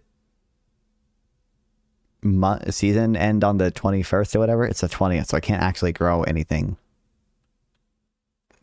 I mean, if I'm being super charitable, drug use could be useful as a proxy for a macro indicator, but obviously not a great one. It's like you would expect. Again, that's what no normal person refers to as a macro indicator. In America is very simple because ultimately undocumented immigrants as a demographic are very economically productive. They pay over $100 billion in taxes, and those jobs are now open for real Americans. And they pay in $1.1 through $1.7 trillion to the GDP annually. And according, they actually don't. Have you ever met an illegal immigrant that pays taxes? I'm sure you haven't. So my source is the IRS. Do you think the IRS... Have you ever met an illegal immigrant that pays taxes? Wow. Incredible. Although you have to fact check in here. Documented immigrants are required to pay taxes under IRS rules and in practice pay to the order of 90 to 100 billion per year in federal, state, and local taxes. Whoa. With economic models indicating that they contribute to overall output. What? That's crazy. And removing them would significantly reduce US GDP. What? Yeah. I think, especially if you account for the sort of secondary effects, probably not good reason to believe that they're net negative on the federal level, at least in terms of taxes paid versus received. Line? Absolutely. I'm sure they can lie about statistics all the time. Also, I need to start about, you know what, I just like Red Tech New Horizon. Well, that's what the I support that decision, actually. No, well, the statistics came in from years ago. You've used that since the last time we were here. Do you know who Scott Besson is? No. He's the administrator of the IRS. Do you know who he was appointed by? Donald Trump. Donald Trump. And Scott Besson and the IRS under Trump still report that. And listen, and so you it's don't not believe that removing facts. a certain population can allow opportunities for others to come in. You Because realize it makes the economy less productive. I have family that are refused opportunities, healthcare, and other resources due to the fact that it's oversaturated by people who do not have a citizenship here. And by closing those borders and not allowing those people to come in, it gives them the space to have that because that's what my tax dollars should be paying for. So do you think that undocumented immigrants...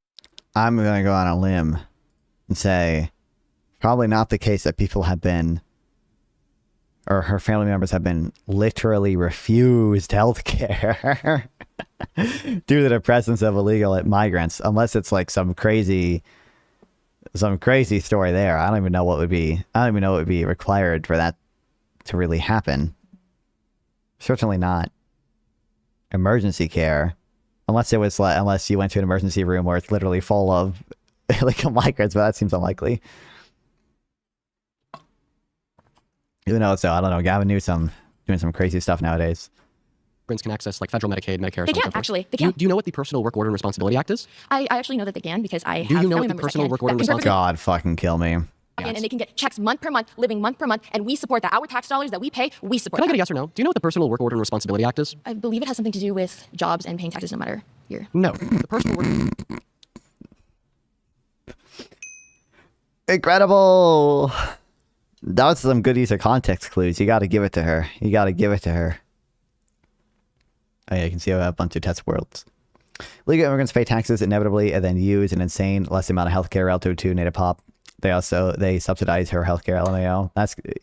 That's I think in fairness, to some degree depends on the state, because I think in California it's pretty easy to get like be on Medi-Cal or whatever when you're an illegal migrant. I think even then they might still use disproportionately less than native population, but Order and Responsibility Act is a bill from the 90s that strictly limits and prohibits any type of federal public welfare benefit And from being not given everywhere follows to the law, obviously. Here in undocumented California, we have- immigrants. I'm going to continue to speak. There was one slight addendum to this with Obama's EMTALA, which just says that undocumented immigrants can get life-saving emergency care if they need it. But the point is, when you suggest that undocumented immigrants are reliant on these federal systems of And they benefit, are, anyway they from are. Medicaid to Medicare to Section 8 to food stamps, they're not. It is They are. literally They illegal for them to absolutely collect are. those benefits. And they do anyways, because listen, states like California allow it. So we pay for it. you're I believe. confused. No, I'm not What you're confused. confused I know about is the exactly. I know difference between exactly what I'm talking limited about. state level benefits and federal benefits. So you're right. But it still happens on some level. Can you acknowledge that? In 10 of 50 states, undocumented immigrants have.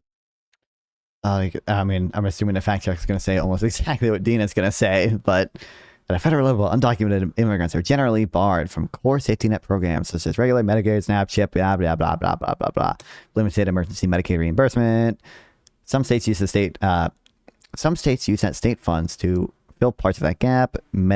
California expanded full scope Medi-Cal to income eligible residents regardless of immigration status. Wow. I mentioned that earlier. That's crazy. Including adults 26 to 49 as part of a January 1st, 2024, and nearly 1.7 million undocumented immigrants are reportedly enrolled. However, California has since moved to freeze new full scope enrollment for many undocumented immigrants starting January 1st, 2026. These are state-defined, state-funded expansions, not separate federal safety net programs. That's crazy. Fun fact, the small to vector space, I'm assuming you're talking to Springo. The limited ability to collect But their children born here? I mean, their children born here are citizens, so yeah, they can get coverage for that, and that is actually, if you look at like a lot of the but if you're looking at that, then probably you should also care about, you know, the benefits their children are gonna give to the U.S. government in the future. A lot of studies, like a lot of the fair studies and like CIS studies or whatever, they all play that game where it's they say, oh, illegal immigrants are costing us this much, and like a lot of it, or sometimes most of it, is the children who are number one citizens, and number two will provide benefits in the future that are unaccounted for in their studies. Also, how is my game like lagging? Well, it was. I had to break a piece of wood twice. Still, that still is an ability, and my tax dollars in California are paying for it. Yes. Well, actually, Can their we agree on tax that? dollars pay for it Absolutely. because they pay $100 billion per my year in tax taxes, dollars and they pay for subsidize it. you. And people like my brother with disability that Yeah. truly need those things are being cut. They're completely different systems. They're being absolutely not. Yeah, they are. Nope. What's Medi-Cal? Medi-Cal. My brother gets Medi-Cal, and they also get No, Medi-Cal. it's specifically Yes, a they system do. of benefit for undocumented immigrants. No, longer my exists. brother Your literally just got something in the mail that says for Medi-Cal. Your brother's on Medicaid. Okay, I can't make a crafting table. No, On he's the not. state He's on level. Medi-Cal, Listen, honey. the point that I'm trying to make here. I'm filing for a conservatorship for my So brother. I would know exactly what he the gets. point that I'm And trying he's to getting make cut day by day because of the oversaturation, the overpopulation of people we don't even know exist, Okay, and I'll we wait are for you to paying finish. for them. Okay. So do we not acknowledge that by closing the borders, like I'm going to go back to my point, just like you like to do with everybody else, I'm going to go back to my point that by cutting that population off and allowing more space for opportunity for Americans would benefit the economy. So you're saying that you pay for the benefits of undocumented immigrants when they're paying over $100 billion per year in taxes on the federal, state, and local level? Well, guess what? They're paying for their own benefits in the 10 limited states that give them. In fact, do their jobs. I mean, this is just anti-intellectualist propaganda. That's what the IRS says. That's what the Cato Institute, who's ran by libertarians, which is right-leaning, that's says. disgusting for you to say. Oh no, the Cato Institute. Crafting table is 2 pieces of flint and top 2 logs in the bottom. Oh, of course it is. Of course it is. Okay. It might be because I have a ton of things over Is my it computer. possible to install capitalism in medieval dynasty? Yeah, probably. But if the game doesn't have workshop or mod support, you're about to do peasant paperwork by hand. Which is honestly the most medieval way to install capitalism imaginable.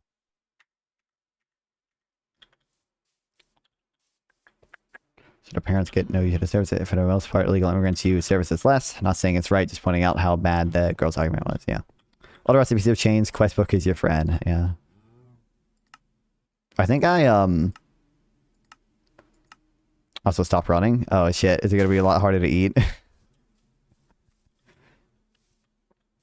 One of the best use of Claude is to make absurd Minecraft mod packs, and have it fix all the incompatibilities for you. It's goated. It's goated. I used it to combine Craig Tech New Horizons with, there's like another mod pack called like Manfactorio or whatever. I combined those two, and I made sure that Claude made the quest book compatible between both of them. It's a little fucked up, but I never actually played that either. I just set up the install and then never did anything with it as usual. The pause there. The pause there. Vote it out. All right. If you want to be the next debater, get to the chair in 3, 2, 1. Hi, nice to meet you. Hi, ma'am. It's nice to meet you. Nice to meet you too. I want to talk to you about my point of view as a Mexican, American, Jewish. I'm not saying Trump is perfect, but I'm saying that there is no hope for him and I would vote again. First of all, I want to touch the point that she said about borders, but not about the people. I'm talking about the drugs and the traffic that is coming from my country. And it's from my government, because Mexico has a narco government. You know who's the only one who has the guts to go right now and deal with the president? Trump, because the other administration didn't do it. Who went to bring Venezuela, Maduro to the jail?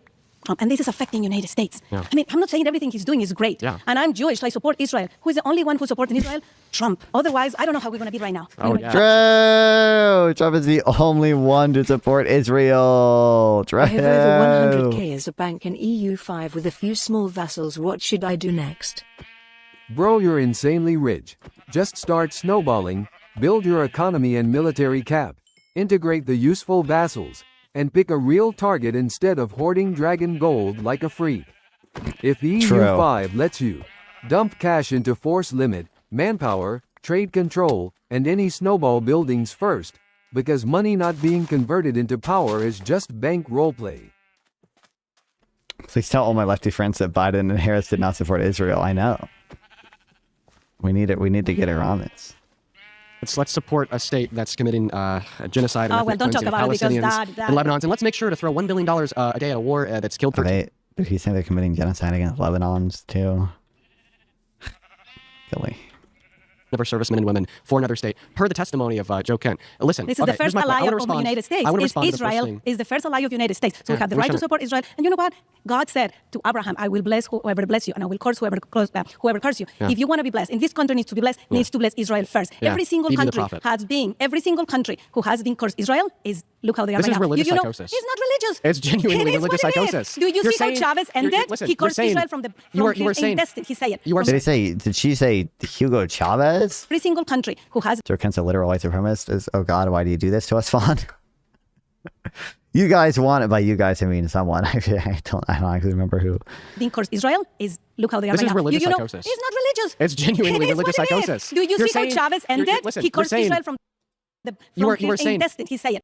Oh, do you see how Chavez... Oh, what? Hold on, what is she saying? I heard a Hugo Chavez at first. Ended religious. It's genuinely religious psychosis. Do you see how Chavez ended? He cursed Israel from... But she means, isn't that... She's not saying Chavez there, right? She's saying, what's it? Fuck. Whatever Jewish holiday or whatever. Is that what she's saying? Or is she saying Chavez? You were saying... intestine, he said it. You were saying... And he's dead. Okay. Yeah, we have to... I don't know what she's on about right now. I can't tell. Please correct me if I'm mistaken. My understanding is that the cost of X equals demand for X over supply of X. So wouldn't an increase in the supply of labor without a proportional increase in demand for labor necessarily reduce the... So if you hold everything else fixed, yeah, an increase in the labor supply could decrease wages. The issue is not everything else is fixed. So believe it or not, immigrants can have other effects other than increasing the labor supply. Like also increasing the demand. Get out of that area. What if I like this area? Bless the ethnic expansionist, genocidal, terroristic state, or else we're all going to be cursed and die. I want to respond to the first couple claims that you made, specifically on topic with Venezuela and the border. So, who brings in 70 to 80% of the drugs into this country per the Homeland of Mexico, Colombia, Venezuela? Who is bringing them? Who is supporting them? It's Mexican country, and I'm sorry to... That was like the corruption in Terraria. say it. I love my country, but my government is Okay, disgusting. I'll respond. It's Thank you. our Thank you for your government. Okay, so it's interesting. You know, she said Mexico. What I'm assuming the point Dean is going to raise is kind of weird. We were so focused on a bunch of Venezuelan boats then, which Tren de Agua, yeah, probably has routes through Mexico, but they're not the main suppliers of fentanyl or cocaine into America. So 70% of the drugs sold in America, brought into America, are by citizens. Why do I bring this up? Because when we say that undocumented immigrants are the issue, they're the people Well, are brought in by citizens. No composite federal statistic assigning that percentage across all drugs, all supply chains, all routes, but federal data does show it's narrow.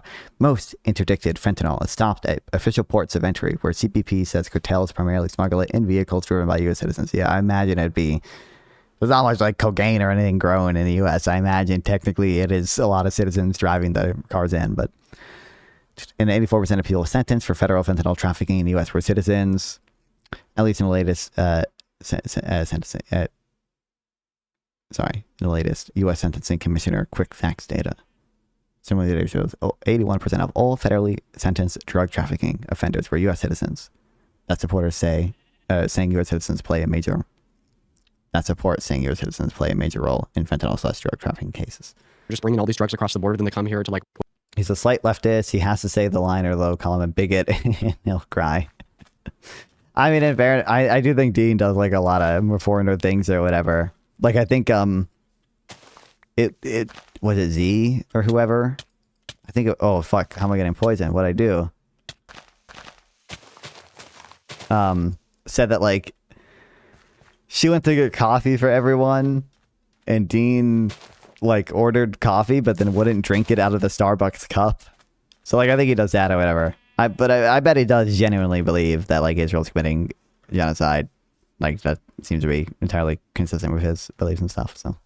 Women and kidnap children, commit all these heinous violent crimes is nothing more than the demonization of a demographic. That's I actually never said all the undocumented people are the one who bringing But that's what Trump to has become said. citizens. And that's why you should support Trump. I'm not telling you he's doing everything perfect. I never say that. I'm talking about the borders that we have more than 2,000 miles border with Mexico, and that's where they came the drugs, and that's where they came this trafficking. I don't listen. I people actually trafficking through legal ports of and entry for the most part. weapons that are killing our people in the streets right now. So once again, a vast majority of the drugs brought across the border are brought in by citizens through legal ports of entry. And when I give you an explanation for this, it's going to make sense to you because think about it. Okay, when a citizen is coming in through a legal port of entry, okay, well nobody just has the innate right per the state to pull them over, scrutinize them, check every nook and cranny of their vehicle because of our constitution. But when they identify an undocumented, they already have an individual who's capable of breaking. They should. And they have all the rights. Search U.S. citizen cars for no reason. Check their vehicle, and that's why. Or without reasonable, coming with citizens. probable My cause. larger point here is, I don't think that Donald Trump has secured the border. I think that the reason why we've seen such a drastic decline in undocumented entry has nothing to do with proactive long-term border policy, but rather to do with fascism and human rights abuse. There are people in this country that are getting illegally deported and then tortured in places like Econ. Executive Order number 14160 attempted to unconstitutionally reclassify citizens as undocumented immigrants to be lined up and deported by the DHS. Where we're watching people like Alex Freddie get murdered and brought. I mean, I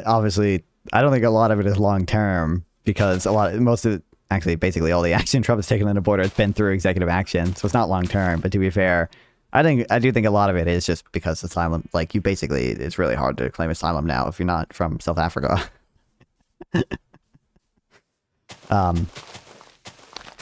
But obviously the cruelty to immigrants is also probably somewhat of a deterrence, if I am to put it lightly. Let me answer. I want to answer to you before you continue. You're talking about legal deportation. I used to be I recommend following the quest book because at night you're going to get bodied. That was not true. I think I did.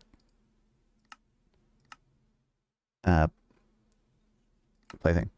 Asylum is not supposed to be used for financial reasons. I recognize that, and I have always maintained, even in a stream I've said, probably most of the people who came over for asylum, oh hey look, it's nighttime. Hey, I really need a flint right now so I can make a crafting table so I can make a bed. Hopefully that house has something.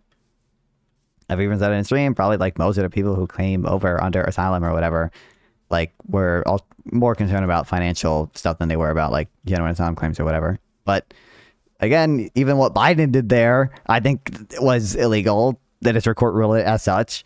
And what Trump is doing is even more expansive than that. They call us for an emergency meeting, looking for families to support these kids. Meanwhile, they were reunificated with their families. Reunification with their families. Yes, it was not true. There was in cages. That was just the media, what they wanted to portray. So is your argument that Executive Order number 14160 doesn't even exist? What I'm saying is the media wants to say what they want to say because they have already, But this is coming from the media. It's coming from the You've been voted out. All right.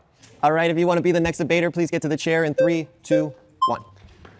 Hi, welcome in. I think we should start this off a little I bit. didn't even sit down. I know, I'm talking to you while you're standing up. Hi. Okay, I'll slow it down. What's your name? I'm Kaitia, but you can say Tia. It's a lot easier. Well, it's a pleasure to meet you, Tia. Thank Thanks you. for being here. Listen, I say we start this conversation off a little bit differently. Can I tell you why I think Trump is a terrible president? That's what I was going to ask you. I would love to know, actually. Perfect. Well, I break it down to the three main So the Jefferson idea, no borders except to delineate state sovereignty, but no safety nets either. Safety nets are good, actually. Sometimes, generally speaking. Well, generally speaking, might be too.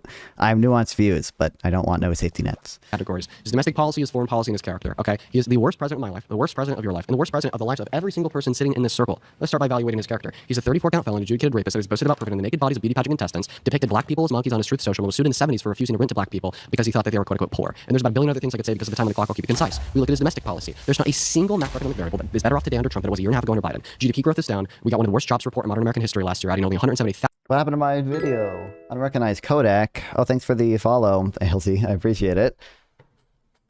Gonna make strong Fed Gov and make the biggest companies entrenched. Sure. What? I mean, I don't think... I'm not sure the safety net has a big effect on entrenching the biggest companies. I don't think that's been documented at all. To the extent it makes the federal government stronger, like, I just don't think that's like a inherently bad thing. I think there are things the federal government can do that are big, or that are good. And insofar as it's doing that in service of a stronger social safety net, that is in many cases good.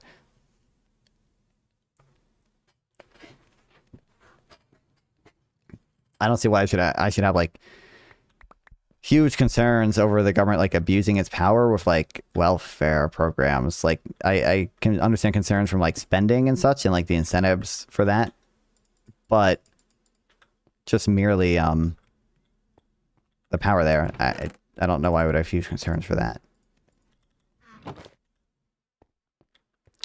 Also, bricks are super useful, so the house is very, very lucky. Fine, let's go. Also, 3 gavel can be crafted into 1 flint. Ooh, okay. UBI, let's go. I mean, yeah, especially I think especially insofar as you limit it to like cash transfers as opposed to in-kind goods, you probably limit it even more. Actually, should I break this? 1,000 jobs to the economy after adding 2.2 million under Biden in 2024. We see that unemployment is up. We saw 1.3 million layoffs. We see the highest increase in the price of gas in 1 month since the Vietnam War in 1967. Foreign policy is a disaster. He said he was going to end Russia's invasion of Ukraine on day one. He didn't. He said he was going to bring us closer to our allies. Now they all hate us because we impose unconstitutional legal tariffs on them. He said he was going to be the president of no new wars. Then he started a new war of choice in Iran just to deflect away from the Epstein files. And this holistically is why I think that Donald Trump is a terrible president. The mic and the floor are yours. Okay, thank you. So I haven't been in politics that long as far as like interest. It was like 2016 really opened my eyes. I never thought Trump had a chance, honestly. But I do seem to remember in 2016, a lot of the dialogue around his win was he only won because America's racist. Basically saying everyone who voted for him was racist. This is after 8 years of Obama, by the way, who got reelected. So based on that, and after 4 years of not being president and now he's back, why do you think that he won if he's one of the most terrible presidents in our lifetime? Okay, yeah, I'll give a directive to that question. I first want. Really? That's the response to all the issues he raised? Well, how did he win if he was such a horrible president? Base E-Hammer? What did E-Hammer say? Oh, a diameter? Is that what you mean? Freeman demonstrated that the government is the primary cause of inflation when increasing the money supply. Whoa! What? Shocking. Ask a clarifying one. Do you think that Biden was a bad president? I don't want to talk about Biden because that's not why we're here. Right. Okay. Well, I'd expect you to answer that question. We know, of course, but Biden got the most votes out of any president in history. We can't say just because people were willing to vote for a Obama, no racism directed at him, which I know. Especially not also, you know, kind of by Trump, you know. To be president, that therefore they were the best option. The reason why I think that Trump won the election had a lot to do with propaganda surrounding the negative economic impacts of the pandemic, okay? We saw 9% high levels of inflation, roaring gas prices, and I don't think that these things were caused by Biden. But Biden never was really too publicly outspoken about that, and I think that was a messaging problem with the Dems. The second reason why I think that Donald Trump won had to do with the fact that Kamala Harris only had a little bit over 100 days to run, which I also blame on Biden. He should have stepped down a lot sooner. But ultimately, I don't think Trump won because he's a good president, and that's undeniable. Has your life gotten better in the last year and a half? My life has gotten better, How has Trump made it better? Tell me, specifically. I honestly do feel safer with him president. I mean, we can beat a dead horse with the closed border. That means a lot to me. Like, I'm a mom. I have kids. It's important to me that, and I live in LA, which is like crazy, right? Do you live out here or no? No, I don't. But you would be safer to leave your children with the average undocumented immigrant compared to the average citizen. They're 2.5 times less likely to commit violent crimes compared to the average US in citizen. my home with me. That's why I homeschool, and that's why I'm a mom, and my children come first. So for me, being able to do that is a blessing. There's a lot of sacrifices that come with that, especially in this economy. I would be lying if I didn't say like it's difficult with the gas prices. It's difficult with the groceries and the tariffs. There's a lot of things. Yeah, similar with Biden. There was a lot. Inflation has not increased. Similar with Biden. Under Biden. What did Biden do to cause it? The money to Ukraine and the open border. Dog. Dog. The money to Ukraine in the open border? Really? Really? I don't know. I don't even understand the mechanism for either of them, really. Because a lot of the Ukraine money was goods that we valued that amount that we just gave to Ukraine. And then, insofar as we're spending government money to either give it to Ukraine or replace equipment that we gave to Ukraine. What was Wicked v. Filburn? What details increased the power of the federal government? Who was president at the time? Why is this decision considered questionable? Yeah, that case is the Giga Commerce Clause moment. Filburn grew wheat on his own farm for his own use, and the court basically said, we don't care if everybody does that, it affects interstate commerce in the aggregate, so Congress can regulate it anyway. That juiced federal power because it let the government reach even local, non-commercial activity if the cumulative effect might hit national markets. FDR was president, which, shocker, is part of why people side-eye it. Why's it questionable? Because it's kind of a legal rubber band stretch. Growing wheat for yourself is not remotely interstate commerce in the normal human sense, and the ruling basically let the Commerce Clause swallow almost everything. Wow. You can look and you can research about how much it cost us to send the amount of money that we did to Ukraine and what. How much money did we send to Ukraine? What it did to. It was. I'm not looking at the fact check. It was not quite even 200 billion, right? I think all our aid packages, we gave like 80 billion or something at first. And there was like another 60 billion later on or something. Okay. During Biden's presidency, Congress approved 180 to 190 billion. What's goated? Fuck yeah. And funding tied to Ukraine, war in the border. Sorry, in the broader Ukraine response. A U.S. government oversight portal reports 187 billion in total appropriations for Ukraine. For operated Atlantic Resolve in Ukraine through fiscal year 2024. Well, USA Facts calculates 182.8 billion in emergency funding for Ukraine in the region from February 2022 to December 2024, of which about 80 billion had actually been spent by that date. With that total, direct military assistance to Ukraine accounts for roughly 60 to 70 billion, with the rest funding. U.S. forces in Europe, economic support, and humanitarian aid. Wow, federal government reaches all the way down into individual actions. Fawn, why don't you care about? I just don't, like I said, I don't have any good reason to believe that on the margins of freedom that I care about, which in fairness might be the different ones than you, why I should be like super concerned about the welfare state having some major costs there that wouldn't be worth the benefits. Affect our economy, and also with the undocumented immigrants. How much money did we they send are to getting Medi-Cal. They were getting money for food and free housing. How much money did we send to Ukraine in 4 years under Biden? You tell me. $220 billion approximately. Okay. Now, here's the thing. If you're going to blame Biden's 90% high level of inflation on $220 billion spent over the course of 4 years, then why don't we see like 50% levels of inflation, considering the fact that in the last year and a half, Donald Trump has passed the Big Beautiful Bill, which according to most estimates, is clocked in to cost us around $3.4 trillion over the course of 10 years. Or the simple... Playing this video affects the interstate That's true. fact that he's spending $1 billion. All right, I'm sleeping. Good luck. And the quest book is your friend. And there's a button on the side that lets you see the quests that are hidden in the eye. Oh, okay. I appreciate you stopping by. Not fun. See you later. Anyway, yeah, I was looking at that earlier. Rolling back at the expanded child tax credit after COVID was one of the worst public policy decisions I see play out of my whole life, to be honest. Yeah, from my understanding, the child tax credit had pretty positive effects, and like I have no reason to believe that like the expanded child tax credit was like some major broach on our freedom, or like should make me wary about big broaches on our freedom in the future. $1 a day in a war in Iran. He's going to spend just as much money on this war in Iran as Biden did in 4 years on Ukraine in less than a year. I think that's something we have to wait and see. Donald Trump has continued the funding. And I think you have to wait and see. High level of inflation on $220 billion worth of expenditure is nuts, especially when we consider that the Biden-Harris administration spent half of what the Trump administration spent out long-term like 10 to 1 or something saying, yeah, I don't know how. So my understanding is that generally there's like a lot of early childhood education, health benefits, or even cash benefits tend to pay for themselves long term. I'm not sure how well the evidence is for specifically on like the expanded child tax credit, if that has like super great long-term effects. I'm familiar with like one, I say study, but like I'm familiar with like one study that's like it's like 1.1 trillion like net positive in the long run or something. But I'm not sure that used great methods. I think from what I recall, it's more of kind of a pretty basic kind of toy model than like a super empirically robust study. Spent in their first term. I get what you're saying, and I think both of us, at the end of the day, we want what's best for America. I think we have different plans or strategies to get there. But the main thing I did want to come up here and but there is like pretty robust evidence that like SNAP has long-term effects on like human capital development if given to children under the age of 5, essentially. Like there seems to be a positive long-run effect on income and such. say, I don't think you really answered it, was if Trump was the worst president in our lifetime, how did he win twice, if not 3 times, depending on who you talk to? Didn't he literally answer that? Answer that? So also 3 times, depending on who you talk to.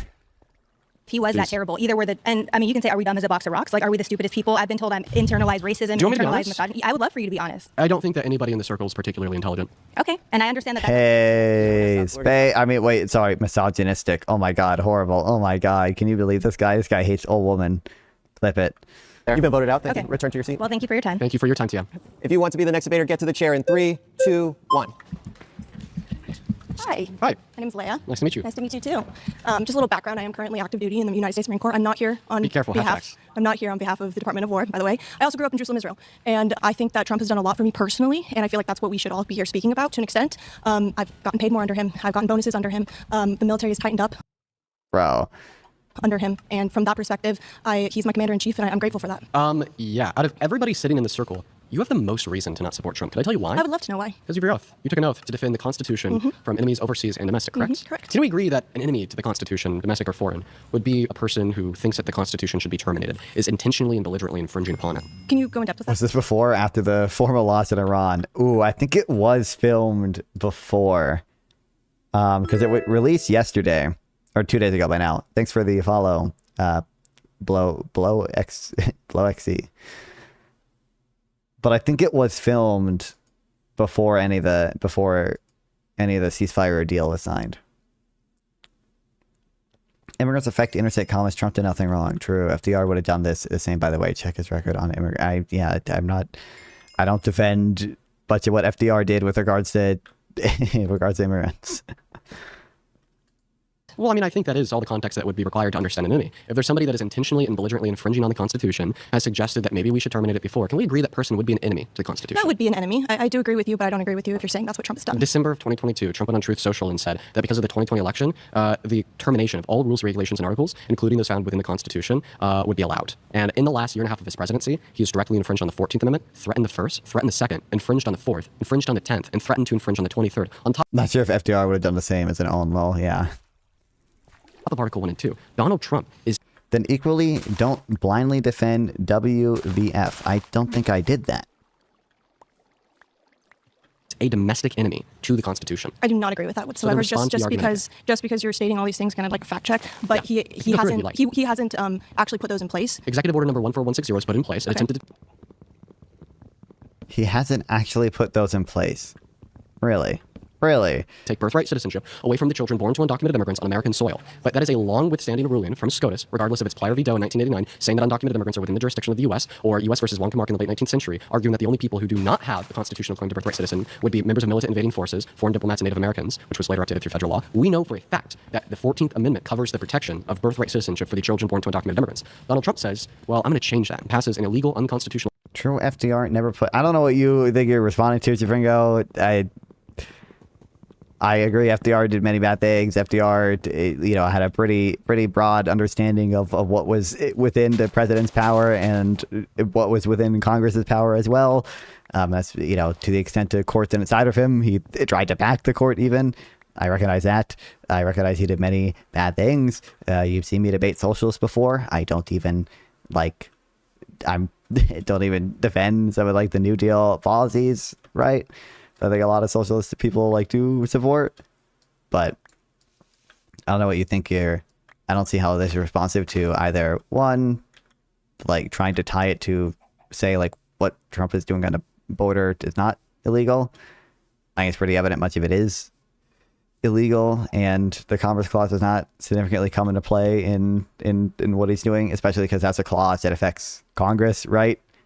The Congress shall have the ability to regulate interstate commerce. It does not say the executive.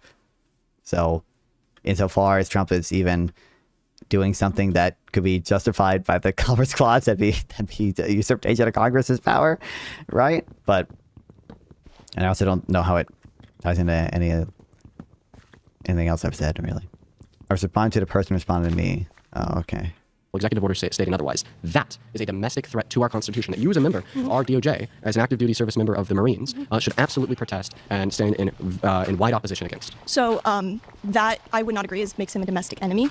This is militant. This is what I signed an oath for and what I raised my right hand for. It's militant, and that has not affected us in that military aspect. I don't think so. If you could give me an example of how so, as far as like immigration and all these people who have joined the military to get papers for their parents and stuff like that, whether they were born here or not, it's been in effect and it's been very helpful for them. What were your thoughts on Donald Trump calling for the execution of 6 sitting Democrats in Congress who reminded you to abide by your oath? 6 what? 6 sitting Democrats in Congress posted a video saying, if you're given a legal order, you don't got to follow it. And you should know that's what the UCMJ says. Yeah, no, absolutely. And Donald Trump called for their execution because of that. I don't know much about that, yeah, honestly. I'll tell you. Yeah, so, please do. I don't know much about that. Responded to an article talking about the 6 Democrats in Congress who posted a video saying like, oh, remember your oath, don't follow any unlawful orders if Trump were to give you one. And he calls them seditious traitors. Follows it up by saying traitors punishable by death, and then he reposts a follower's comment that says hang them George Washington would. Okay, so he falsely accuses them of a crime they didn't commit. You and me could agree it's not treasonous to tell the military not to follow unlawful orders. UCMJ once again. And then he says, well, because of this crime that he's accusing them of that they didn't commit, they need to be hung. That's him directly calling for the execution of 6 Democrats in Congress that were just simply reminding you of the UCMJ. How could you stand by such a maniac? No, honestly, we have multiple times gone against if it does not follow along with the UCMJ throughout history in the military, and they've been awarded for that. If our military leader, and for example, Donald Trump is one of them, but if they go against what the UCMJ does, we are allowed to go against that. Yeah, and so that's all the Dems were saying. And then he said they need to die because they said that. No. Yes, he said he said what? Who needed to die? These Democrats. He said that their sedition is punishable by death.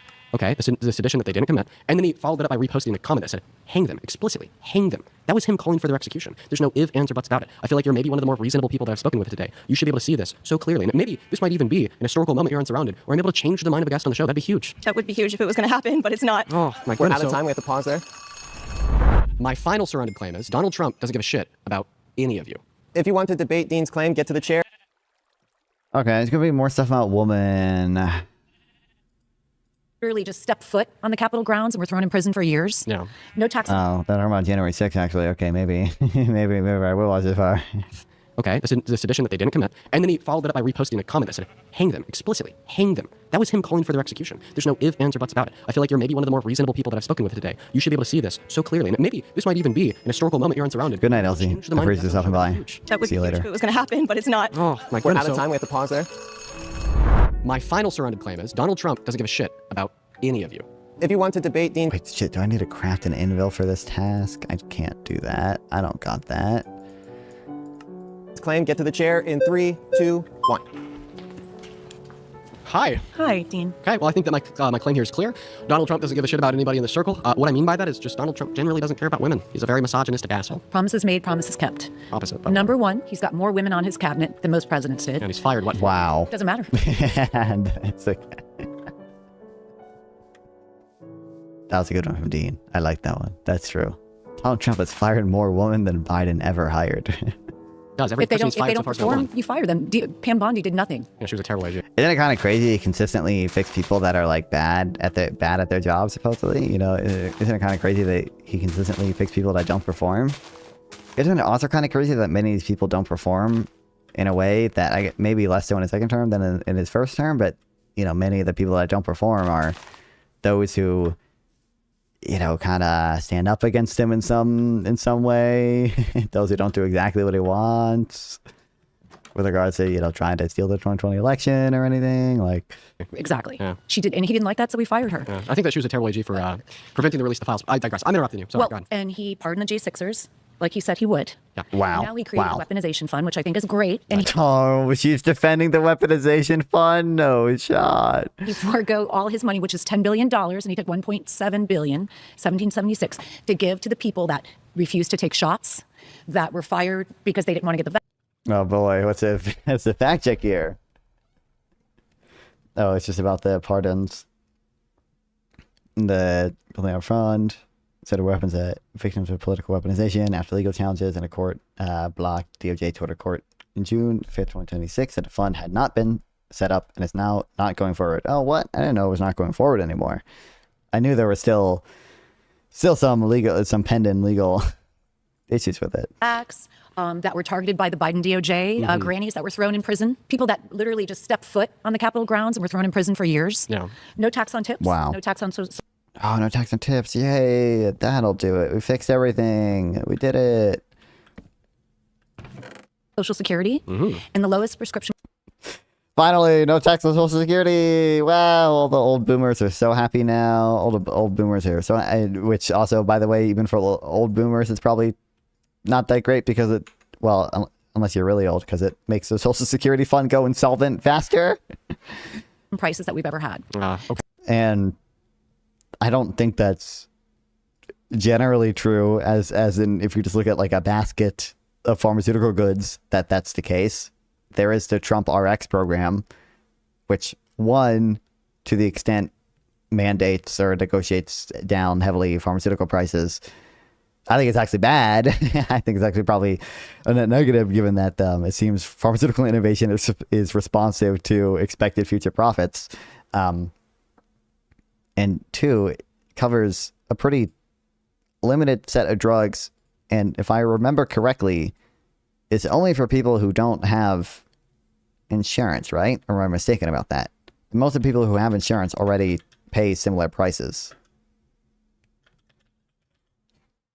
Safe borders, no more child trafficking. Okay, listen. He cares about us. Let's start with that $1.8 billion slush fund. Yeah. You said it was his personal money. That's not true. It's funded by the taxpayers. It's owed to him. Secondarily, no government insurance. But I think you might still be able to have private insurance then, I guess?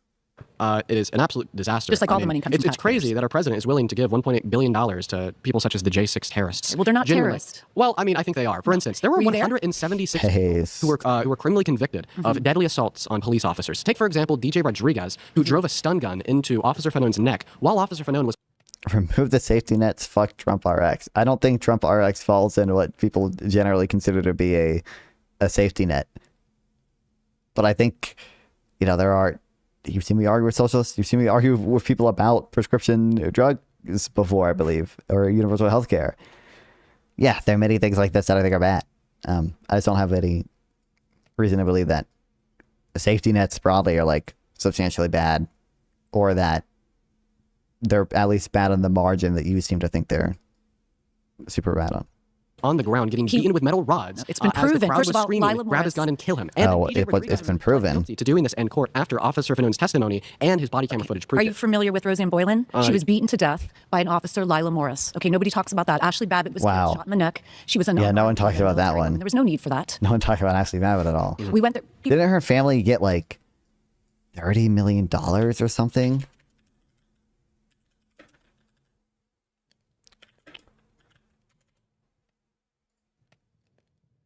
$5 million? Oh, finalized a $5 million settlement with the family, resolving a $30 million wrongful death lawsuit.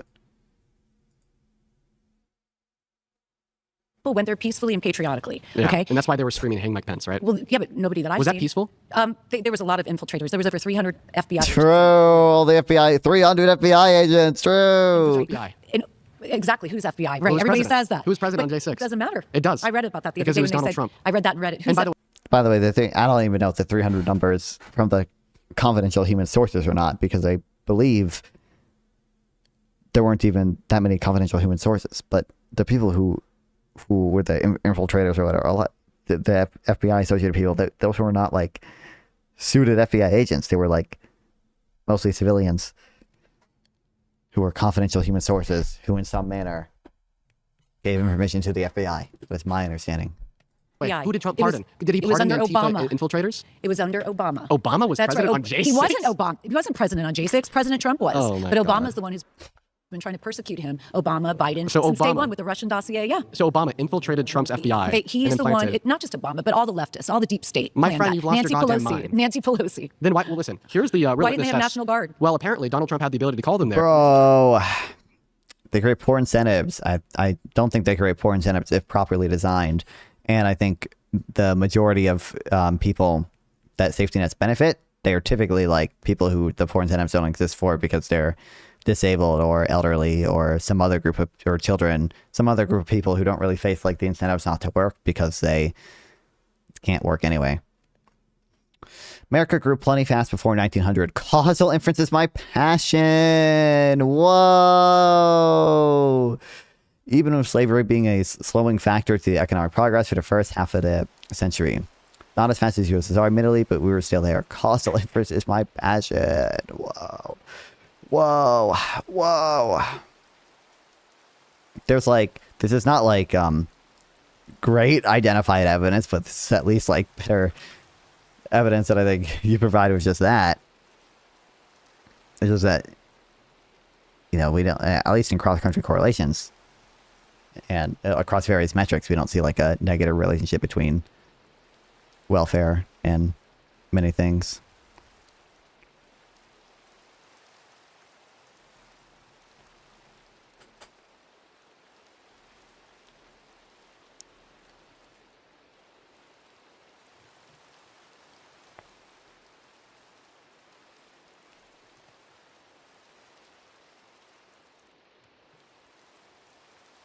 I thought there was, I might be thinking of a different blog post. I thought there were some more things here, but.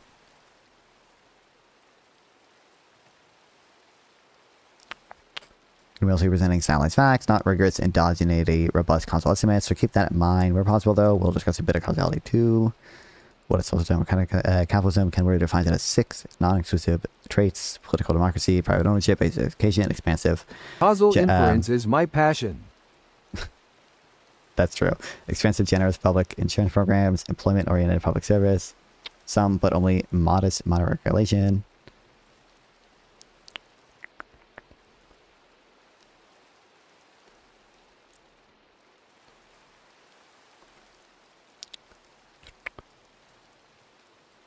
Okay.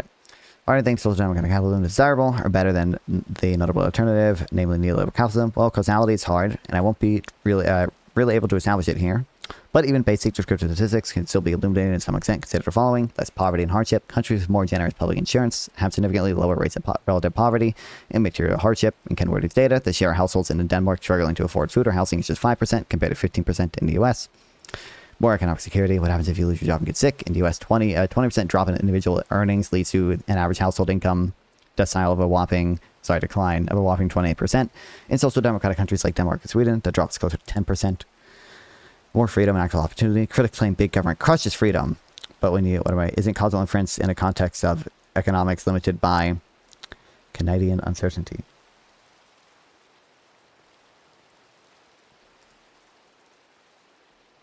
I'm like, I've heard of the kind of thing.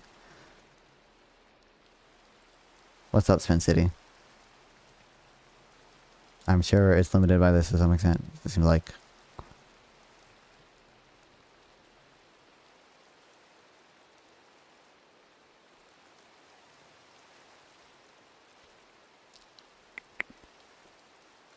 High share of people say they're happy with their lives and welfare with states with bigger welfare states.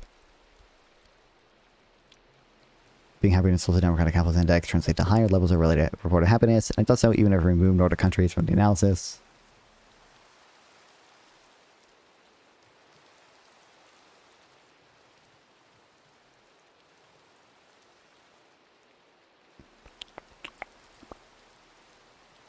Big government's prone to corruption? Doesn't seem so. Here's a recent meta-analysis investigating the question and finding that after controlling for publication selection bias, a negative or zero mean effect remains, which overturns the conventional wisdom. Big governments are not more corrupt, it might even be less so. And no, endogeneity is not driving this result. So if nothing else, you don't need to worry about social democracy destroying things. I'm not familiar with this study, really. Proven by a second term. According to Donald Trump's Did you not hear? He doesn't need to try to send the national. Did you not hear he just Nancy simply can. Pelosi where she said it's my fault? I want to do a quick litmus test on one of the claims that you made about all the J6 Antifa terrorists that were infiltrating the crowd. I actually know that there was over 300 people dressed up as. So do we agree that everybody who was criminally convicted on J6 has since been pardoned by Trump? I believe so. So Donald Trump pardoned Antifa terrorists, and now he's offering them a lot of them $1.8 didn't billion. get charged though. A lot of the Antifa people didn't get charged. What are you going to Bro. Well, I don't. Did Ray? So you don't Epps believe get in? charged? So you don't believe in things, right? Without I evidence. believe in So what's the facts. evidence? I believe in facts. Okay, so just like Donald Trump cares about the American people. Maybe we should get America back first. to that. Yeah. Okay. So we got to pause there. You've been voted out. Have a good one. All right. If you want to Bro be the thought they next could get debater, back to take it. the chair Bro in thought. 3, 2, 1. She knows. She does. Howdy, howdy. Hi. Hi. Welcome. Thank you. Would you like to carry on with why you think that? Trump doesn't care about you, doesn't care about anybody in the circle, because he generally doesn't care about women. He has had a lifetime of vapid misogyny, like the fact that he's a sexual predator, that he's a rapist, that he's overturned policy that has led to 60 pregnant victims per day being denied access to abortion in 10 every 50 states, or an attack on our economy. Everything is worse off today than it was a year and a half ago under Giga Chad Biden. I don't think he cares about you. He almost took a bullet for this country. And he's faced so many attempts. Yeah. He faces threats, as you should know. I mean, you cried with Charlie Kirk. I mean, listen. Specifically, Oh my God. Get back to the topic. I don't care. I don't care. That was very intense in the circle. Your argument bullet to the ear isn't because he cares Sal for his 34 placing his name on the Kennedy Center or attempting to commit the conquest of America, usurping Iran to be the 51st state, Venezuela to be the 52nd, and Canada to be the 53rd. That's what he wants to get out of it. He doesn't want to help you. Or once again, we see that represented through his policy, which we don't. I vehemently disagree with that. Okay. He cares for law You heard it. JFK, greatest friends. That's true. mothers trying to get pregnant, and it's disheartening. Reagan, too. The way you describe Trump, it's like you're describing a leader in the Middle East, someone that's an actual dictator. McKinley and Garfield, right? An actual fascist. And it's for someone that has traveled and true. has seen how other countries operate. This is the best country in the world, and we're so lucky to have Donald Trump as a president. And I'm disheartened that you can't see that. Okay, you said that he cares about law enforcement. Then why did he pardon 100? Winning Cold War was pretty fucking awesome. You gotta admit. On I mean, January 6th. JFK did not end with him. Maybe even cut him with the Cuban Missile Crisis stuff, but. Drove a stun gun into Officer Fanone's neck, gave him a heart attack. He had to be raced off to the hospital. DJ Rodriguez was then thrown in jail for 10 years. Trump says he's a patriot, gives him a full and complete presidential pardon, and has now created a $1.8 billion slush fund that's going to line DJ's pockets. Dude, there's no way he cares about cops if that's what he's willing to give to a would-be cop killer. Well, honestly, I don't know all the details of that. You said Reagan? Oh, sure. True. Would you concede that Donald Trump does not care about law I was just Reagan. I was just saying that because he got shot, right? In the assassination attempt. He was actually. I don't actually know if he was shot. I'm pretty sure he was shot. He might have been. He might have missed entirely.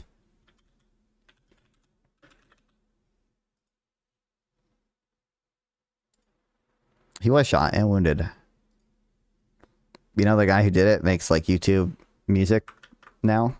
He's just like on YouTube. He just like sings songs and shit.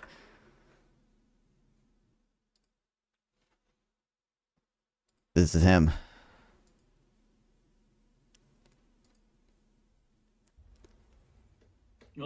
Life can be a dream. And then I don't know if they're still gonna be like this, but a lot of the comments used to be like, I was a big fan of your early work, but I don't really like it.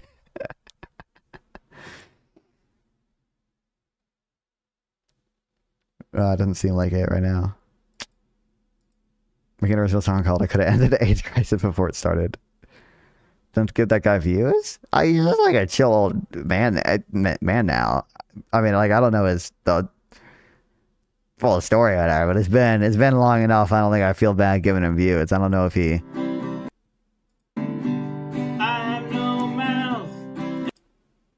I don't know if he is a big threat or anything anymore.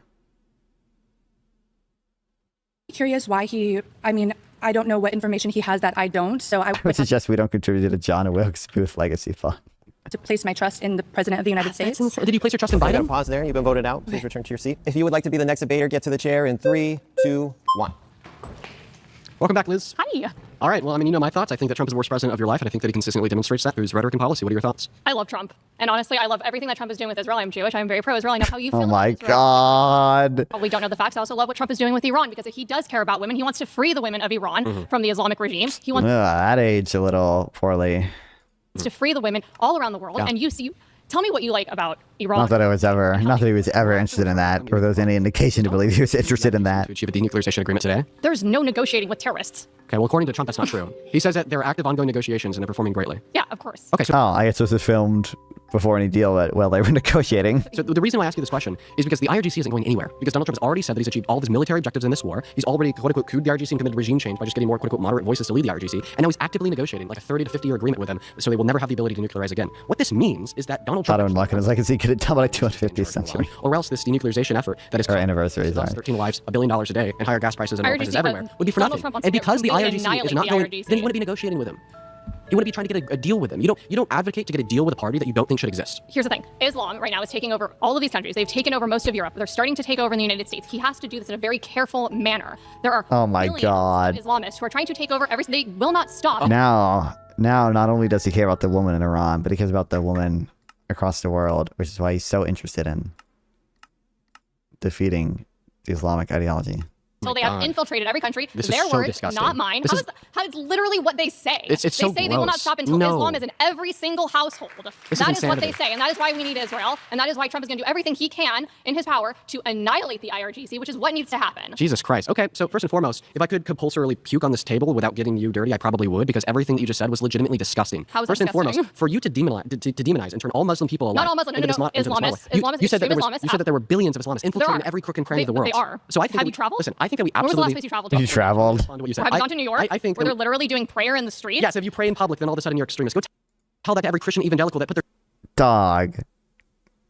That's crazy that Mandami is doing that to them. That's great. I can't believe they would. hand on Trump's shoulder in the Oval Office on camera. It's- It's different it because it's another religion. 100% Exactly. different. When it's about Because Jesus. No, listen to what I'm Christians saying don't want to here. go Listen into to every what single I'm saying country here. and take over. Listen to what I'm saying here. When it's about Jewish Jesus. people don't go when- into every single country and try and take over. Oh, right. And that's why they're going into the West Bank. That's why they're going to They're Gaza. going That's why they're going to First of all, Lebanon. Listen to what I'm saying Israel here. backed out of Do you know, Dean, that is their country. Get your facts straight. And what's going on in the West Hamas Bank today? has Hamas How many times has Dean had to watch Mean Girls to learn how to argue like this? He's got experience from the TikTok debates. That's all he needs. has literally been in charge Oh, yeah. of Gaza since 2005. And what's going on in It the is West a Bank today? recognized Gotta terrorist do the organization. virtue Israel signal. literally has backed out. When you have people, you have a tiny little country the size of New Jersey. Well, they have not backed out of the West Bank, and they're back in a lot of Gaza. But We're getting all over regardless. We're getting all over the place. What do you think is going to happen? Well, let's listen. Well, what I wouldn't want to happen is like vapid war crimes. Do you like, think that level, Israel 25 mile should radius. One moment. I don't think that any country has an inherent right to exist. I think that people have a right to self-determination. A country is a collective of people. Countries in and themselves are not moral entities. Explain I to am me. explaining it to you. No, Let me speak. I have I don't want you to interrupt me. Go speak. I want to answer your last question. You asked me a good one. You said, Dean, do you think that Israel has a right to exist? I think that that question is incomprehensible. And the reason why I say that question is incomprehensible is because a state is not a body in which has rights. People are entities in which have rights. A collective of people collectively have a right to self-determination. But the social construct of a state and a government is just a figure of our imagination through the collective of civilization, not an entity in which has rights. How many But Jewish I wanna people live in respond to- Palestine? I want to be able to respond How to many everything. Jewish people live? Total like deflection, bro. I don't like that answer. Do you know how many Jewish people live in Palestine? 57 Muslim countries. Liz, what you're I just doing wanna is you're know. attempting to overwhelm me with questions, which is a gish gallop. I want to ensure that I have proper time to go over every statement that has left your mouth, particularly the first statement that you made. I'm fighting a losing battle, but I wish the neocons and neolibs would see that they are actual partners against idiocracy. Well, I'm calling them radical because they pray in public. Christians That's pray in not why I public call them all radical the because time. they pray in public. I call them radical because they literally say that they will not No. stop until Islam is in every single household in every country and So, they have completely taken over. And you I can think see that- them say that everywhere. I think that every mainstream religion, okay, wishes that everybody on earth agreed with Not their at religion. all. No. Yes, of course they do. Let me No, explain to you why. Christians Are you don't really- are you a Christian? I'm Jewish. Okay, here, listen. I'm gonna ask you a question to the Christians in the circle. Do you guys think that the only way to get to heaven is to have faith in the gospel? Absolutely. Jesus Christ. Amen. And now I want you to put your flag down, okay, if you don't want everybody to go to heaven. Everybody still has their flag up. What that tells me is that everybody with their flags up thinks that the only way to get to heaven is to be a Christian, okay, and they want everybody to go to heaven. What does this mean? They want everybody to be a Christian. So from this No. guest's line of argumentation, everybody with their flag up Wait, is a radical extremist, no different than the Islamists that want everybody to believe that, Muhammad is a prophet. Okay, I have a question for the circle. All of the Christians in the circle, do you believe that if someone does not recognize Jesus Christ as their Lord and Savior, that they should be killed? No. Based. Islam on nothing. does. So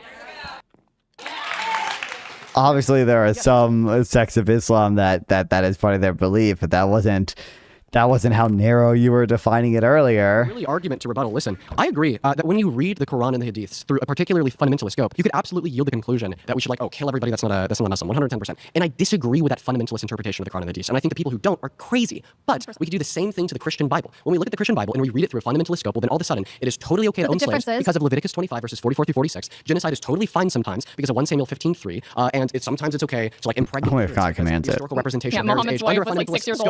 old. Under a fundamentalist scope. Oh my marriage is God. 13. And the reason why I'm giving you the fundamentalist interpretation of the Christian Bible isn't to shit on Christianity as a whole, but it's rather to say that when you read any religious text Here's through the that thing. fundamentalist perspective, you doing could always yield grave immoralities like slavery, pedophilia, or killing people who disagree with you. But the thing is that a lot of Christians, alongside a lot of Muslims, Thoughts on Peter? I feel like I recognize the name, but I don't know off the top of my head who it is.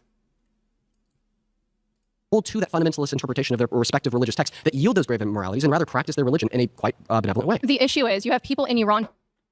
American philosopher. I'm not that familiar with him. Who are literally suffering, people who had to flee Iran 47 years ago, who are still suffering to this day, people all around the world, because the Islam extremists, the ones who are also in charge of a lot of these countries. Okay, bro. It's Twan. Do I care about any of the other stuff here?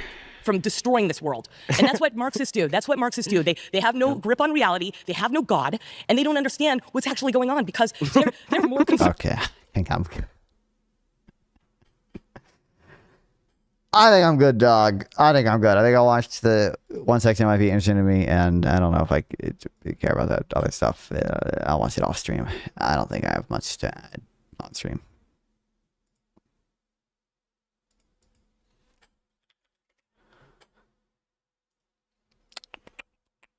Papers, please.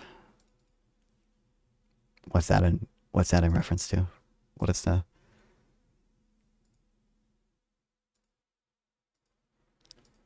That right now. Okay. I keep saying I'll stream again tomorrow, and then the funny thing is I don't stream the next day, but I usually stream the day after. So I'll probably stream the day after tomorrow, but maybe tomorrow. We'll see. Hello with Jordy. I'm joking because I know you're about to turn in, but reading papers that require math is always more interesting than Jubilee Slop. I thought you were making a reference with to like how people say papers please when there's some type of like government overreach or something of that nature. I was just confused what triggered that.